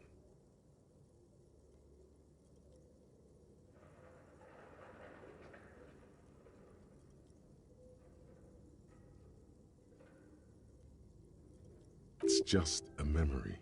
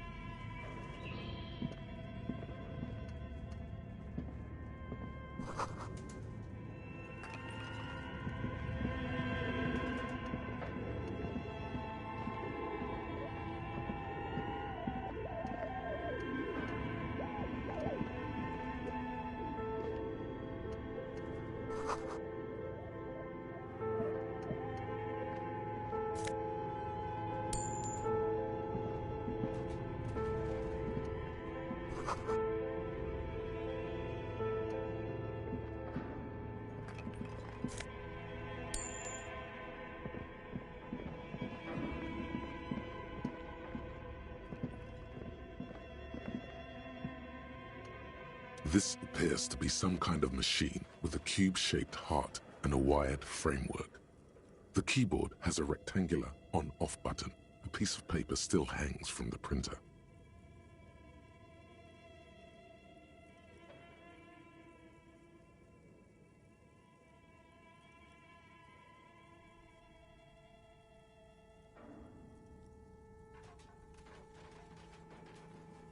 A radio computer.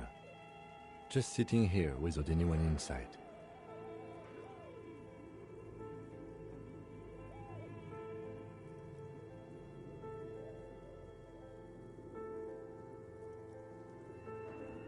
We have one of these down at the station, but I never really learned how to use it. The machine lights up like some prehistoric animal stirring from its slumber, revealing fluorescent play and print keys on the keyboard.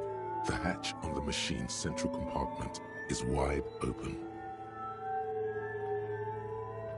It's empty like a beehive without its brood. Some cables have been left dangling, disconnected. This is where the memory should go.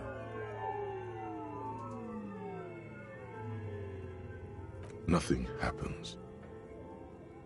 Nothing happens. Nothing happens.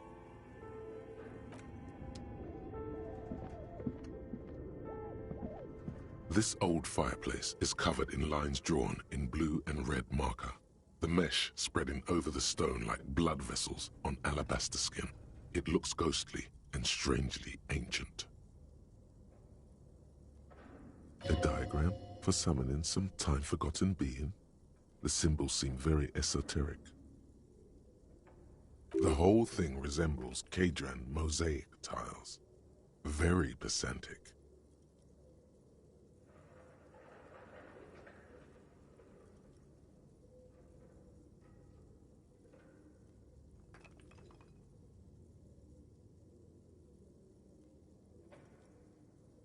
History classes, students with their textbooks open, studying the roots of our civilization.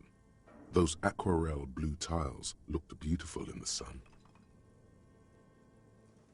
Radio frequencies, it seems. UKV 123.6, UKV 123.7, UKV 123.9. Some written notes, too, sparse and cryptic. Unclear. It looks like a cardiovascular system split into veins and capillaries. Very advanced.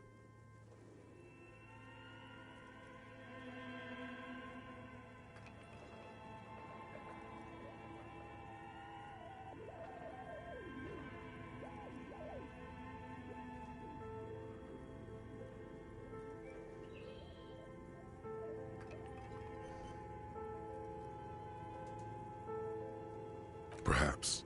The web is comprised of radio stations, all lead back to one red heart, titled the Game Master Frequency. A note says, this one can listen in on any station it wants. Someone very important. The leader of a massive on-air game built by these people.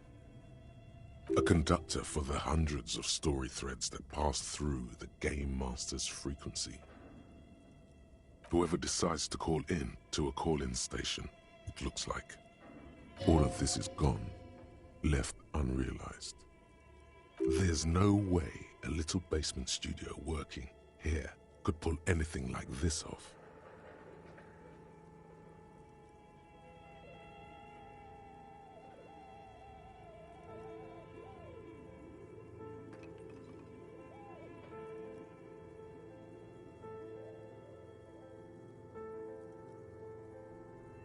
My God, it's as if the less money they had, the more ambitious their project became. The schedule, I know Dune when I see it. The company was running out of funding.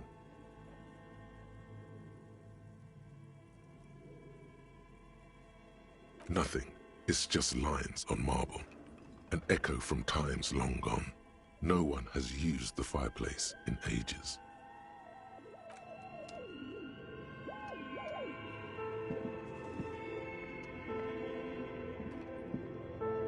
Tiles on the cube are still smoldering, casting the...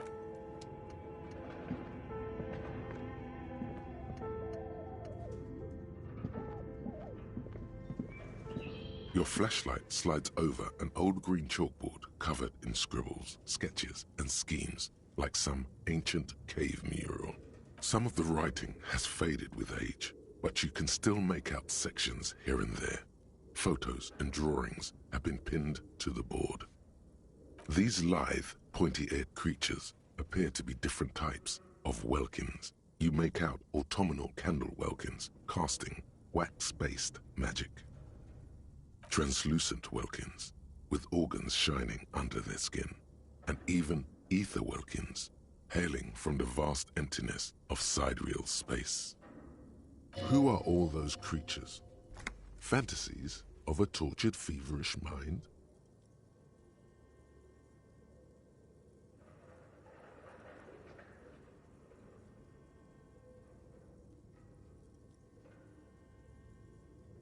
You should adopt one of those Wilkins as your persona.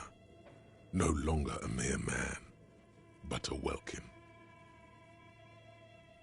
One of the Welkins, towering among the rest, appears to be different, however.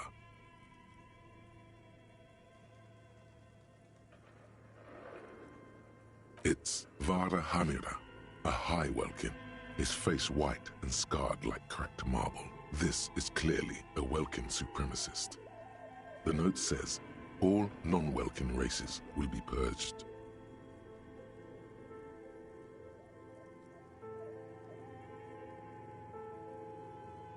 The Haldor, the Twarg, the humans, and even headless men, all of them, purged.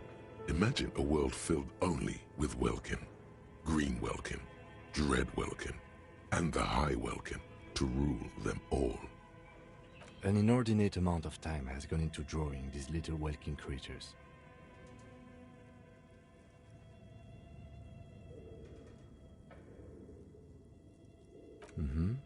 Political commentary.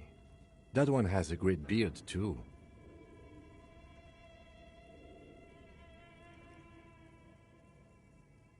This looks like concept art for a project. It's not really real. Some people really like building a world, I think, even if it's just for a game.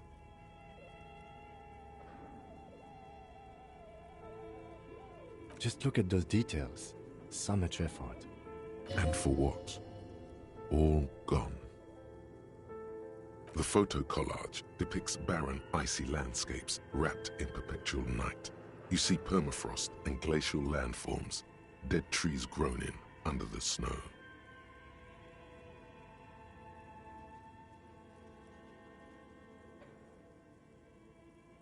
Entire oceans have been frozen from shore to shore. There are pictures of settlements on dried-up riverbeds, abandoned in a storm. Animal corpses in the dark, carcasses and bones. You see primitive oil rigs built into glaciers, boreal dvorg, yurts under the snow, great mammoth-like beasts of burden. Albeit dark and cold, this vision also feels cozy in its own way, like eggnog or morphine, a much-needed respite from our own world. A pinned postcard reads, "The heat death scenario, a desperate fight for geothermal energy engulfs the world as Wirral becomes untethered from its sun, drifting through the universe." This is a monthly calendar from the year 50. Cryptic words like sprint, daily minimi, and GPI span the marker-drawn grid, the grand scheme of production and money.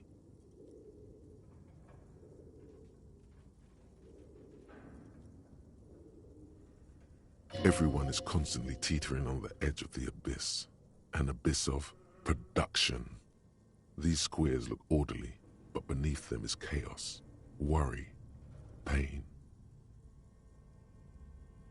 Minimi stands for a mini-meeting. It's part of a bigger framework for managing work called RUN. Station 41 tried to implement it a few years ago, but failed.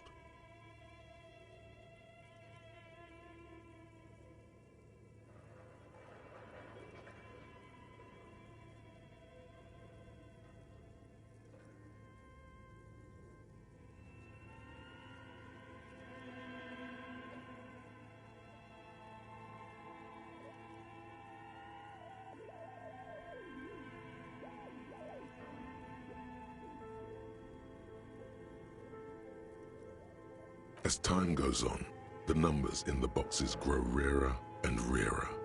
The board becomes an empty snowfield in the final days. Only failure and regret dwell in this region. Looks like they didn't make it.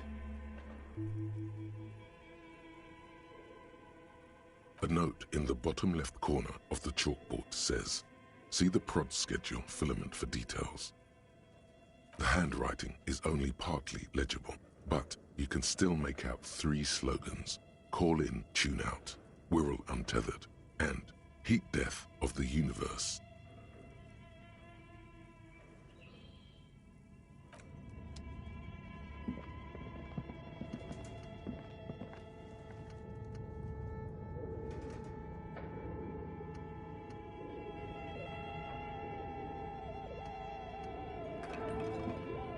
Okay, what do you think is going on with that computer, chalkboard, and fireplace?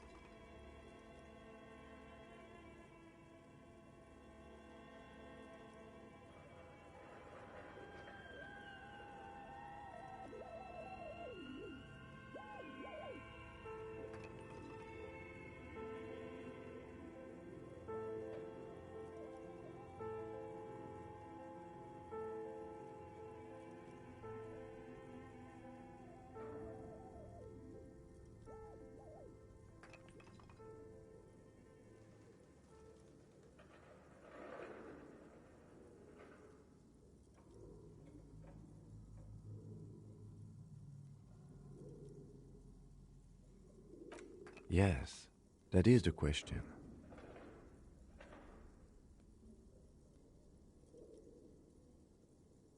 It looks like one of those popular pen and paper role-playing games, only these people were trying to automate it, make it work on radio computers. Utter madness, he thinks, as a compliment.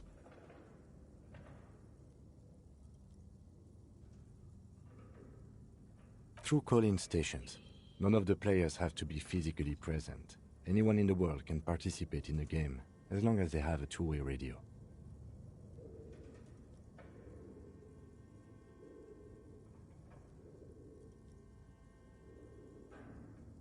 Then there's the Game Master frequency that listens in on the smaller call-in stations. I think that was supposed to coordinate the stories, functioning as a master of ceremonies of sorts. Not to my knowledge. They make automated games in Graz, Messina, Königstein. You know, places with industry. Not in Revachol West, among the ruins. But I don't think anyone has attempted to create an inter-isolary game before. We just don't have the technology. Indeed, those Welkins are a dead giveaway. Role-playing people love that stuff. The world looks like a modified version of the WeWorld board game, with heat death thrown in. Super cool. Someone should give them millions of real immediately. This game is too good to be left unfinished. No idea. They stopped filling out the schedule on the chalkboard.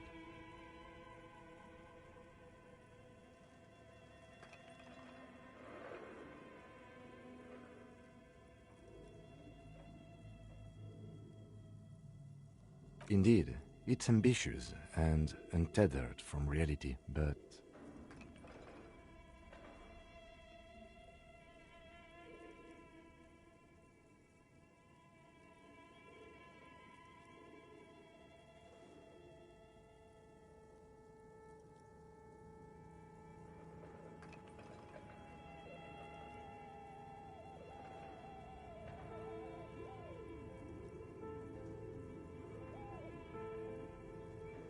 It's too late for that, I'm afraid.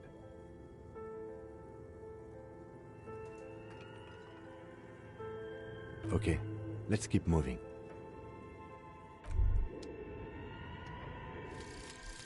Lonesome, long way home. Here we go. Home awaits. streets. Walk past Station 41 and through the market, past the Boogie Street spearhead to the other side of the lake, the frozen eye at the center of the district. Then past the video rental store on the corner. There, at the end of a street lined with pine trees, a small house no larger than a matchbox, 11 Voyager Road. You no longer live there. Those times are gone. And so are those people. Why did you come here? Why are you still here? And where's the dealer? You have to get back to work. That's all you have now.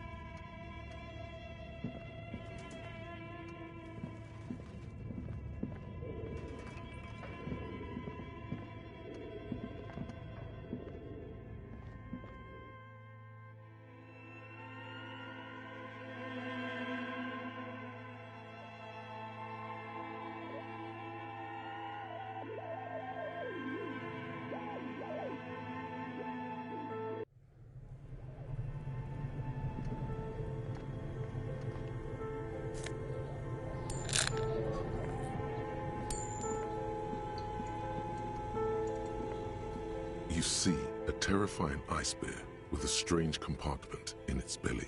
The door is covered in frost and the bear's eyes are glowing red. The bear looks oddly realistic. Is it taxidermy? The lieutenant doesn't answer. His eyes are glued to the animal.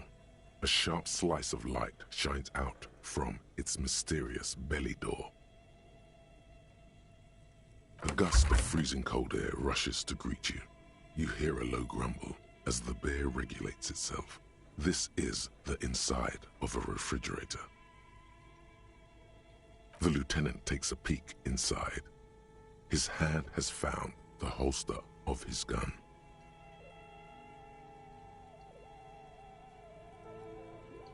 The shelves are empty. All you see are crumpled ice cream wrappers with the brand name, Revachol Ice City. A handwritten note has been attached to the door. The fridge is huge. Good question. It looks like an ice cream fridge. I know.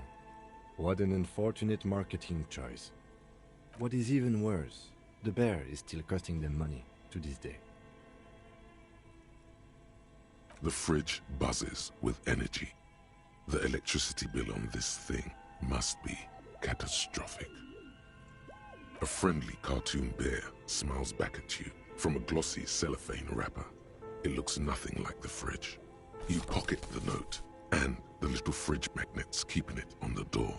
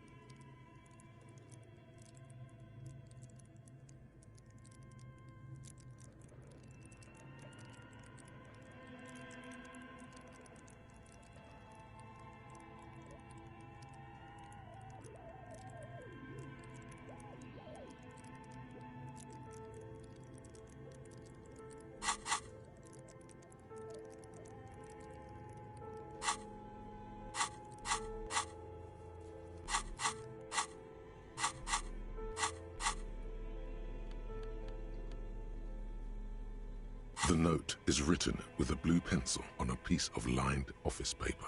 The kitchen magnets have left spots on its surface. Does it say anything interesting? This is tangential at best, but the lieutenant's detective instinct is still active. Someone has scribbled, S. I can't believe the off-site copy is still here. The illiterate ginger kid keeps stealing stuff from the studio, so I had to hide it somewhere safe. You'll find the filament memory with the off-site copy in the frozen ice cream maker. Please take it home, ASAP. It's important. I'd do it myself if I lived in a civilized place with a freezer. Take care, Sully Swaff. Looks like someone from that radio game company upstairs. I'm a little surprised they just left their property lying here. That's implausible. It belongs inside a radio computer, storing its memory. It's like a tape. You listen to disco tapes, right? It's like one of your disco tapes, only for a computer. Really? You don't have a single guess? Oh, I'm sure that child would love to get his hands on a filament memory. Even if he doesn't know what to do with it, he'd probably try to pawn it for speed, based on our encounter. I don't know. I assume it's somewhere close to the Ice Bear fridge.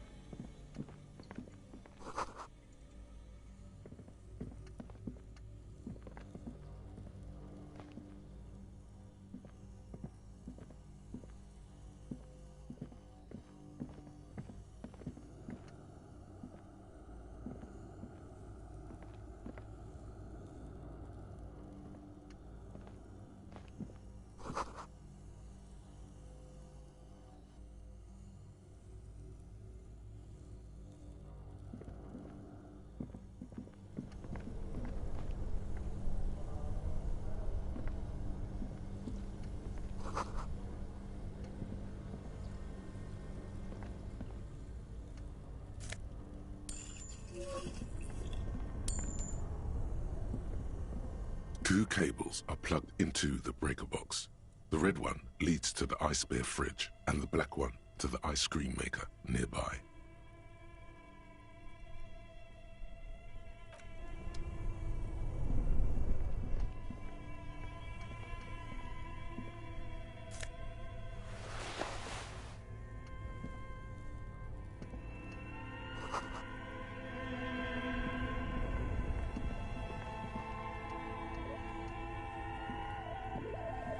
This orange machine is buzzing like an old submarine.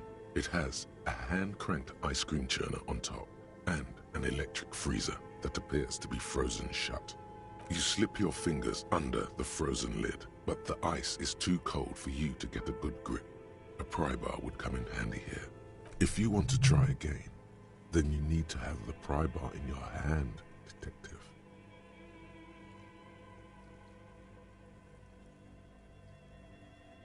Turning the crank feels oddly satisfying, like stirring your childhood dreams. In the distance, you hear water dripping. It's all gone now. You'll never become a poet or an entrepreneur.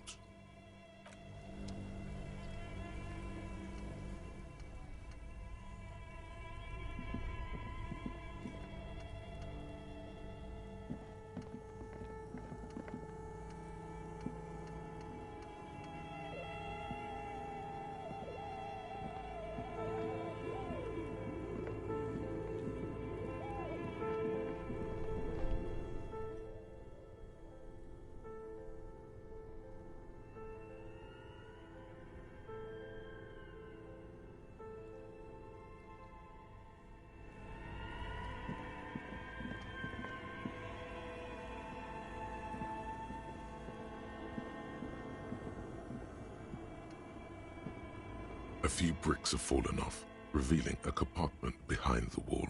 It's too dark to see in. There is, yes. And there also appears to be something inside the hole. Interesting. Do you want to take a look? Sure. Okay, here's some more rifles. None of these seem to be working. No! An old Belmagrave rifle. That's rare to find in such good order. Seems to no longer be functional, but still rare. Here. This should cheer you up. It's yours, officer. You found this place. It means there are firearms, albeit inoperable, still lying around in Martinez. It's an interesting coincidence, I would say. Might come in useful in the future. He likes this find. Seems like an old bunker from the revolutionary period. Look at all those rifles. Must be an old weapons cache.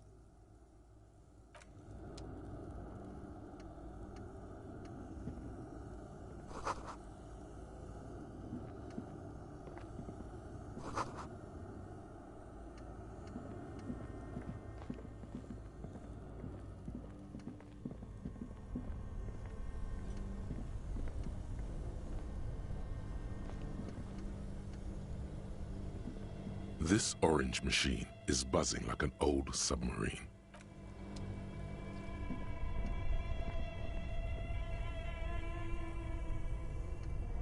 Two cables are plugged into...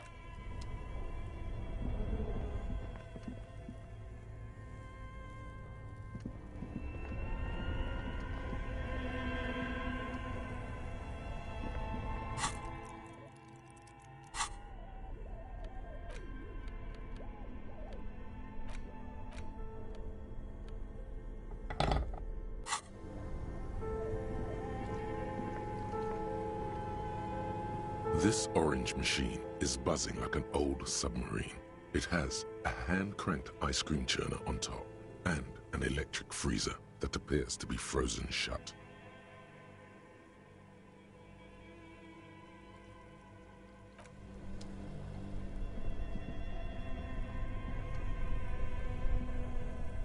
Two cables are plugged into the breaker box.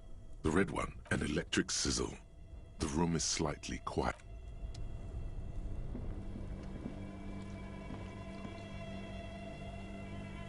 This orange machine is buzzing like an old submarine. It has a hand-cranked ice cream churner on top and an electric...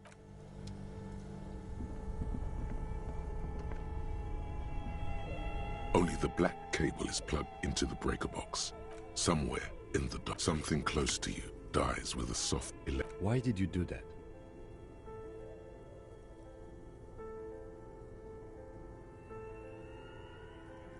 The lieutenant raises his brows, but doesn't say anything.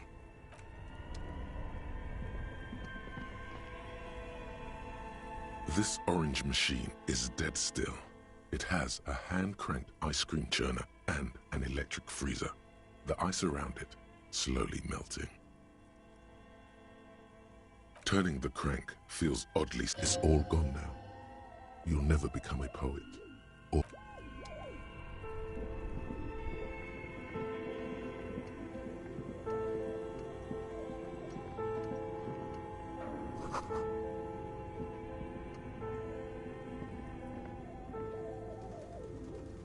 A thick layer of coal dust covers the furnace, coloring it pitch black.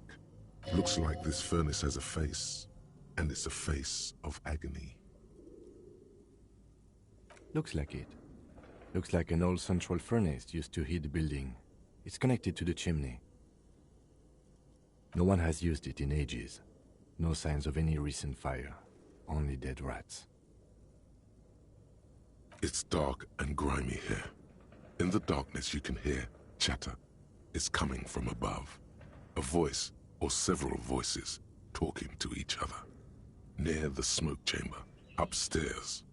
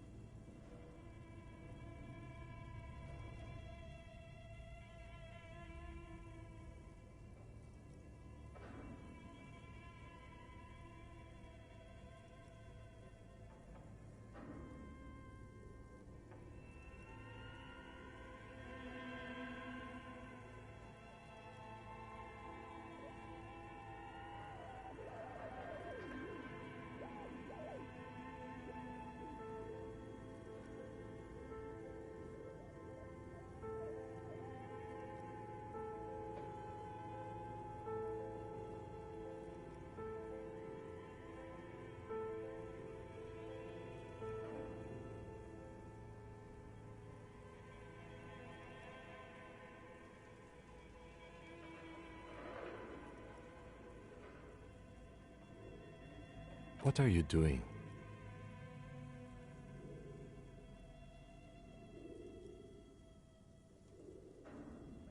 Wait, really? We should investigate, see if someone's upstairs.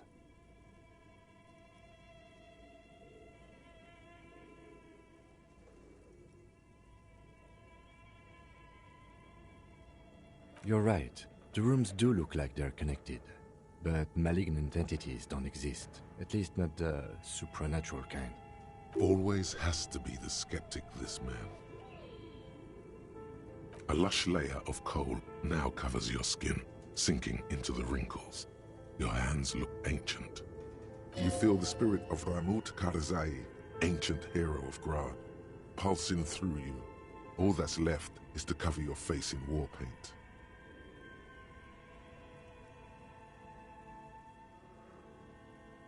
Yes, how grown up. The furnace agrees. The lieutenant seems relieved as well. You muster all your strength and yell. Your dehydrated, hungover throat can produce little more than a dry croak. A lifetime of smoking and drinking will do that to you. The chatter from the chimney continues on as before. You seem to have made no... Then again, maybe it's worth actually trying something up there. Maybe you should let your voice rest, officer. Try again later.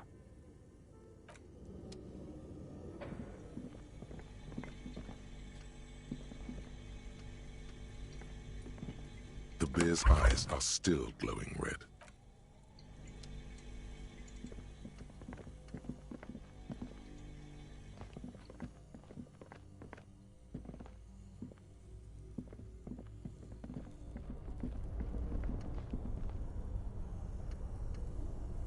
Only the red cable is plugged into the breaker box, while the black one lies neglected on the floor.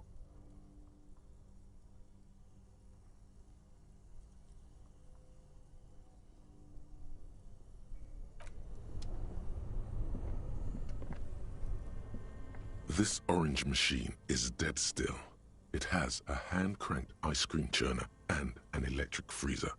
The ice around it slowly melting.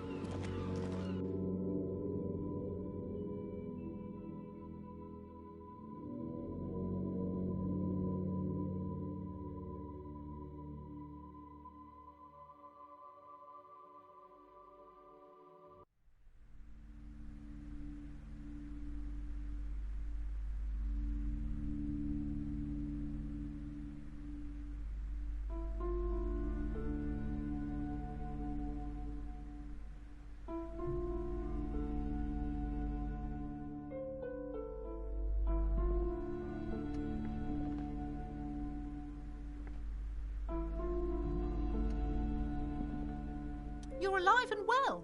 Don't keep me waiting now. What's in there? In that dark sarcophagus?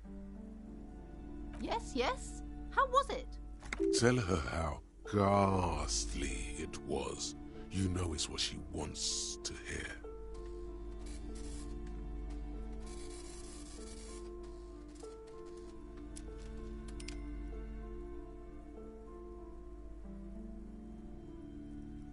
But what else did you find? Did anything survive? No, of course not. Have you located the entity? You don't have anything of substance to tell her until you found that entity of hers. Okay, but please, only a few questions. You wouldn't want to disturb the... Yes, the Simonees are very crafty. The woman before you scans the store.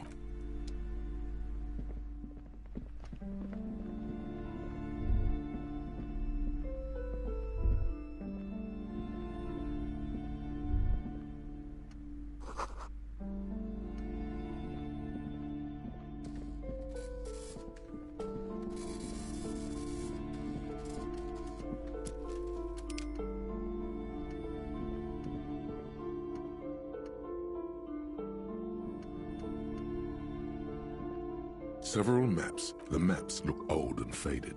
Your eye catches a map of Insulinda, a map of Revachol, and a map of Martinez.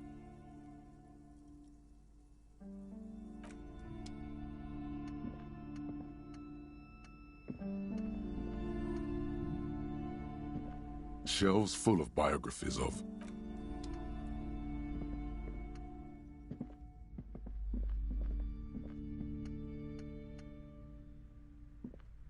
shelves filled to the brim with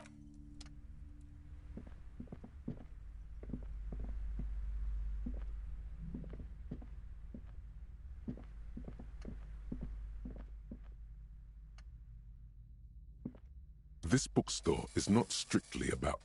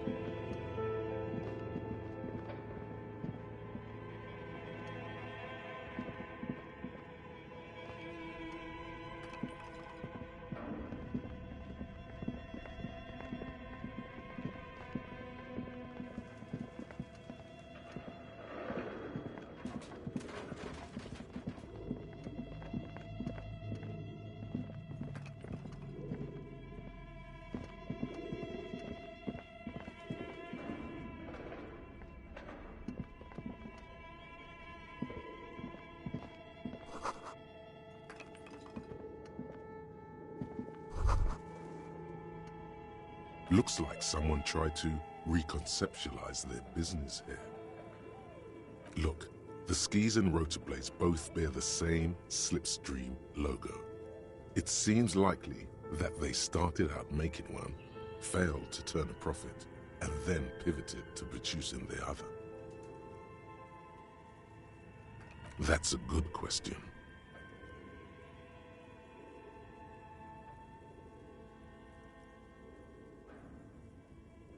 Not quite. You do know that there's something unusual about this company's business model.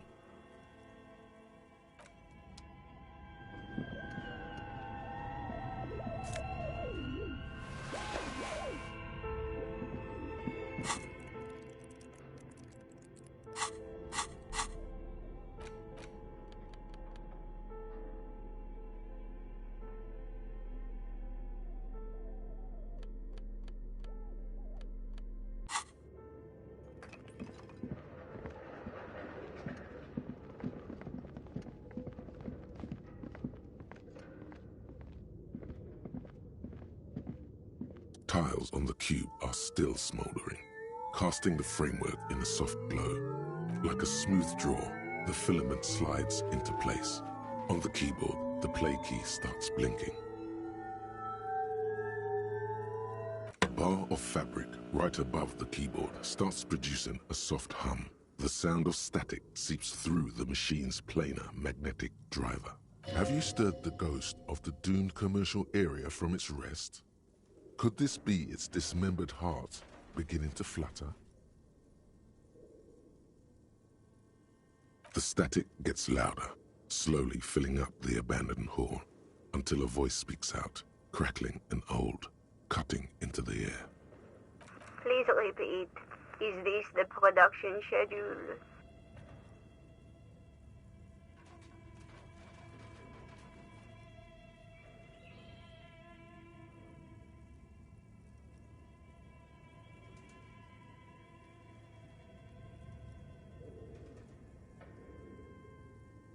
The filament you have inserted into the reader. That was a question.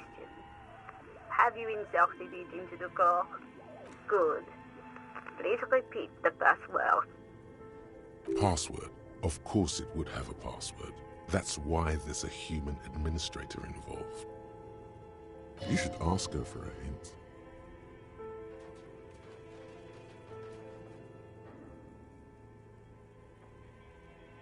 No. A hint system is not part of the protocol for repeater stations. Still no. I am contractually obliged to protect the privacy of the filament holder for stress accident. Without filing a warrant with Lintel, I cannot give you access to this filament. I'm afraid we are not doing that, unless we want to wait for a month. Now, can you please repeat the password? Received. I will register this login attempt. Don't worry. Passwords have a way of turning up sooner or later. Fortress accident. Is there anything else I can do for you today? Fortress Accident is the company on whose name the terminal you are currently using has been registered to. One moment. Fortress Accident SCA produces revolutionary interactive call-in radio games. That's what the catalog says. That's not bad.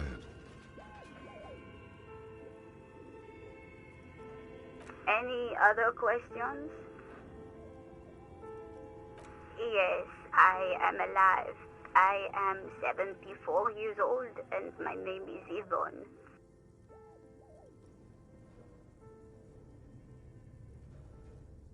She repeats passwords. Programming people are all paranoid.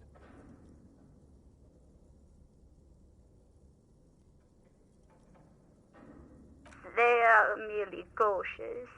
It's my job to protect their filaments as a password repeater at the East Insulindian Station.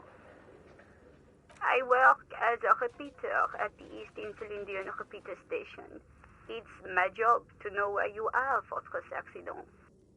As for me, well, I am sitting in my cubicle, surrounded by a wall of radios. Doesn't it get lonely, sitting there all by herself? Lonely? Why would it get lonely? I get to talk to people all day. That's why she does this. Now, please tell me if there's anything else I can do, Fortress Accident. Good. Please receive... Don't worry. Fortress Accident, thank you, and goodbye. Tiles on the cube are still smoldering, casting the framework in a soft glow. For nothing happens.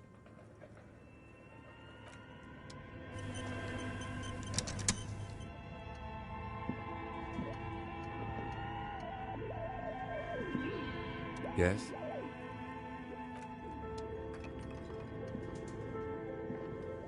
This old diagram for summoning some. The whole thing resembles Kadran most.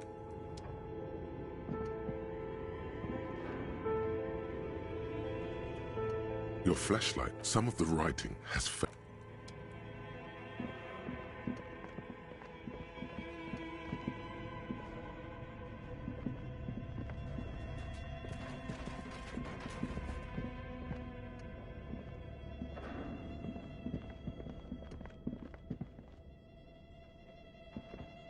An iron safety curtain curves before your eyes, folded like a bellows. It covers half the room, blocking the way into a colossal industrial chimney.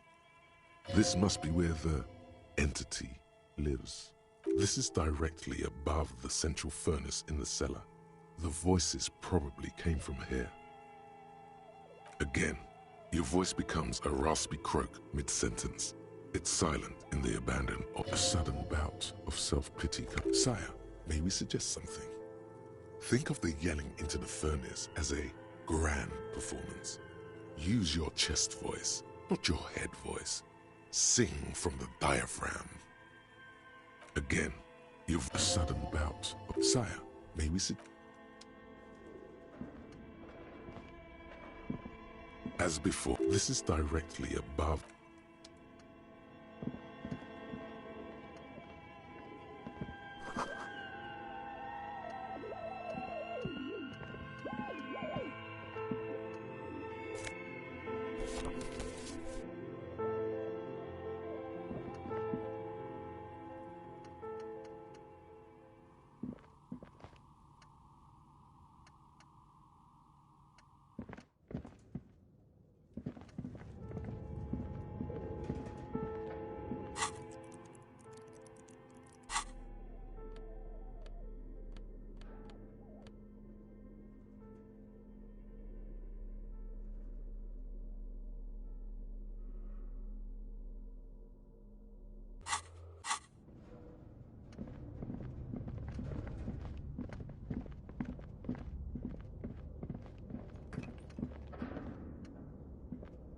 Tiles on the cube are still the speaker.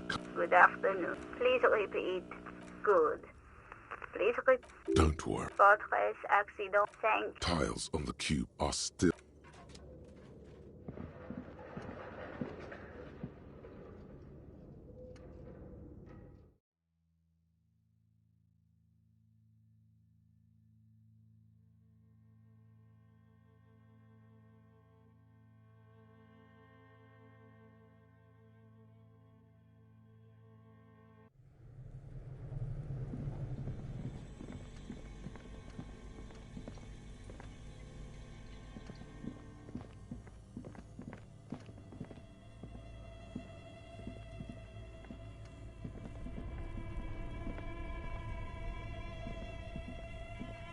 This orange machine is dead still. It has a hand-cranked ice cream chip.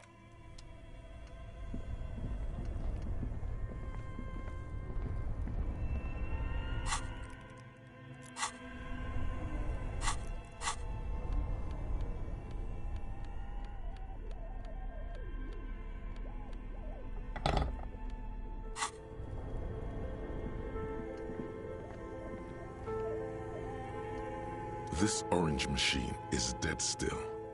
You slip your fingers under the... If you want to try again, then you need to have the...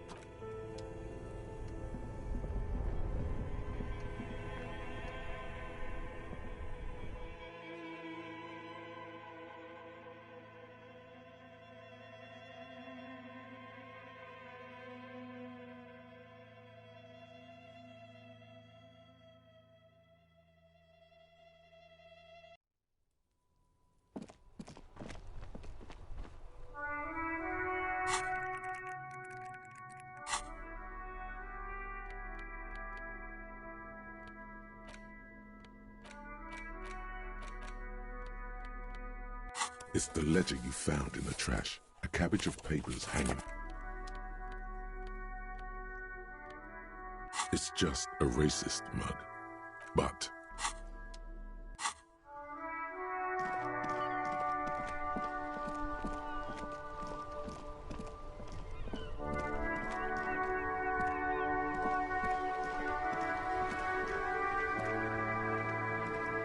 Watch out, Gaston. It's Inspector Oath. Come to throw more of our stuff into the sea, officer. See, René, I told you he was one of the good guys. You should have more faith in people. What is this? Are you mocking us? This isn't for pétanque. Now. No need to get angry again, René. I'm sure the officer tried his best. It's not like there's a bull kiosk here in Martinez. The best, huh? This isn't even a bull. But fine. I guess you did attempt to right your hooliganism. Consider it forgiven. It's a Belle McGrave. 4.46 caliber. Breech loading. Revachol made. Good weapon. Accurate and reliable. This one's inoperable. The bolt spring is missing and the mechanism is jammed shut. Still a beauty. Where did you find her? I'm not surprised. There are probably lots of forgotten wartime weapons lying around here. Back in the day, everyone had something stashed away. As for the rifle, I don't know what else to tell you.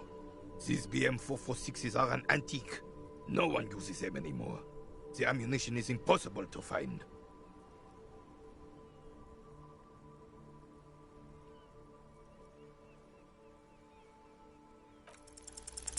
Still, all you see is an old... Anything else I can assist you with?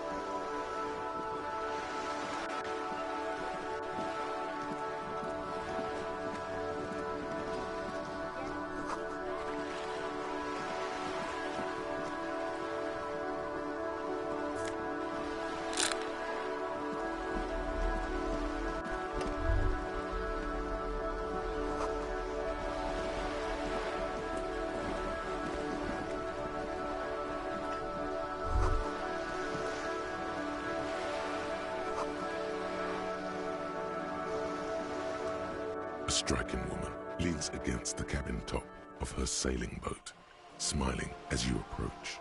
Her green raincoat glistens with droplets. A silk scarf is tied around her throat.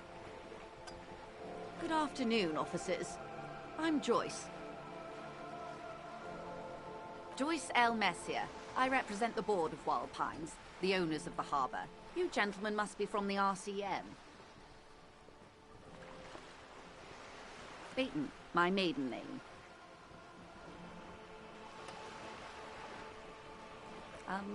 I meant you, the Revachol Citizens Militia, the police. Nothing, honestly. I've said it to every drunk in town, and you're the first one who's responded. What is implied here? That you're a drunk? She hasn't actually said it to every drunk in town. It was spoken in jest. Of course you're not. It was only a joke. I'm glad to see you here. I was dispatched to handle a strike, not a lynching. Anything I can do to assist the RCM in this matter, I will, gladly. That is good to hear, madame. My colleague will take the lead on this interview. I should let you know that he is recovering from an unusual medical episode. Very unusual. But I can assure you of his ultimate competency. There's a trace of irony in his voice. Mischief, even. The lieutenant is hatching some scheme. How interesting. I wish you a swift recovery. In the meanwhile, you have my full cooperation, and the full cooperation of the Wild Pines group. It's hard to get a read on her precise disposition, but she appears helpful.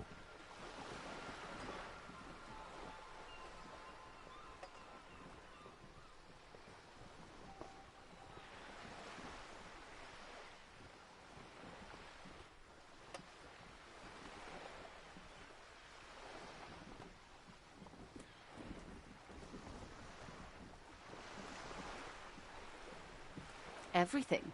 Right up to, but not including, trade secrets.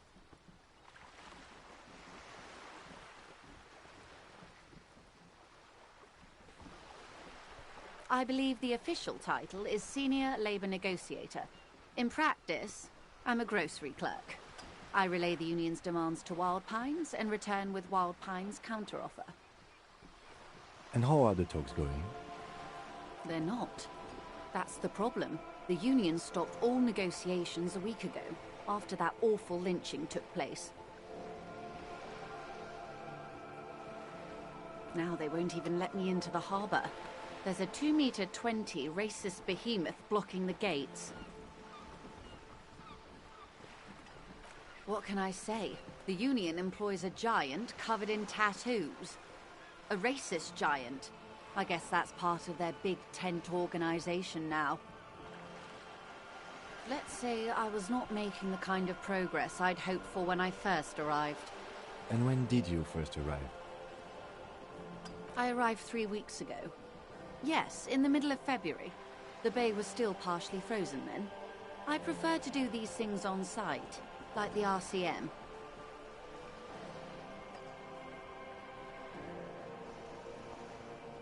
But the strike began in December.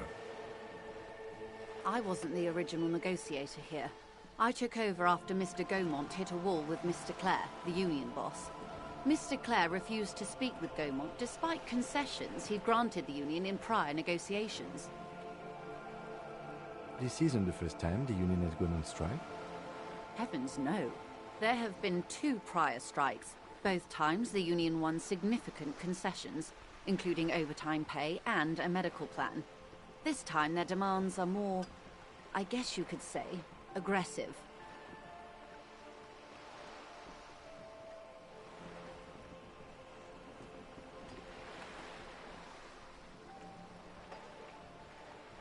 Ludicrous even. It's meant.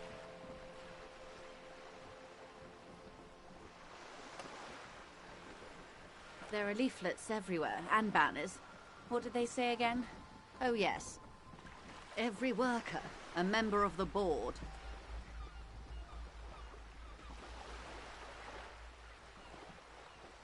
Most of the workers probably don't know what that means.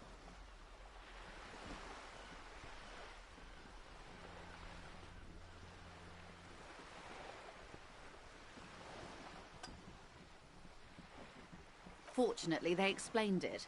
Every time the Wild Pines group makes a decision about anything, it needs the signature of each of the 2,200 workers in its Martinez terminal.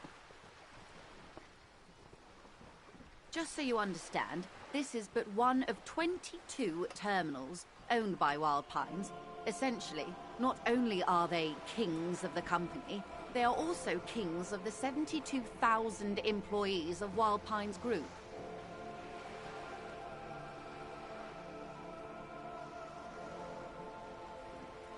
They're having a blast. But how can they afford it? After 4 months, my assumption was they would prefer a more practical solution. I'm not sure. Naturally, I assume that was just their opening position, a hard-nosed tactic with a side of mockery. But there's been no follow-up, just the same nonsensical slogan repeated over and over again. And now, people are getting lynched, I hear. Behind the whirling in rags. A disastrous situation if there ever was one. Excuse me, from whom did you hear about this lynching? I first heard it from the boyar at the gates. The one whose very name advertises his aversion to work. I think he said it was, "Call me mañana." Mr. Clare told him to... how did he put it? Fuck off, midget. Gaumont is short of stature, you see. Keep in mind, this is a negotiator Mr. Clare has worked with before, and who was more than fair with him and the Union. Sounds like usual aggressive posturing. Everard Clare is a man of the utmost integrity. If you can say one thing about him, it's that he always puts the interests of the workers first. Of course not. Everard is fantastically corrupt. I imagine he has a thick, viscous goo where you and I have blood. He is the most corrupt individual I have ever seen, and I deal with men like him for a living. If there is anyone more venal, more irredeemably nepotistic, then it's his twin brother, Edgar. Yes, Edgar looks exactly like his brother, except for that lazy eye. He also talks exactly like Everard does, and when one's term as foreman is up, the other takes over. It's how they circumvent the term limits, you see, with a funny little switcheroo. While in office, they've embezzled God knows how much of their workers' dues.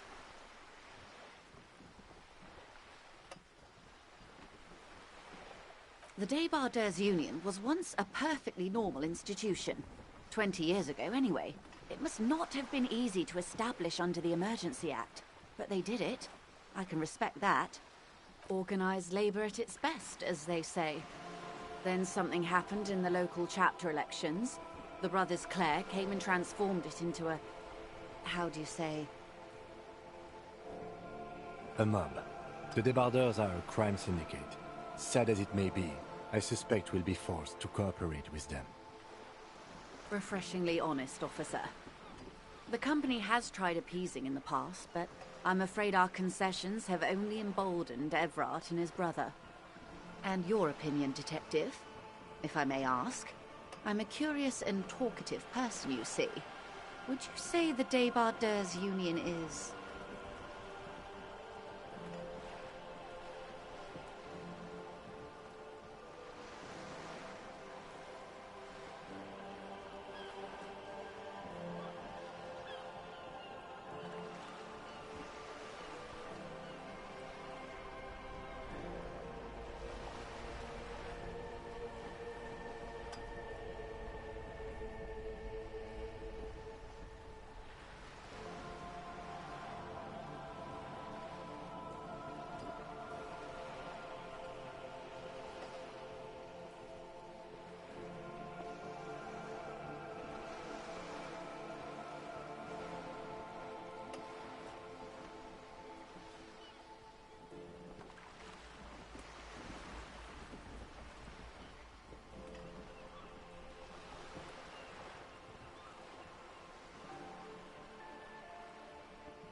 Indeed, and a hungry one.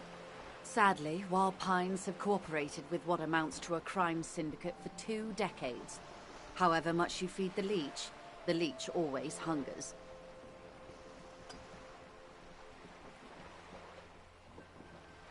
I'm glad you asked. There was a woman, the previous forewoman of the Union. She disappeared. Disappeared? Yes. On the last day of the local chapter elections, her daughter phoned in and said she wasn't running anymore, or coming to work. Ever. End of story. Indeed. The company suspects foul play, but there's nothing they could do. It was a union matter. The point of the presentation is, these kinds of things happen around the Clares. Watch out when you're dealing with him.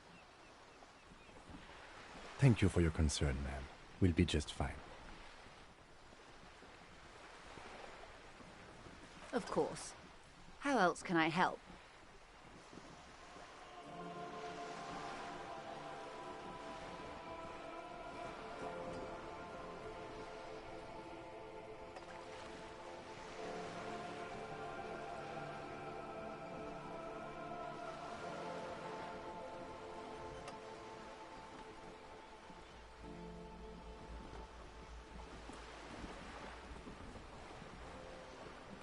This reality. Yes, reality is your side case. An experimental side case.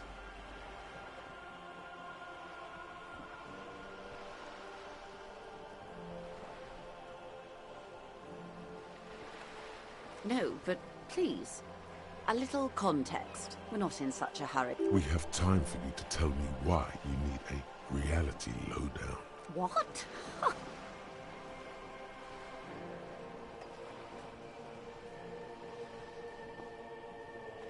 Such an acute encephalopathy just doesn't seem possible. Surely you're joking. Don't be phased, madame. He functions perfectly well. He only needs a lowdown on all of reality. You may be here a while then. I'll square up. All right, we're in. I know these all look good, but begin with the first, okay? We're in Martinez, baby. A casual term of endearment popular among the 50-plus crowd. It's a disco holdover, pay it no heed. Aren't we all? She refers to your corresponding ages. Martinez is a district of Revachol. A very small district tucked away near the industrial harbour, north of the 881 and Jamrock. You would be excused for not knowing about it. Unimportant, they say. Forgotten, even. Shelled to smithereens during the Revolution. It has its charms, just not this time of year.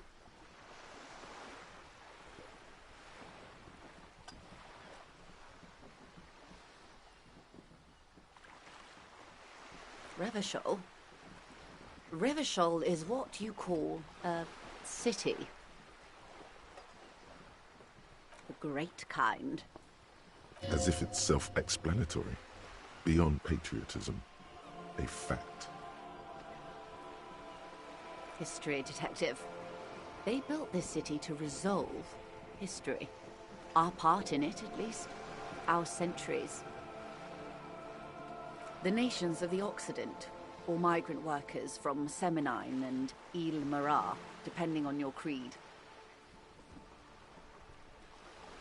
The nations of the Occident, or migrant workers from Seminine and Ile-Marat, depending on your creed.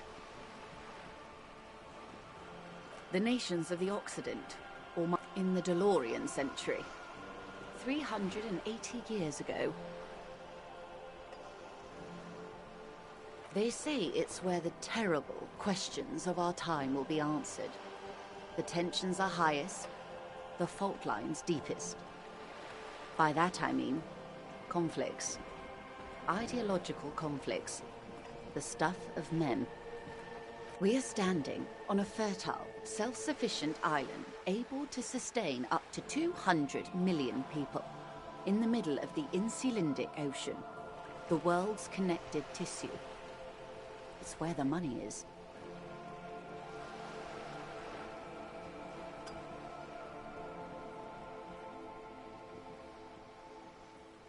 I think it's fair to say so. Martinez is about 22 kilometers from the center of the world.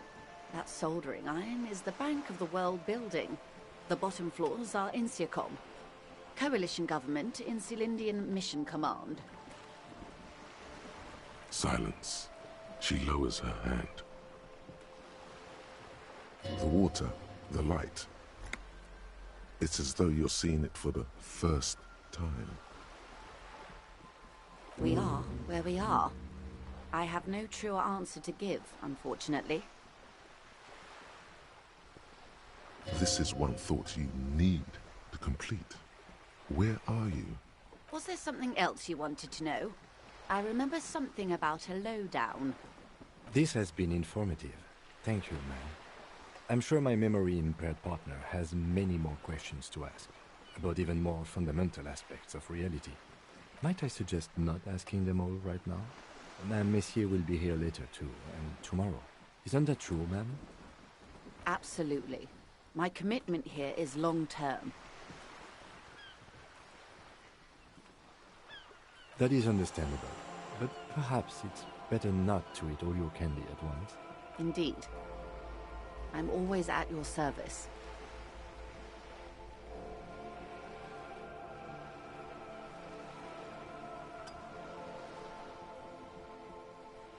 A bird? A sphenicid? A flightless bird of the polar regions? Of course you're not, my dear. I'm just terrible at guessing games. Ah! This is the pier of Rue de Saint-Ghislain, 33A, where the tenants have been kind enough to rent me a slot. Or two. A pre-revolutionary tenement.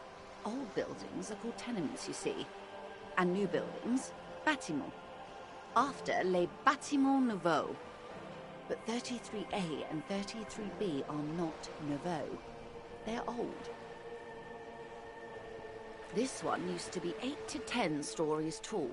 A real high-rise by the standards of the last century. Built to mirror the skyscrapers across the bay in the Delta. That was before the war, of course. Mostly the urban middle class, I believe. This was once primo real estate, before the cannons lopped 4 or 5 stories off. Splat, splat.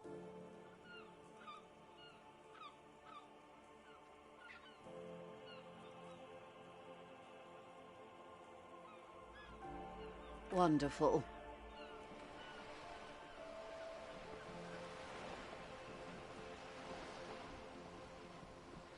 These are unimportant times, Detective. You and I were born after the dust had settled. 1,000th of a second too late. For the big time. The revolution. It's quite easy. Every 100 years or so, our species gets together to decide what's next, who gets shot in the head, and who gets the mineral rights. It's a real kerfuffle.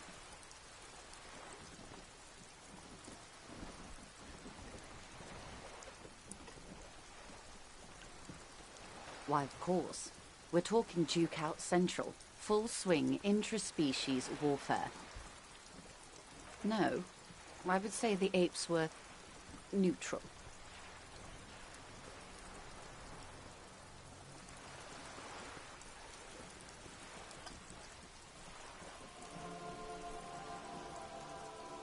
On the other hand, maybe you're right.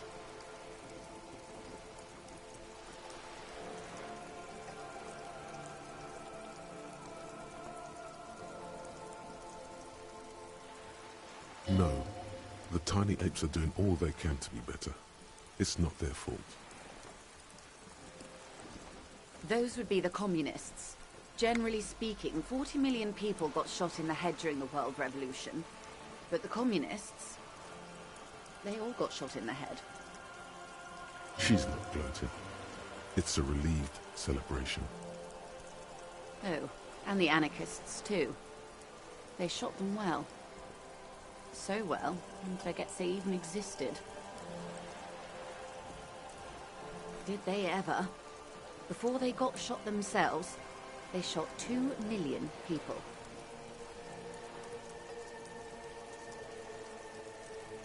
Yeah, it was a kerfuffle, all right. Yes, the Insulindian deluge, they call it. Oh, lots of people. Even the king got shot in the head, or thrown beneath a horse, or drowned. Accounts differ. It was unceremonious. Just as well, he wasn't actually the king. Just the king's nephew. The real king abdicated and lived out a long and productive life as a venture capitalist in Grad.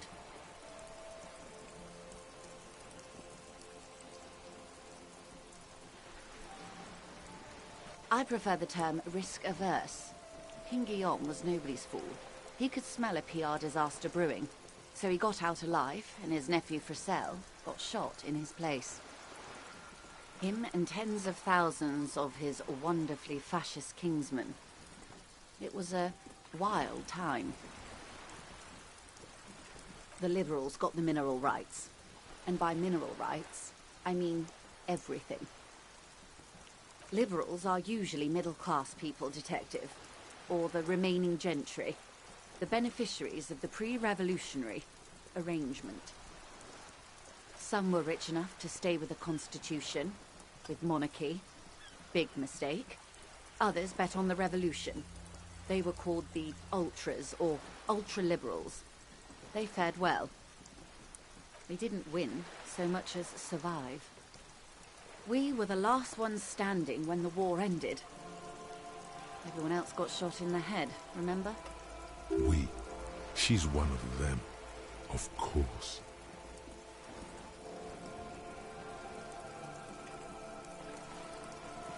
To foreign intervention, the coalition.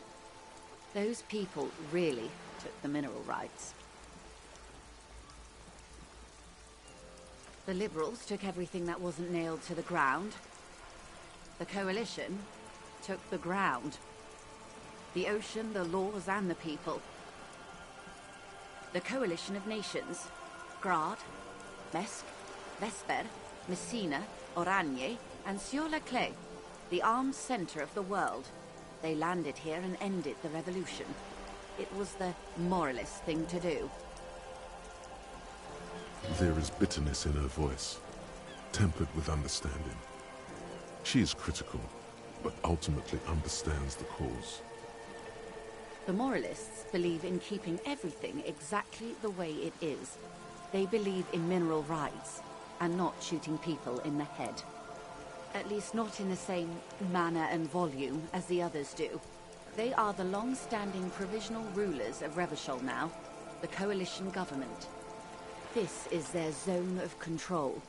They embolden the RCM with crumbs of the same law they took. Technically speaking, you are a moralist. The color of moralism is blue.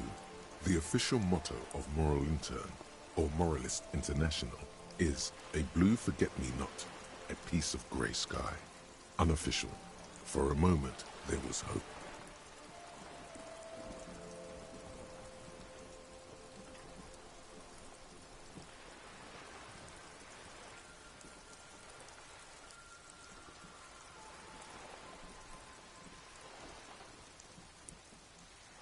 A devout man of the center.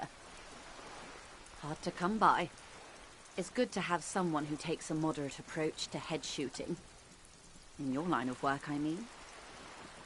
The turn of the century revolution? Don't answer it. It's a trick question. The revolution began in '02 on the Isla of Grad, though by the end, nearly the whole world had gotten involved. It wasn't a who, but a what. A pandemic of Zarat, a particularly virulent prion disease, which the authorities in Grad proved unable to contain. Then Mazov came along and overthrew the government. It made people overthrow their governments. Of course not. It was a highly infectious microorganism that destroyed brain tissue. The actual causes of the revolution were material. The pandemic only provided the spark. From Revachol and Grad? Not far. The world managed to cauterize itself. Mazov's government was overthrown in '08, and the coalition crushed the Revachol commune 2 years later. It was the end. Why? You and I, officer. Our lives in the zone of control. Something tells you her life and yours are not that similar. Maybe it's because she has a boat and you have that necktie?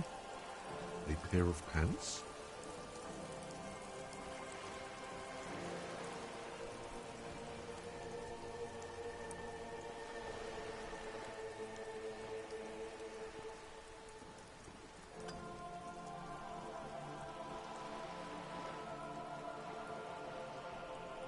A city-state divided into free market zones under the everlasting interregnum of the Coalition of Nations.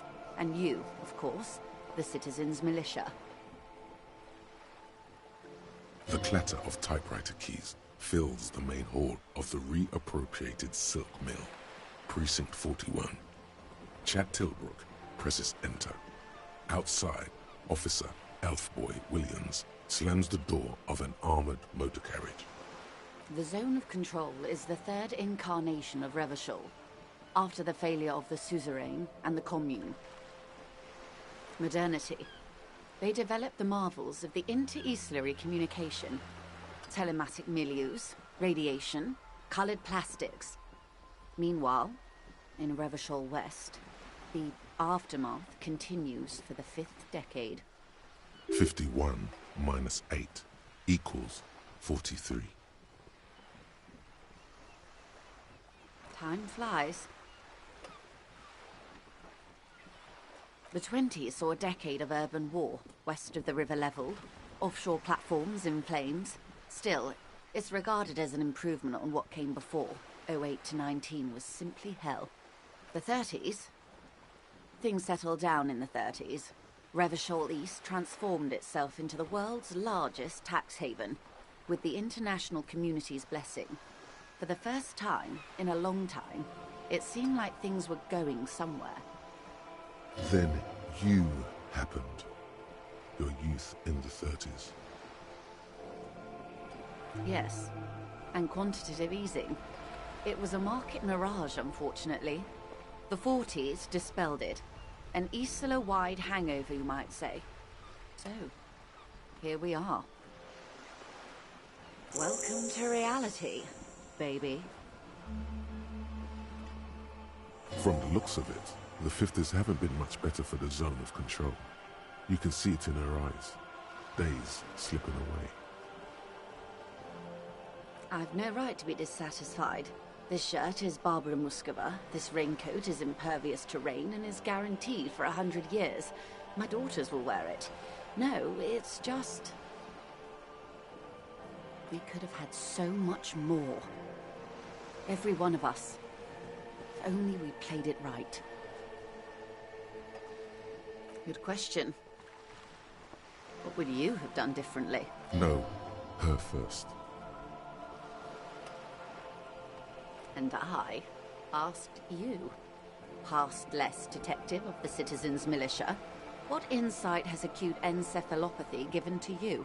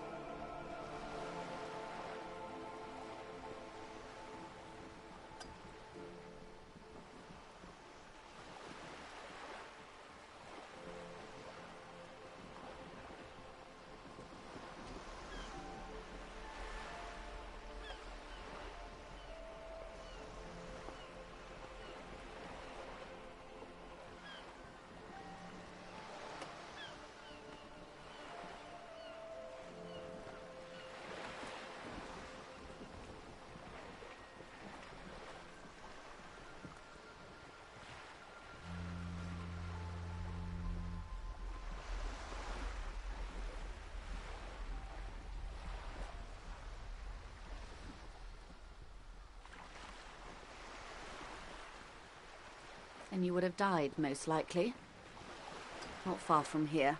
Maybe even right here, during the beachhead, defending the coast the day the Coalition took the city.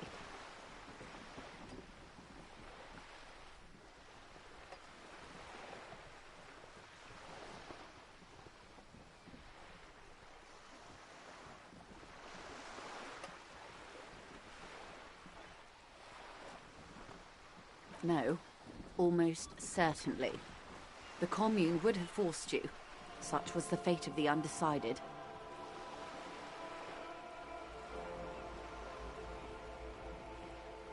They are what they are. Who knows? An afterbloom may yet come. Anyway, enough sentimentality. Is there anything else you want to know? Not so fast. Who is she in all this? Ask her who she is. She owes you an answer.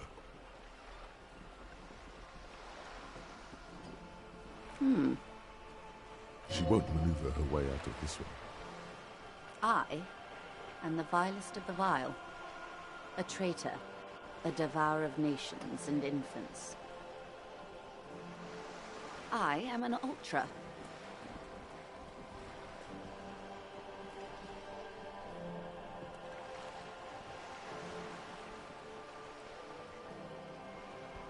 Haven't you heard? I am a nether creature of the Forbidden Swamp. One of those who pushed the king under a shit wagon and betrayed the revolution. I can see you thought I'd gone extinct. No sane person identifies as an ultra-liberal anymore. Not in broad daylight. You're a centrist at heart. A real moralist. Tell me, now that I've uncoiled myself, do you find me frightening? In her green eyes, you see a mixture of truth and self-satire. Decades of guilt and pride. Forgive her. But only because you like pearlescent teeth and those light green eyes.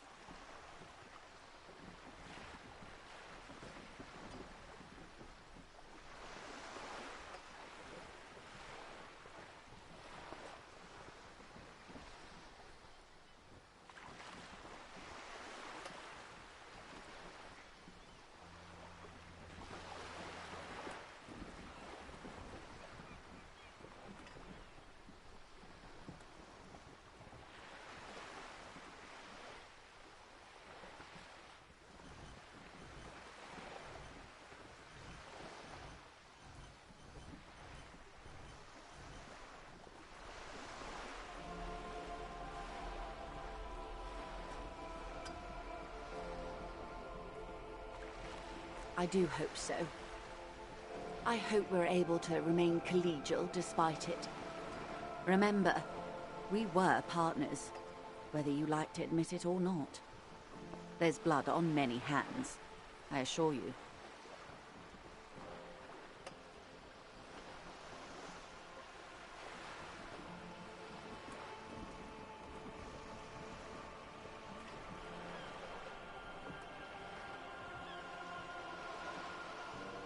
When the dust settled, the Liberals were the only ones left to clean up the mess. By virtue of their survival, they were handed enormous power to shape the future. This was all our last generation managed. With due respect to our overlords, the eternal caretaker government that keeps Martinez a monument to the efficacy of its artillery. An appropriate warning to those who cross the line and pull the city into madness once more. I would not have relinquished sovereignty to the Coalition. Not here in Martinez, and not in the Stella Maris or Delta Beachheads either. If not for my own sake. Then for my daughters. We had an obligation to defend our sovereignty. We should have burned the whole Isla down rather than let them have it. Dark orange flames reflect in her green eyes. An oil fire on the ocean. Yes, I suppose I am. But I wouldn't be a patriot anywhere but here. Seditious talk, man. Perhaps. My intellectual vanity will be my undoing. You're no dummy yourself.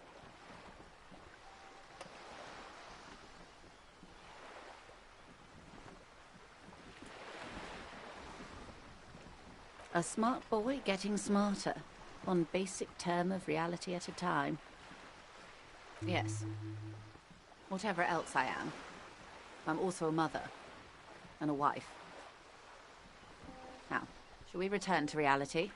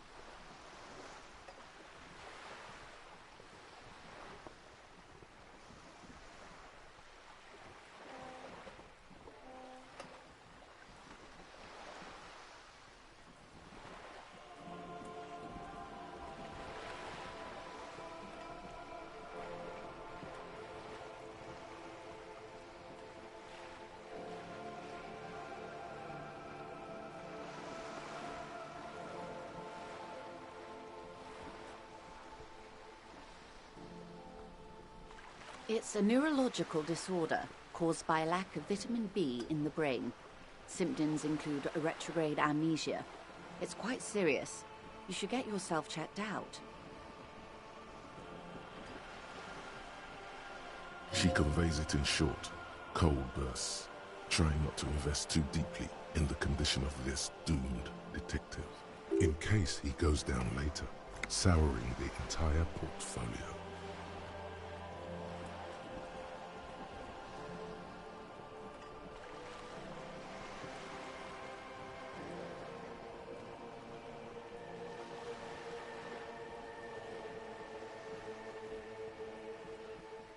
Well, it's either bariatric surgery or long-term alcohol use.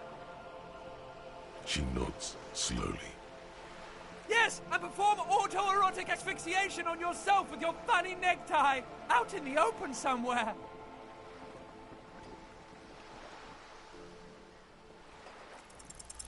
6 kilometers southwest, in the Valley of Dogs, Junior Officer Chad Tilbrook takes aim at a rabid black dog licking its wounds in the grass. To his left, his partner, Emil Mullins, whispers, "You heard what happened to Tequila Sunset in Martinez?" "Yes, he lost his mind," Tilbrook answers, fingers on the trigger. "Don't worry, Emil." He pulls it out slowly. Slowly now. He'll find it again. We always do. You?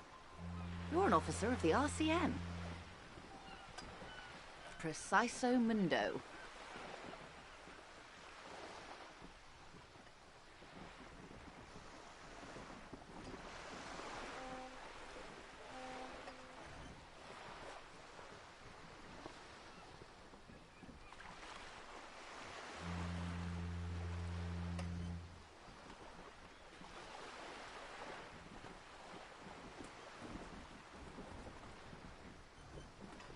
Nothing more nor less than the de facto law enforcement body of post-revolutionary Revachol, Detective.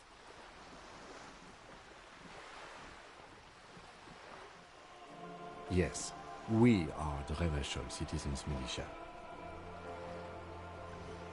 He's being sarcastic.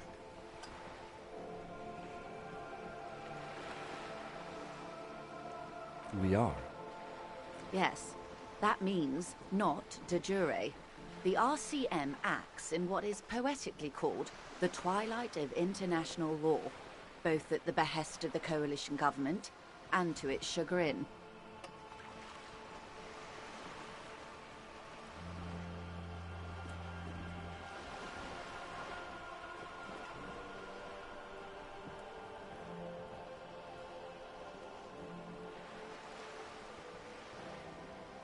The RCM's responsibilities are defined by the Emergency, Wayfarer and Aliments Acts, 3 pieces of legislation keeping the city in a, let's be honest, laissez-faire stasis to the benefit of foreign capital.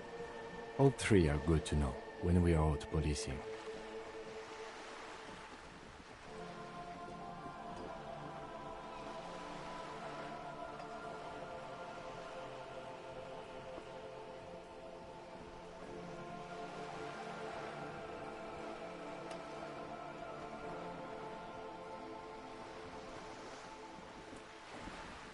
There's nothing basic about your role, Detective.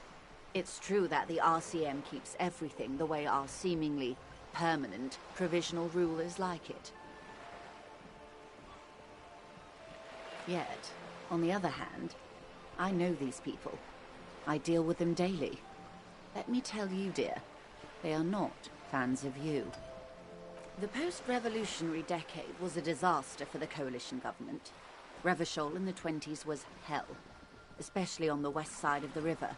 Gang warfare, a botched privatization scheme, a nuclear pile meltdown. They called it the international zone because no nation wanted to claim responsibility. The RCM restored peace where the coalition failed, a true blue citizens' initiative. They will never forgive you.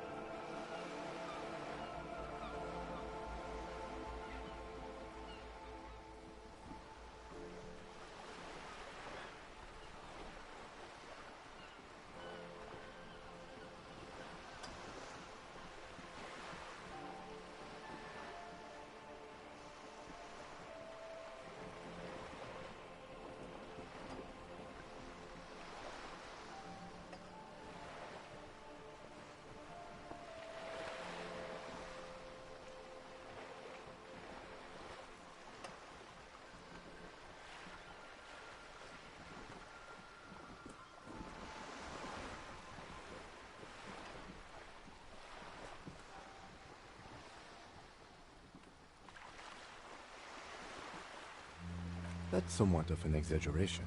In reality, ours is a mutually beneficial arrangement.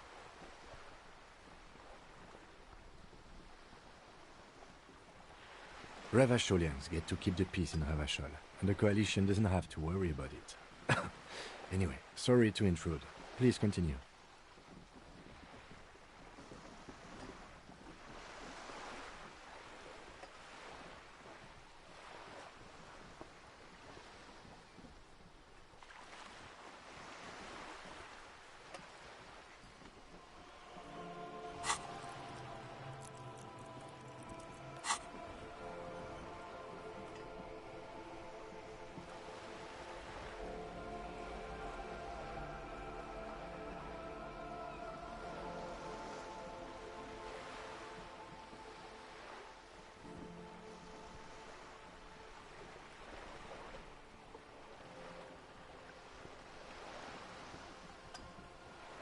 Yes, Lieutenant.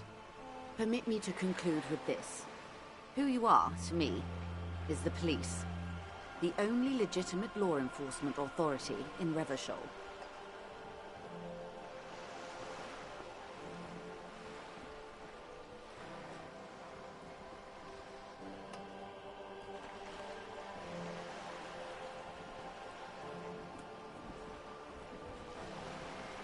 And if those authorities drink so hard they need help recalling the basic terms of reality, well, I'm here to help. What is all of this? The scent, the sound, the air. What world? The only one, I suppose. The world of matter. And its pale antipode. The camera of her mind glides over the surface of the water. Great bodies of water. Forest-covered surfaces. Clusters of light where the cities lie. You've seen the montage. We all have. This world is enough. There is a term of endearment they coined for it, in the DeLorean century, when humanity was high on this world, discovering more and more of it, these archipelagos included. Elysium.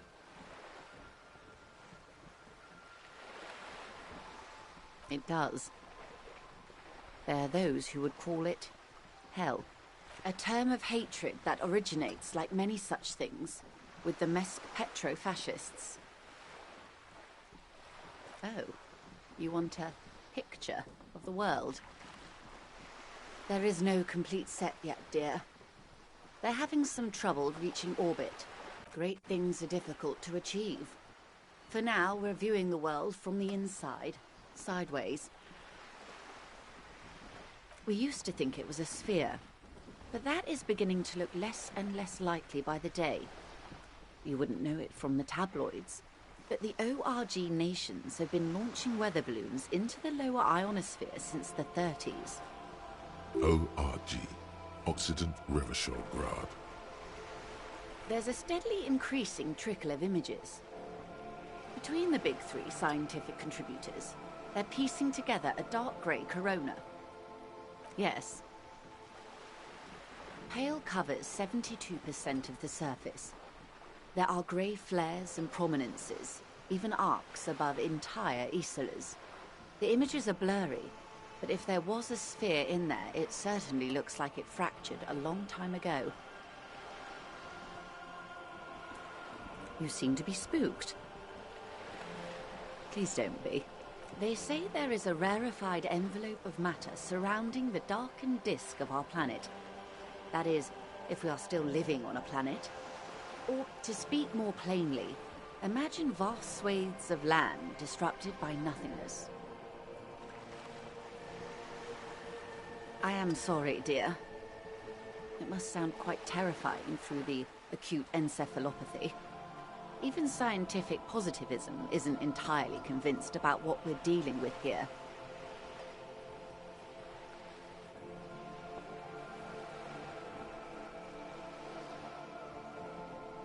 But this is one of the greatest questions of our time. Maybe when they get the complete set together, it will jolt us out of our rut, bring us together, however naive it may sound.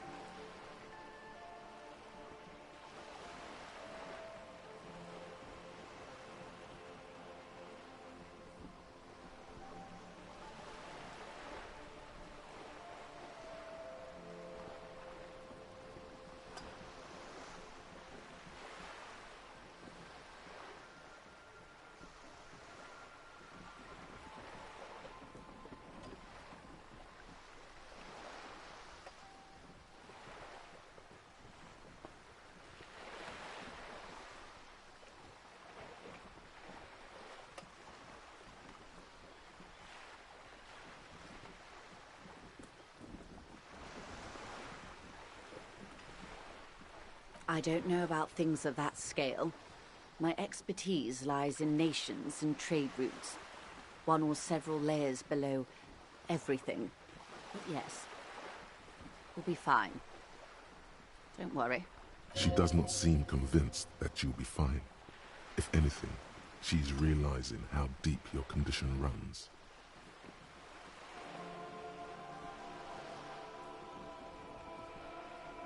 Yes.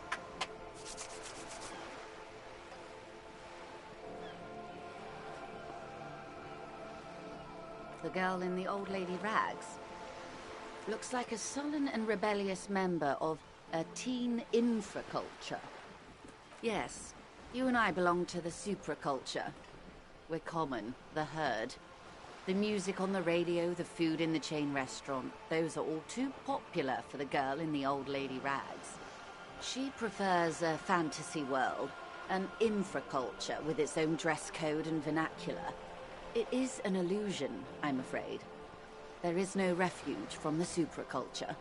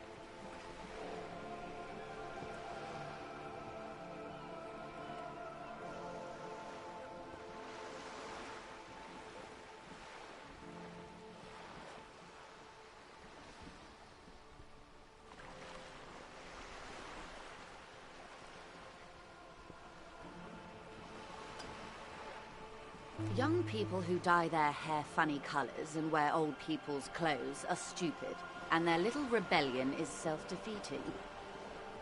All right. What next? Suddenly, you're not so sure you're part of the supraculture. And what would that be?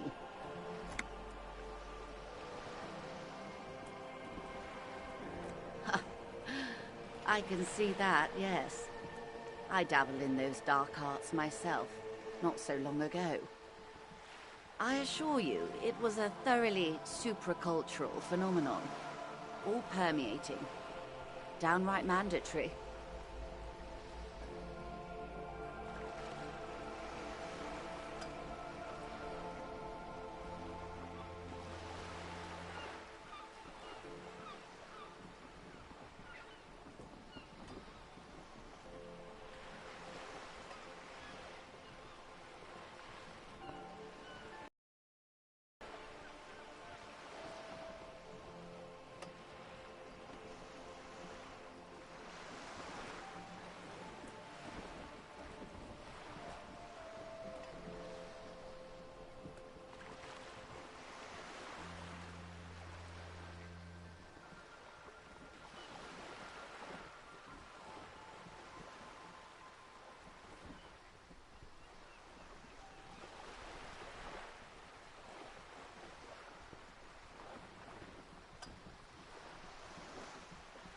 Nothing infra about disco, baby.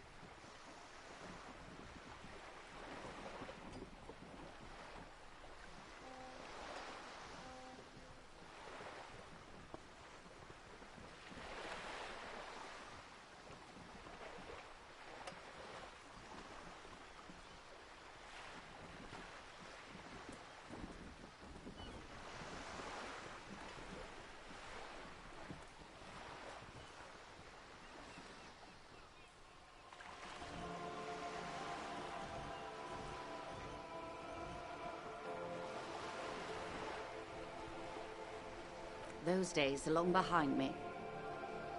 And even in the early 30s, I would say I was more of a new girl. Disco was a minor, but still enjoyable facet of the whole thing for me. The new, the cultural era, and the name of the decade it ravished, the 30s. It came out of post-revolutionary Revachol.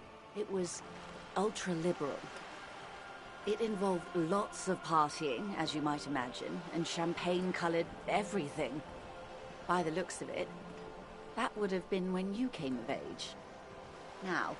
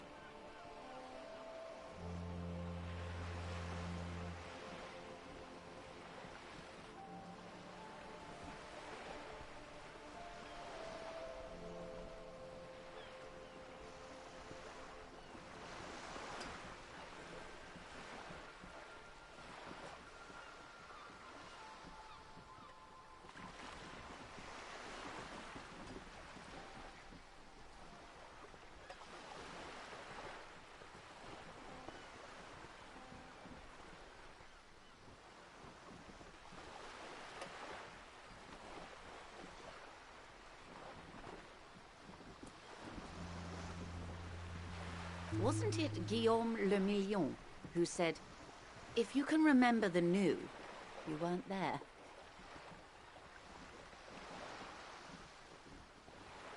Ah, yes. This is not very central to reality, is it? I can't be 100% sure, but I believe he died due to complications from venereal disease. All of them. You can't get a venereal disease from that, can you? I'm afraid no. But then again, one can't be entirely sure. It's all part of his mystique. Ask someone else and you may get a more champagne-colored take. Anyway, what other basic facets of reality should we discuss? Nothing more nor less than the de facto law enforcement body. Yes, we are the Revachol City. He's being sarcastic. We are. Yes, the RCM. All three are good to know when we are out policing.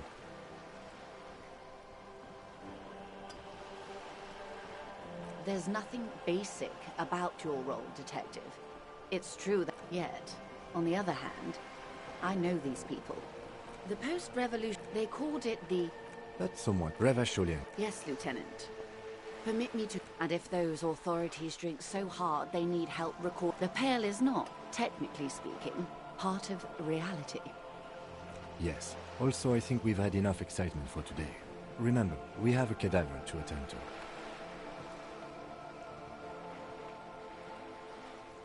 His voice is low, but firm. All she can say is... Of course, Lieutenant. Let's try something else.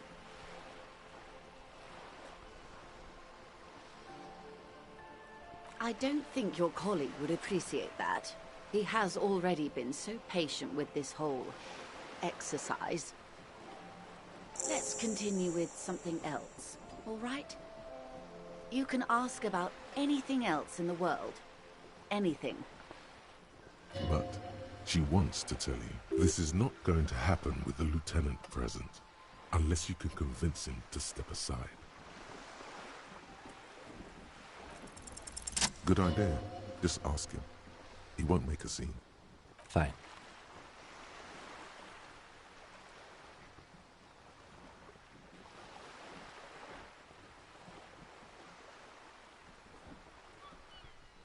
See?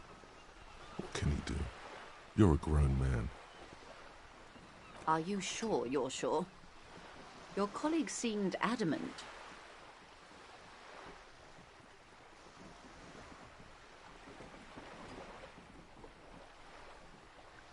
Okay. The Pale is the most dominant geological feature of the world, Detective. The separative tissue between the islas. It is the inter-islary mass.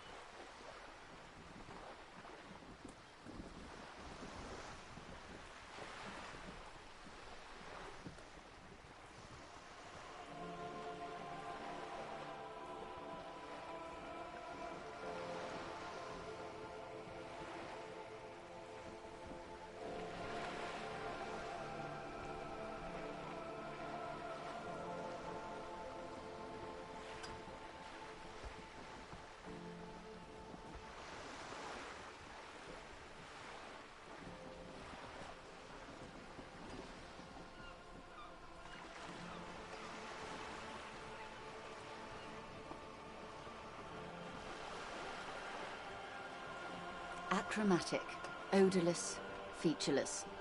The Pale is the enemy of matter and life. It is not like any other, or anything in the world. It is the transition state of being into nothingness.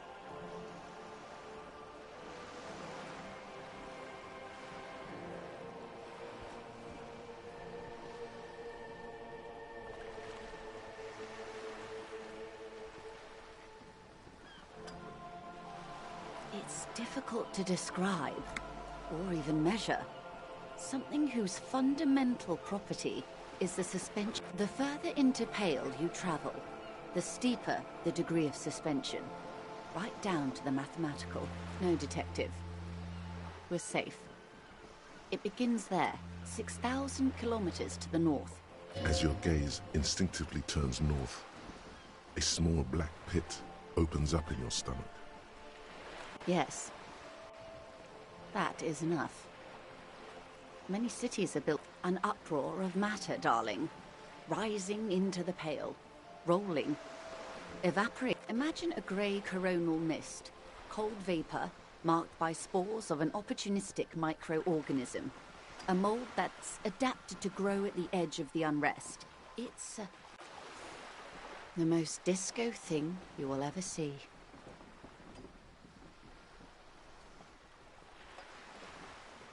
Oh, it is so difficult for us. It is possible to force dimensions on the Pale.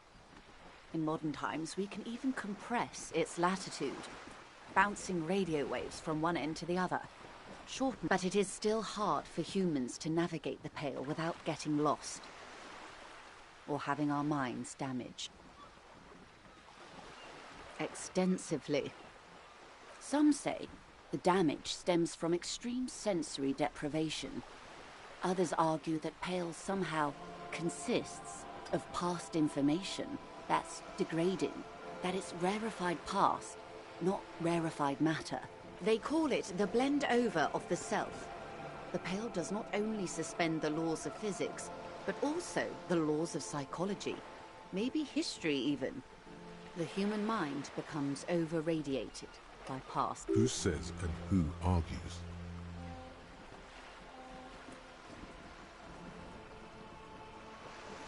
It feels terrible. Absolutely terrible. International standards strictly limit civilian travelers to 6 days of Pale exposure per year. It's more for her. Way more.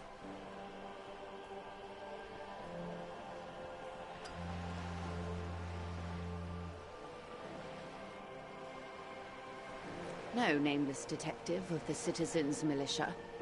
I am a member of the Entreprenetic Business Class. I'm cleared and trained for 22 days of Pale transit annually. Perhaps that explains her strange pining after the revolution. Some degraded early memories. Up to my gills, officer. Entreprenetics is the scientific study of the Pale, or a recent iteration of it by way of grad. The study of the Pale reaches back 6,000 years. The Pericarnassians called it the Western Plain. They had not traveled the entire circumference of the Pericarnassian Super E Solar. It was not merely in the west, it was everywhere, even then, surrounding them. There are signs of pre-modern crossings. Successful navigation of the Pale relies not just on technical know-how, but intensive psychological preparation. Some of these tactics have been known for thousands of years. Nothing. We remain powerless before the Pale. The only real advance in Pale transit is the speed with which an aerostatic craft can pierce it. Less exposure leads to less effects later. Hybrid airships, detective. Conventional rotors or jet engines no longer add velocity after the point of reference for motion is suspended, once you've crossed from near Pale to far Pale. In essence, we throw them in and they come out the other end.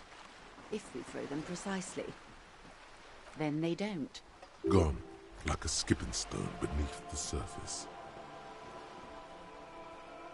The Pale outweighs reality 2 to 1. There is more Pale than there is matter, and the ratio is slipping. What do you think, detective?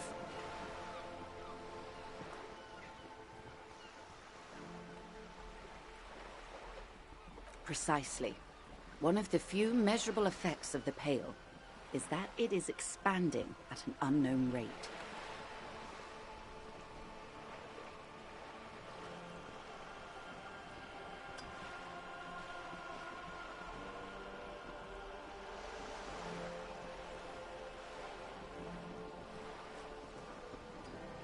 An intuitive conclusion of that development is that one day the Pale will cover everything. But this sort of talk is mostly left to extremists.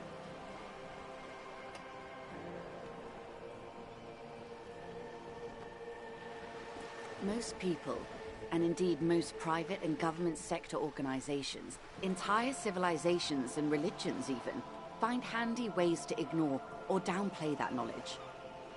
I suggest you do the same. Yes, sweet reality.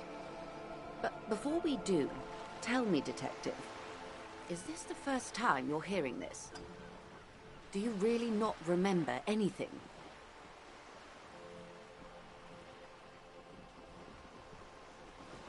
Beyond curious. Tell me, what do you think of the Pale?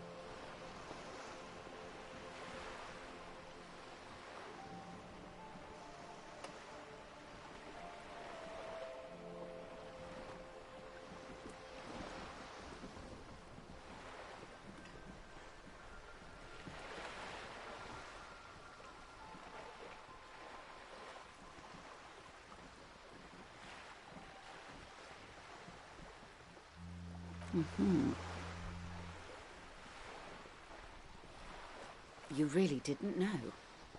This does not spell good for the investigation, Detective.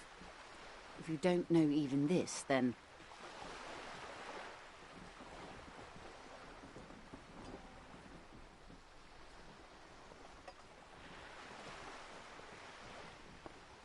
Your colleague, Lieutenant Kisaragi, is competent.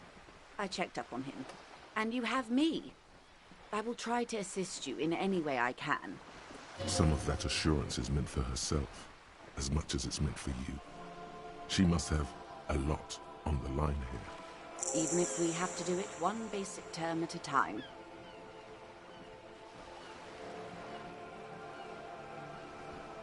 Good. You have not passed out from it. Perhaps I worried for nothing. Are we still on the reality lowdown, or should we do actual police work now?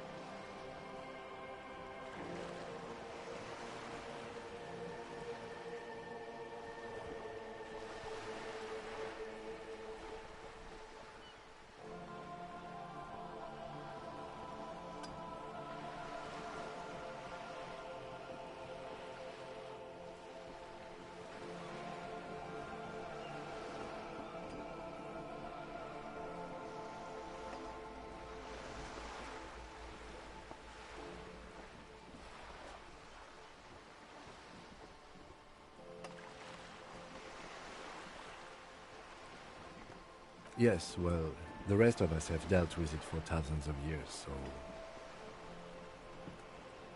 You will have to deal with it, too, the lieutenant thinks. This is why I didn't want you to know. Good luck, detectives.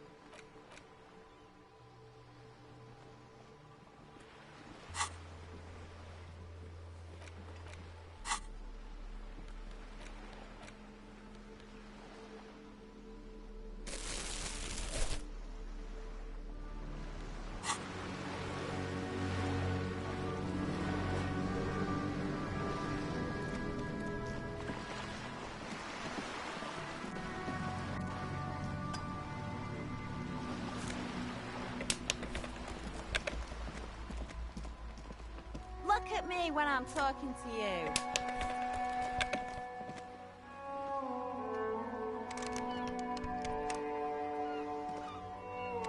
Hey, up here, piggo.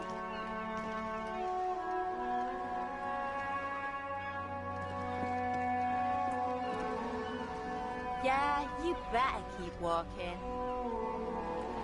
A sturdy metal door guards the southwest entrance to the apartment building. The door rattles against your knuckles, but there's no response. The door rattles again, but this time you hear an elderly woman's voice calling out from inside. Stop banging on the door! I'm not letting any more strangers inside. The police? Everyone knows the police don't come round here. No, I already told you. I won't be responsible for any more strangers getting into the building. Go check the backyard door. Maybe someone there will. Backyard door? There must be another entrance to the east. Madame, I assure you, we are real police officers. There is no reply. Just faint, sweeping sounds inside.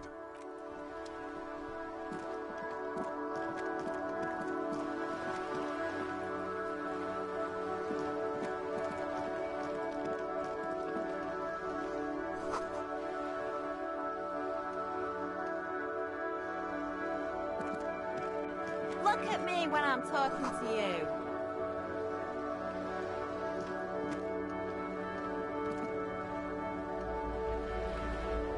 Hey! The streets will flow red once more.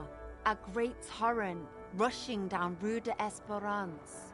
You wait and see.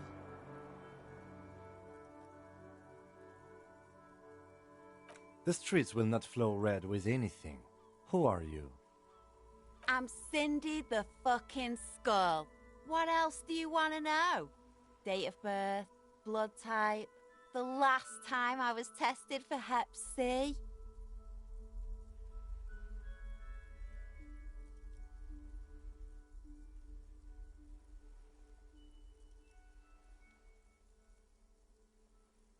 And here I was trying to be polite. Just can't win with you pigs. She's grown frustrated with her work and welcomes the opportunity to challenge authority in other ways.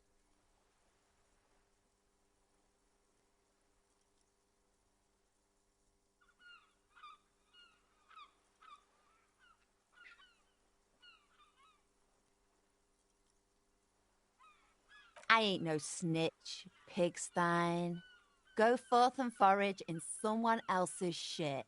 No shortage of squealers in these parts. Actually, there is a shortage of people who talk to us in a normal, calm, informative manner. We weren't put on this earth to make your life pleasant, fucko. She turns her head to face the coast and nods disdainfully toward Joyce, performing maintenance on her boat. Hatred, disgust, it's difficult to tell which of the two is more present in her girlish features. The woman on the boat does not notice her staring. That is on her. Someone's got to keep an eye on her. Ozon is an archipelago 2 days' travel away from Rivershore. Its moneyed residents, used to posh restaurants and upscale boutiques, rarely have reason to visit Martinez. On a first-name basis with her, are we? Piggy's moving up in the world. Have you got a crush on her? Aching for an opportunity to defend her honor? Can't you tell? I'm painting a beautiful mural, an aereo graffitio visible from low orbit. I haven't really started it yet. I'm waiting for the right words. This place is severely lacking in havoc. Not even the occasional trash can fire to break up the tedium. I thought I'd mix it up, you know. summon the forces of crime and social chaos with a wall-sized invitation. Have you ever tried your hand at graffiti-o? When faced with a blank wall, most people write unimaginative stuff, like pigs go home and Mono is here. We rarely see pigs round here, though. Just union cards. And my name's not Mona, so... She wants it to be something true and total. Yeah?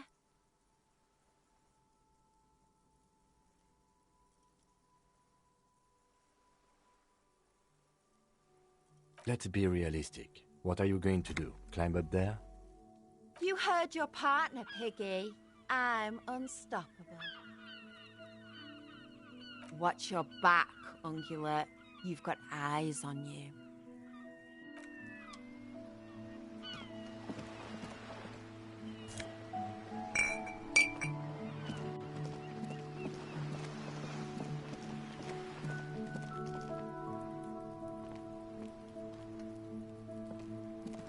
Just an ordinary wall. Nothing to see here. Yeah, why? Why must we stop to look at this wall every time we pass by?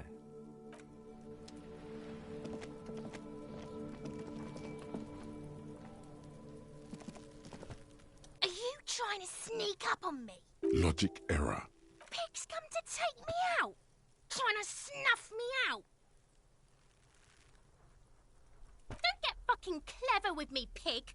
You think you're so clever.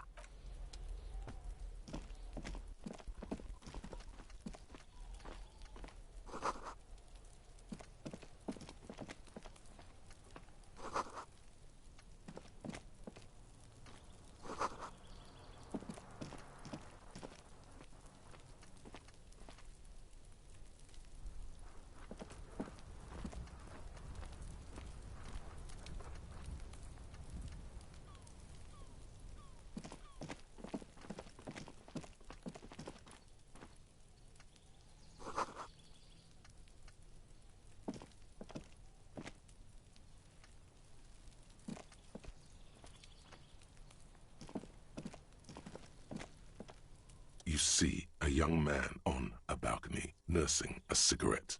His eyes have been following you for a while.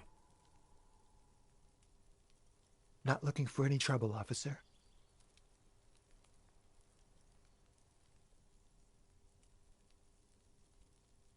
There's no trouble. I'm just speaking in a lowered voice. I don't want to be seen talking to the gendarmerie, if that's okay. I just want to finish my cigarette. Don't let him go. This could be your witness. The balcony has a great view of the whole thing. Is it really that important? All right, but make it quick. Once I finish this cigarette, I have to run. I'd even go so far as to say that the view is a little too good, my dear gendarme. Do you have an estimate of when the body will be taken away? We will remove the body as soon as possible. Now tell us, where were you last Sunday? Oh. You already asked me that, didn't you?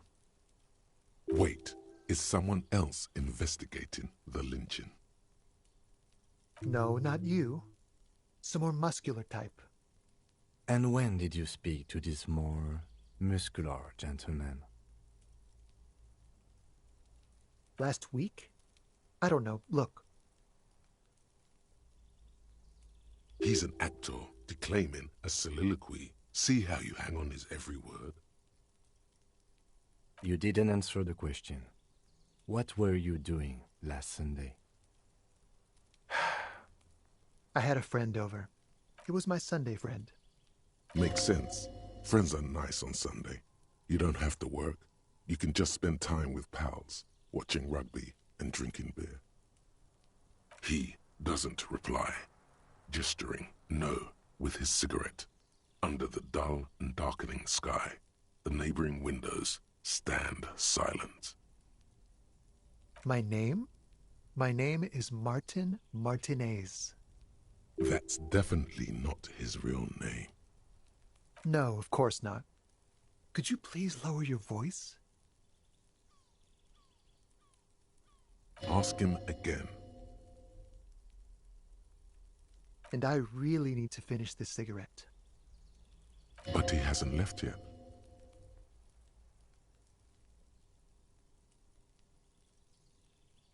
No. We won't.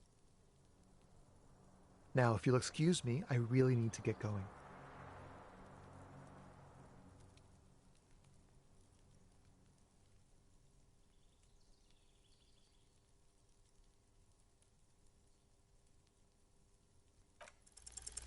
This isn't the place or time for questions. Who knows who might be watching from the distance, hidden behind the curtains? For a moment, the man on the balcony seems almost vulnerable. Something moves in the depths of his feline eyes, compassion, and a hint of understanding. I am sorry, but I really don't have the information you're looking for. But, hold on, what's that? For a split second, his hand lingers, as though gesturing towards a stone placed right next to the front door. It's a sign. Good luck with the investigation.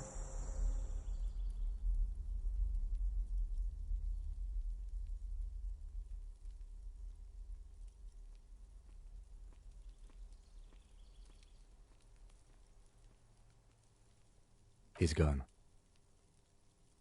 No point in running.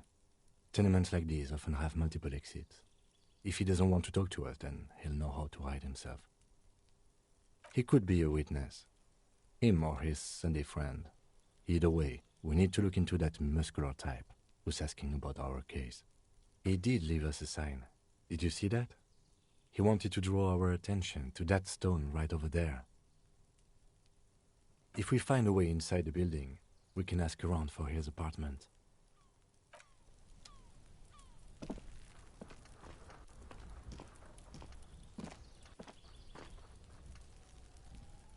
A stone, like any other, lying in a whirl of sleet and mud. There's a key beneath it, rusty from the dirt. This must be for the front door. Pity he doesn't have the apartment number on it. This building has many apartments and the man can be in any of them. We'll just have to go in and see.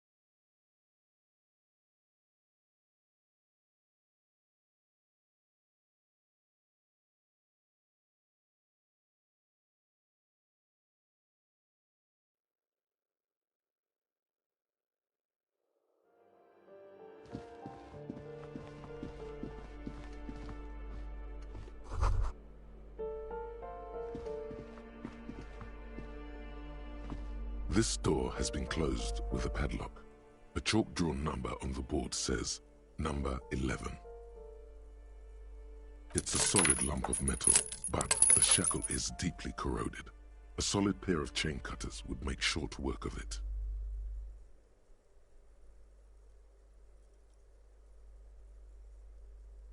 No reply.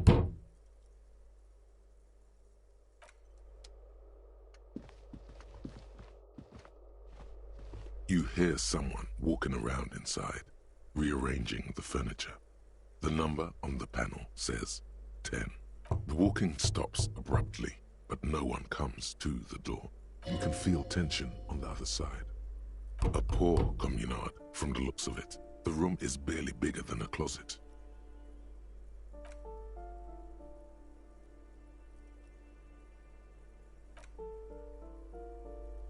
Let's go. We don't have a reason to get inside that apartment. It's generally easier to do things if you have literally any reason.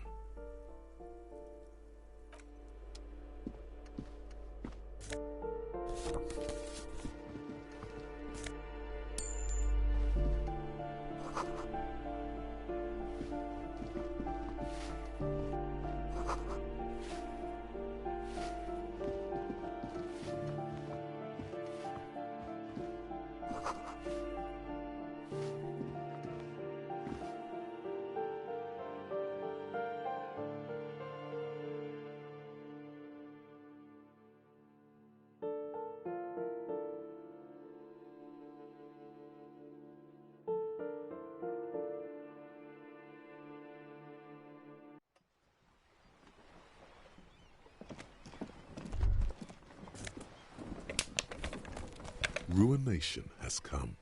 The broken arches betray the once grand history of this building. It towered over the harbor until it happened. A great force from the northeast fired into the city. Heavy artillery shelled the coastline. Fired from the water. A straight shot into Revachol. The tenement acted as a defensive wall against the worst of the shelling until it was destroyed, and they had a direct firing line. The waves of the Martinez Inlet rolled over the fallen remains of the building. The dark waters obscured the better part of the remains. What didn't fall into the ocean was used as scrap. What wasn't used as scrap was thrown into the ocean. Those arches acted as support for something greater than what you see now. Only 3 stories stand where 9 to 12 once did. Restoration has failed. What the shelling took out was never rebuilt. A fleet, the combined armies of Occident and Grad, with Mesk volunteers, a 5-nation army, hundreds of vessels. They massed airships further down in the Bay of Revachol. The artillery was so powerful. The ships not only required gyroscopic stabilization, they were anchored into the ocean floor as well. Many are still there to this day. If you squint, you can just barely see the shadow on the water, far in the northeast. Cannons still ready to placate Revachol. The Coalition. But that was a long time ago. I think we should move on. It's chilly up here. He does not like talking politics of this kind.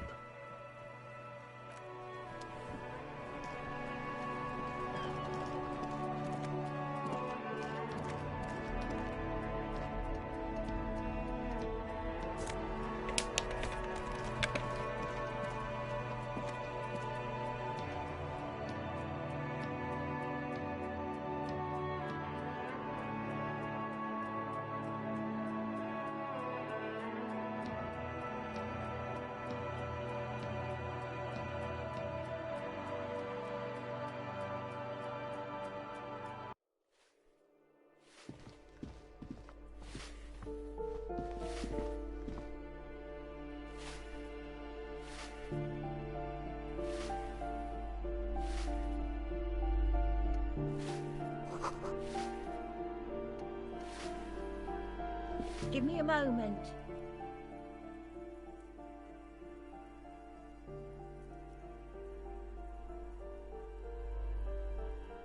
The cold never does any good for my bronchitis.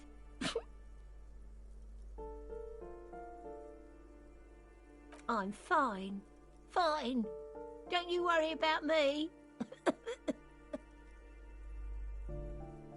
You're still worried.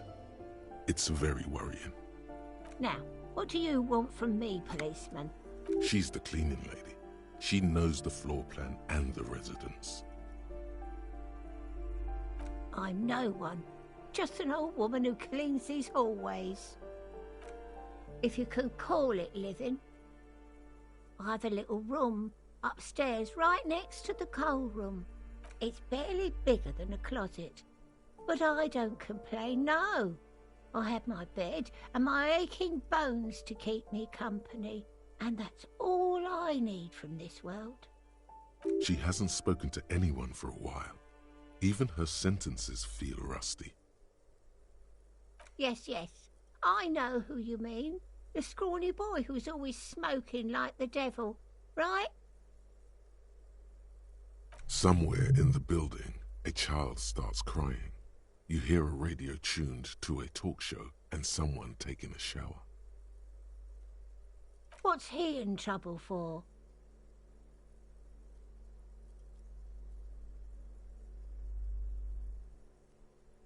Talk?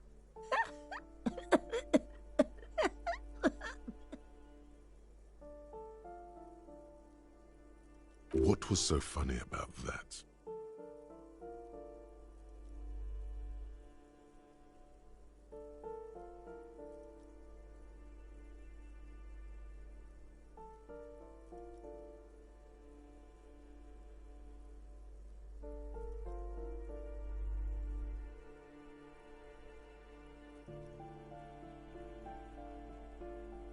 He lives upstairs in room 28.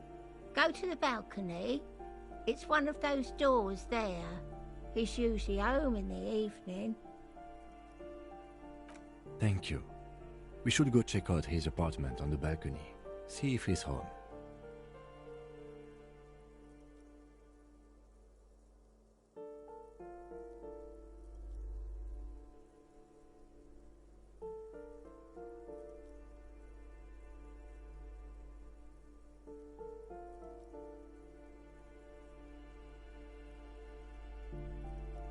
Ask away, policeman.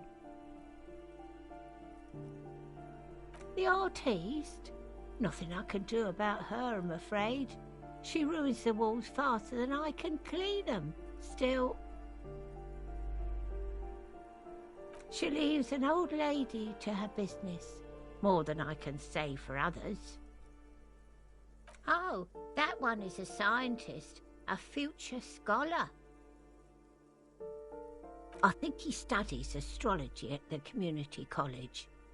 Education's good. I always tell them to study. Something to do with all those stars around his door. Yeah, that's what I said. Astrology. The lieutenant shakes his head, as though to say, let it go. Come on, people. Try to keep up any standards here. It's not about stars. It's... forget it.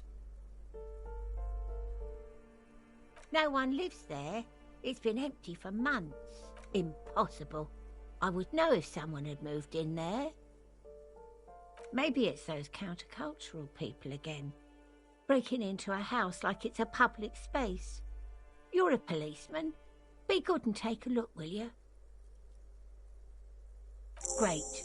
Young people. They're worse than rats. You know, always littering the hallways with trinkets and empty beer cans. People come and go. I don't keep an eye on everyone. They probably just moved, or died. Hopefully somewhere else. The hell am I supposed to know? Another nut job, I assume.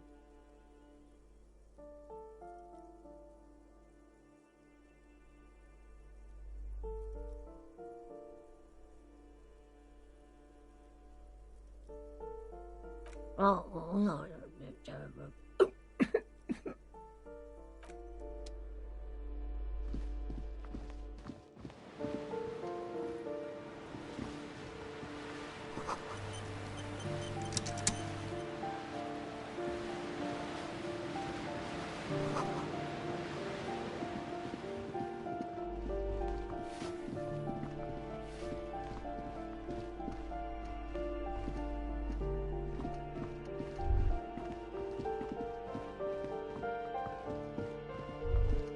That isn't just a five-pointed star. It's an inverted white pentagram cradled in a wreath of antlers, the iconography of communism, in other words.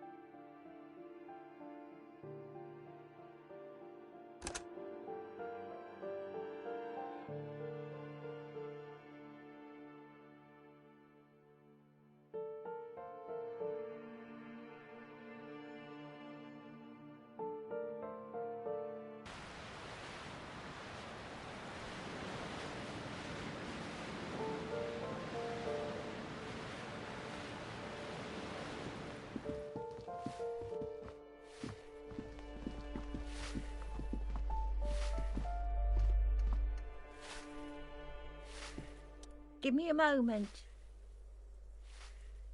Ask away, policeman. Oh, no.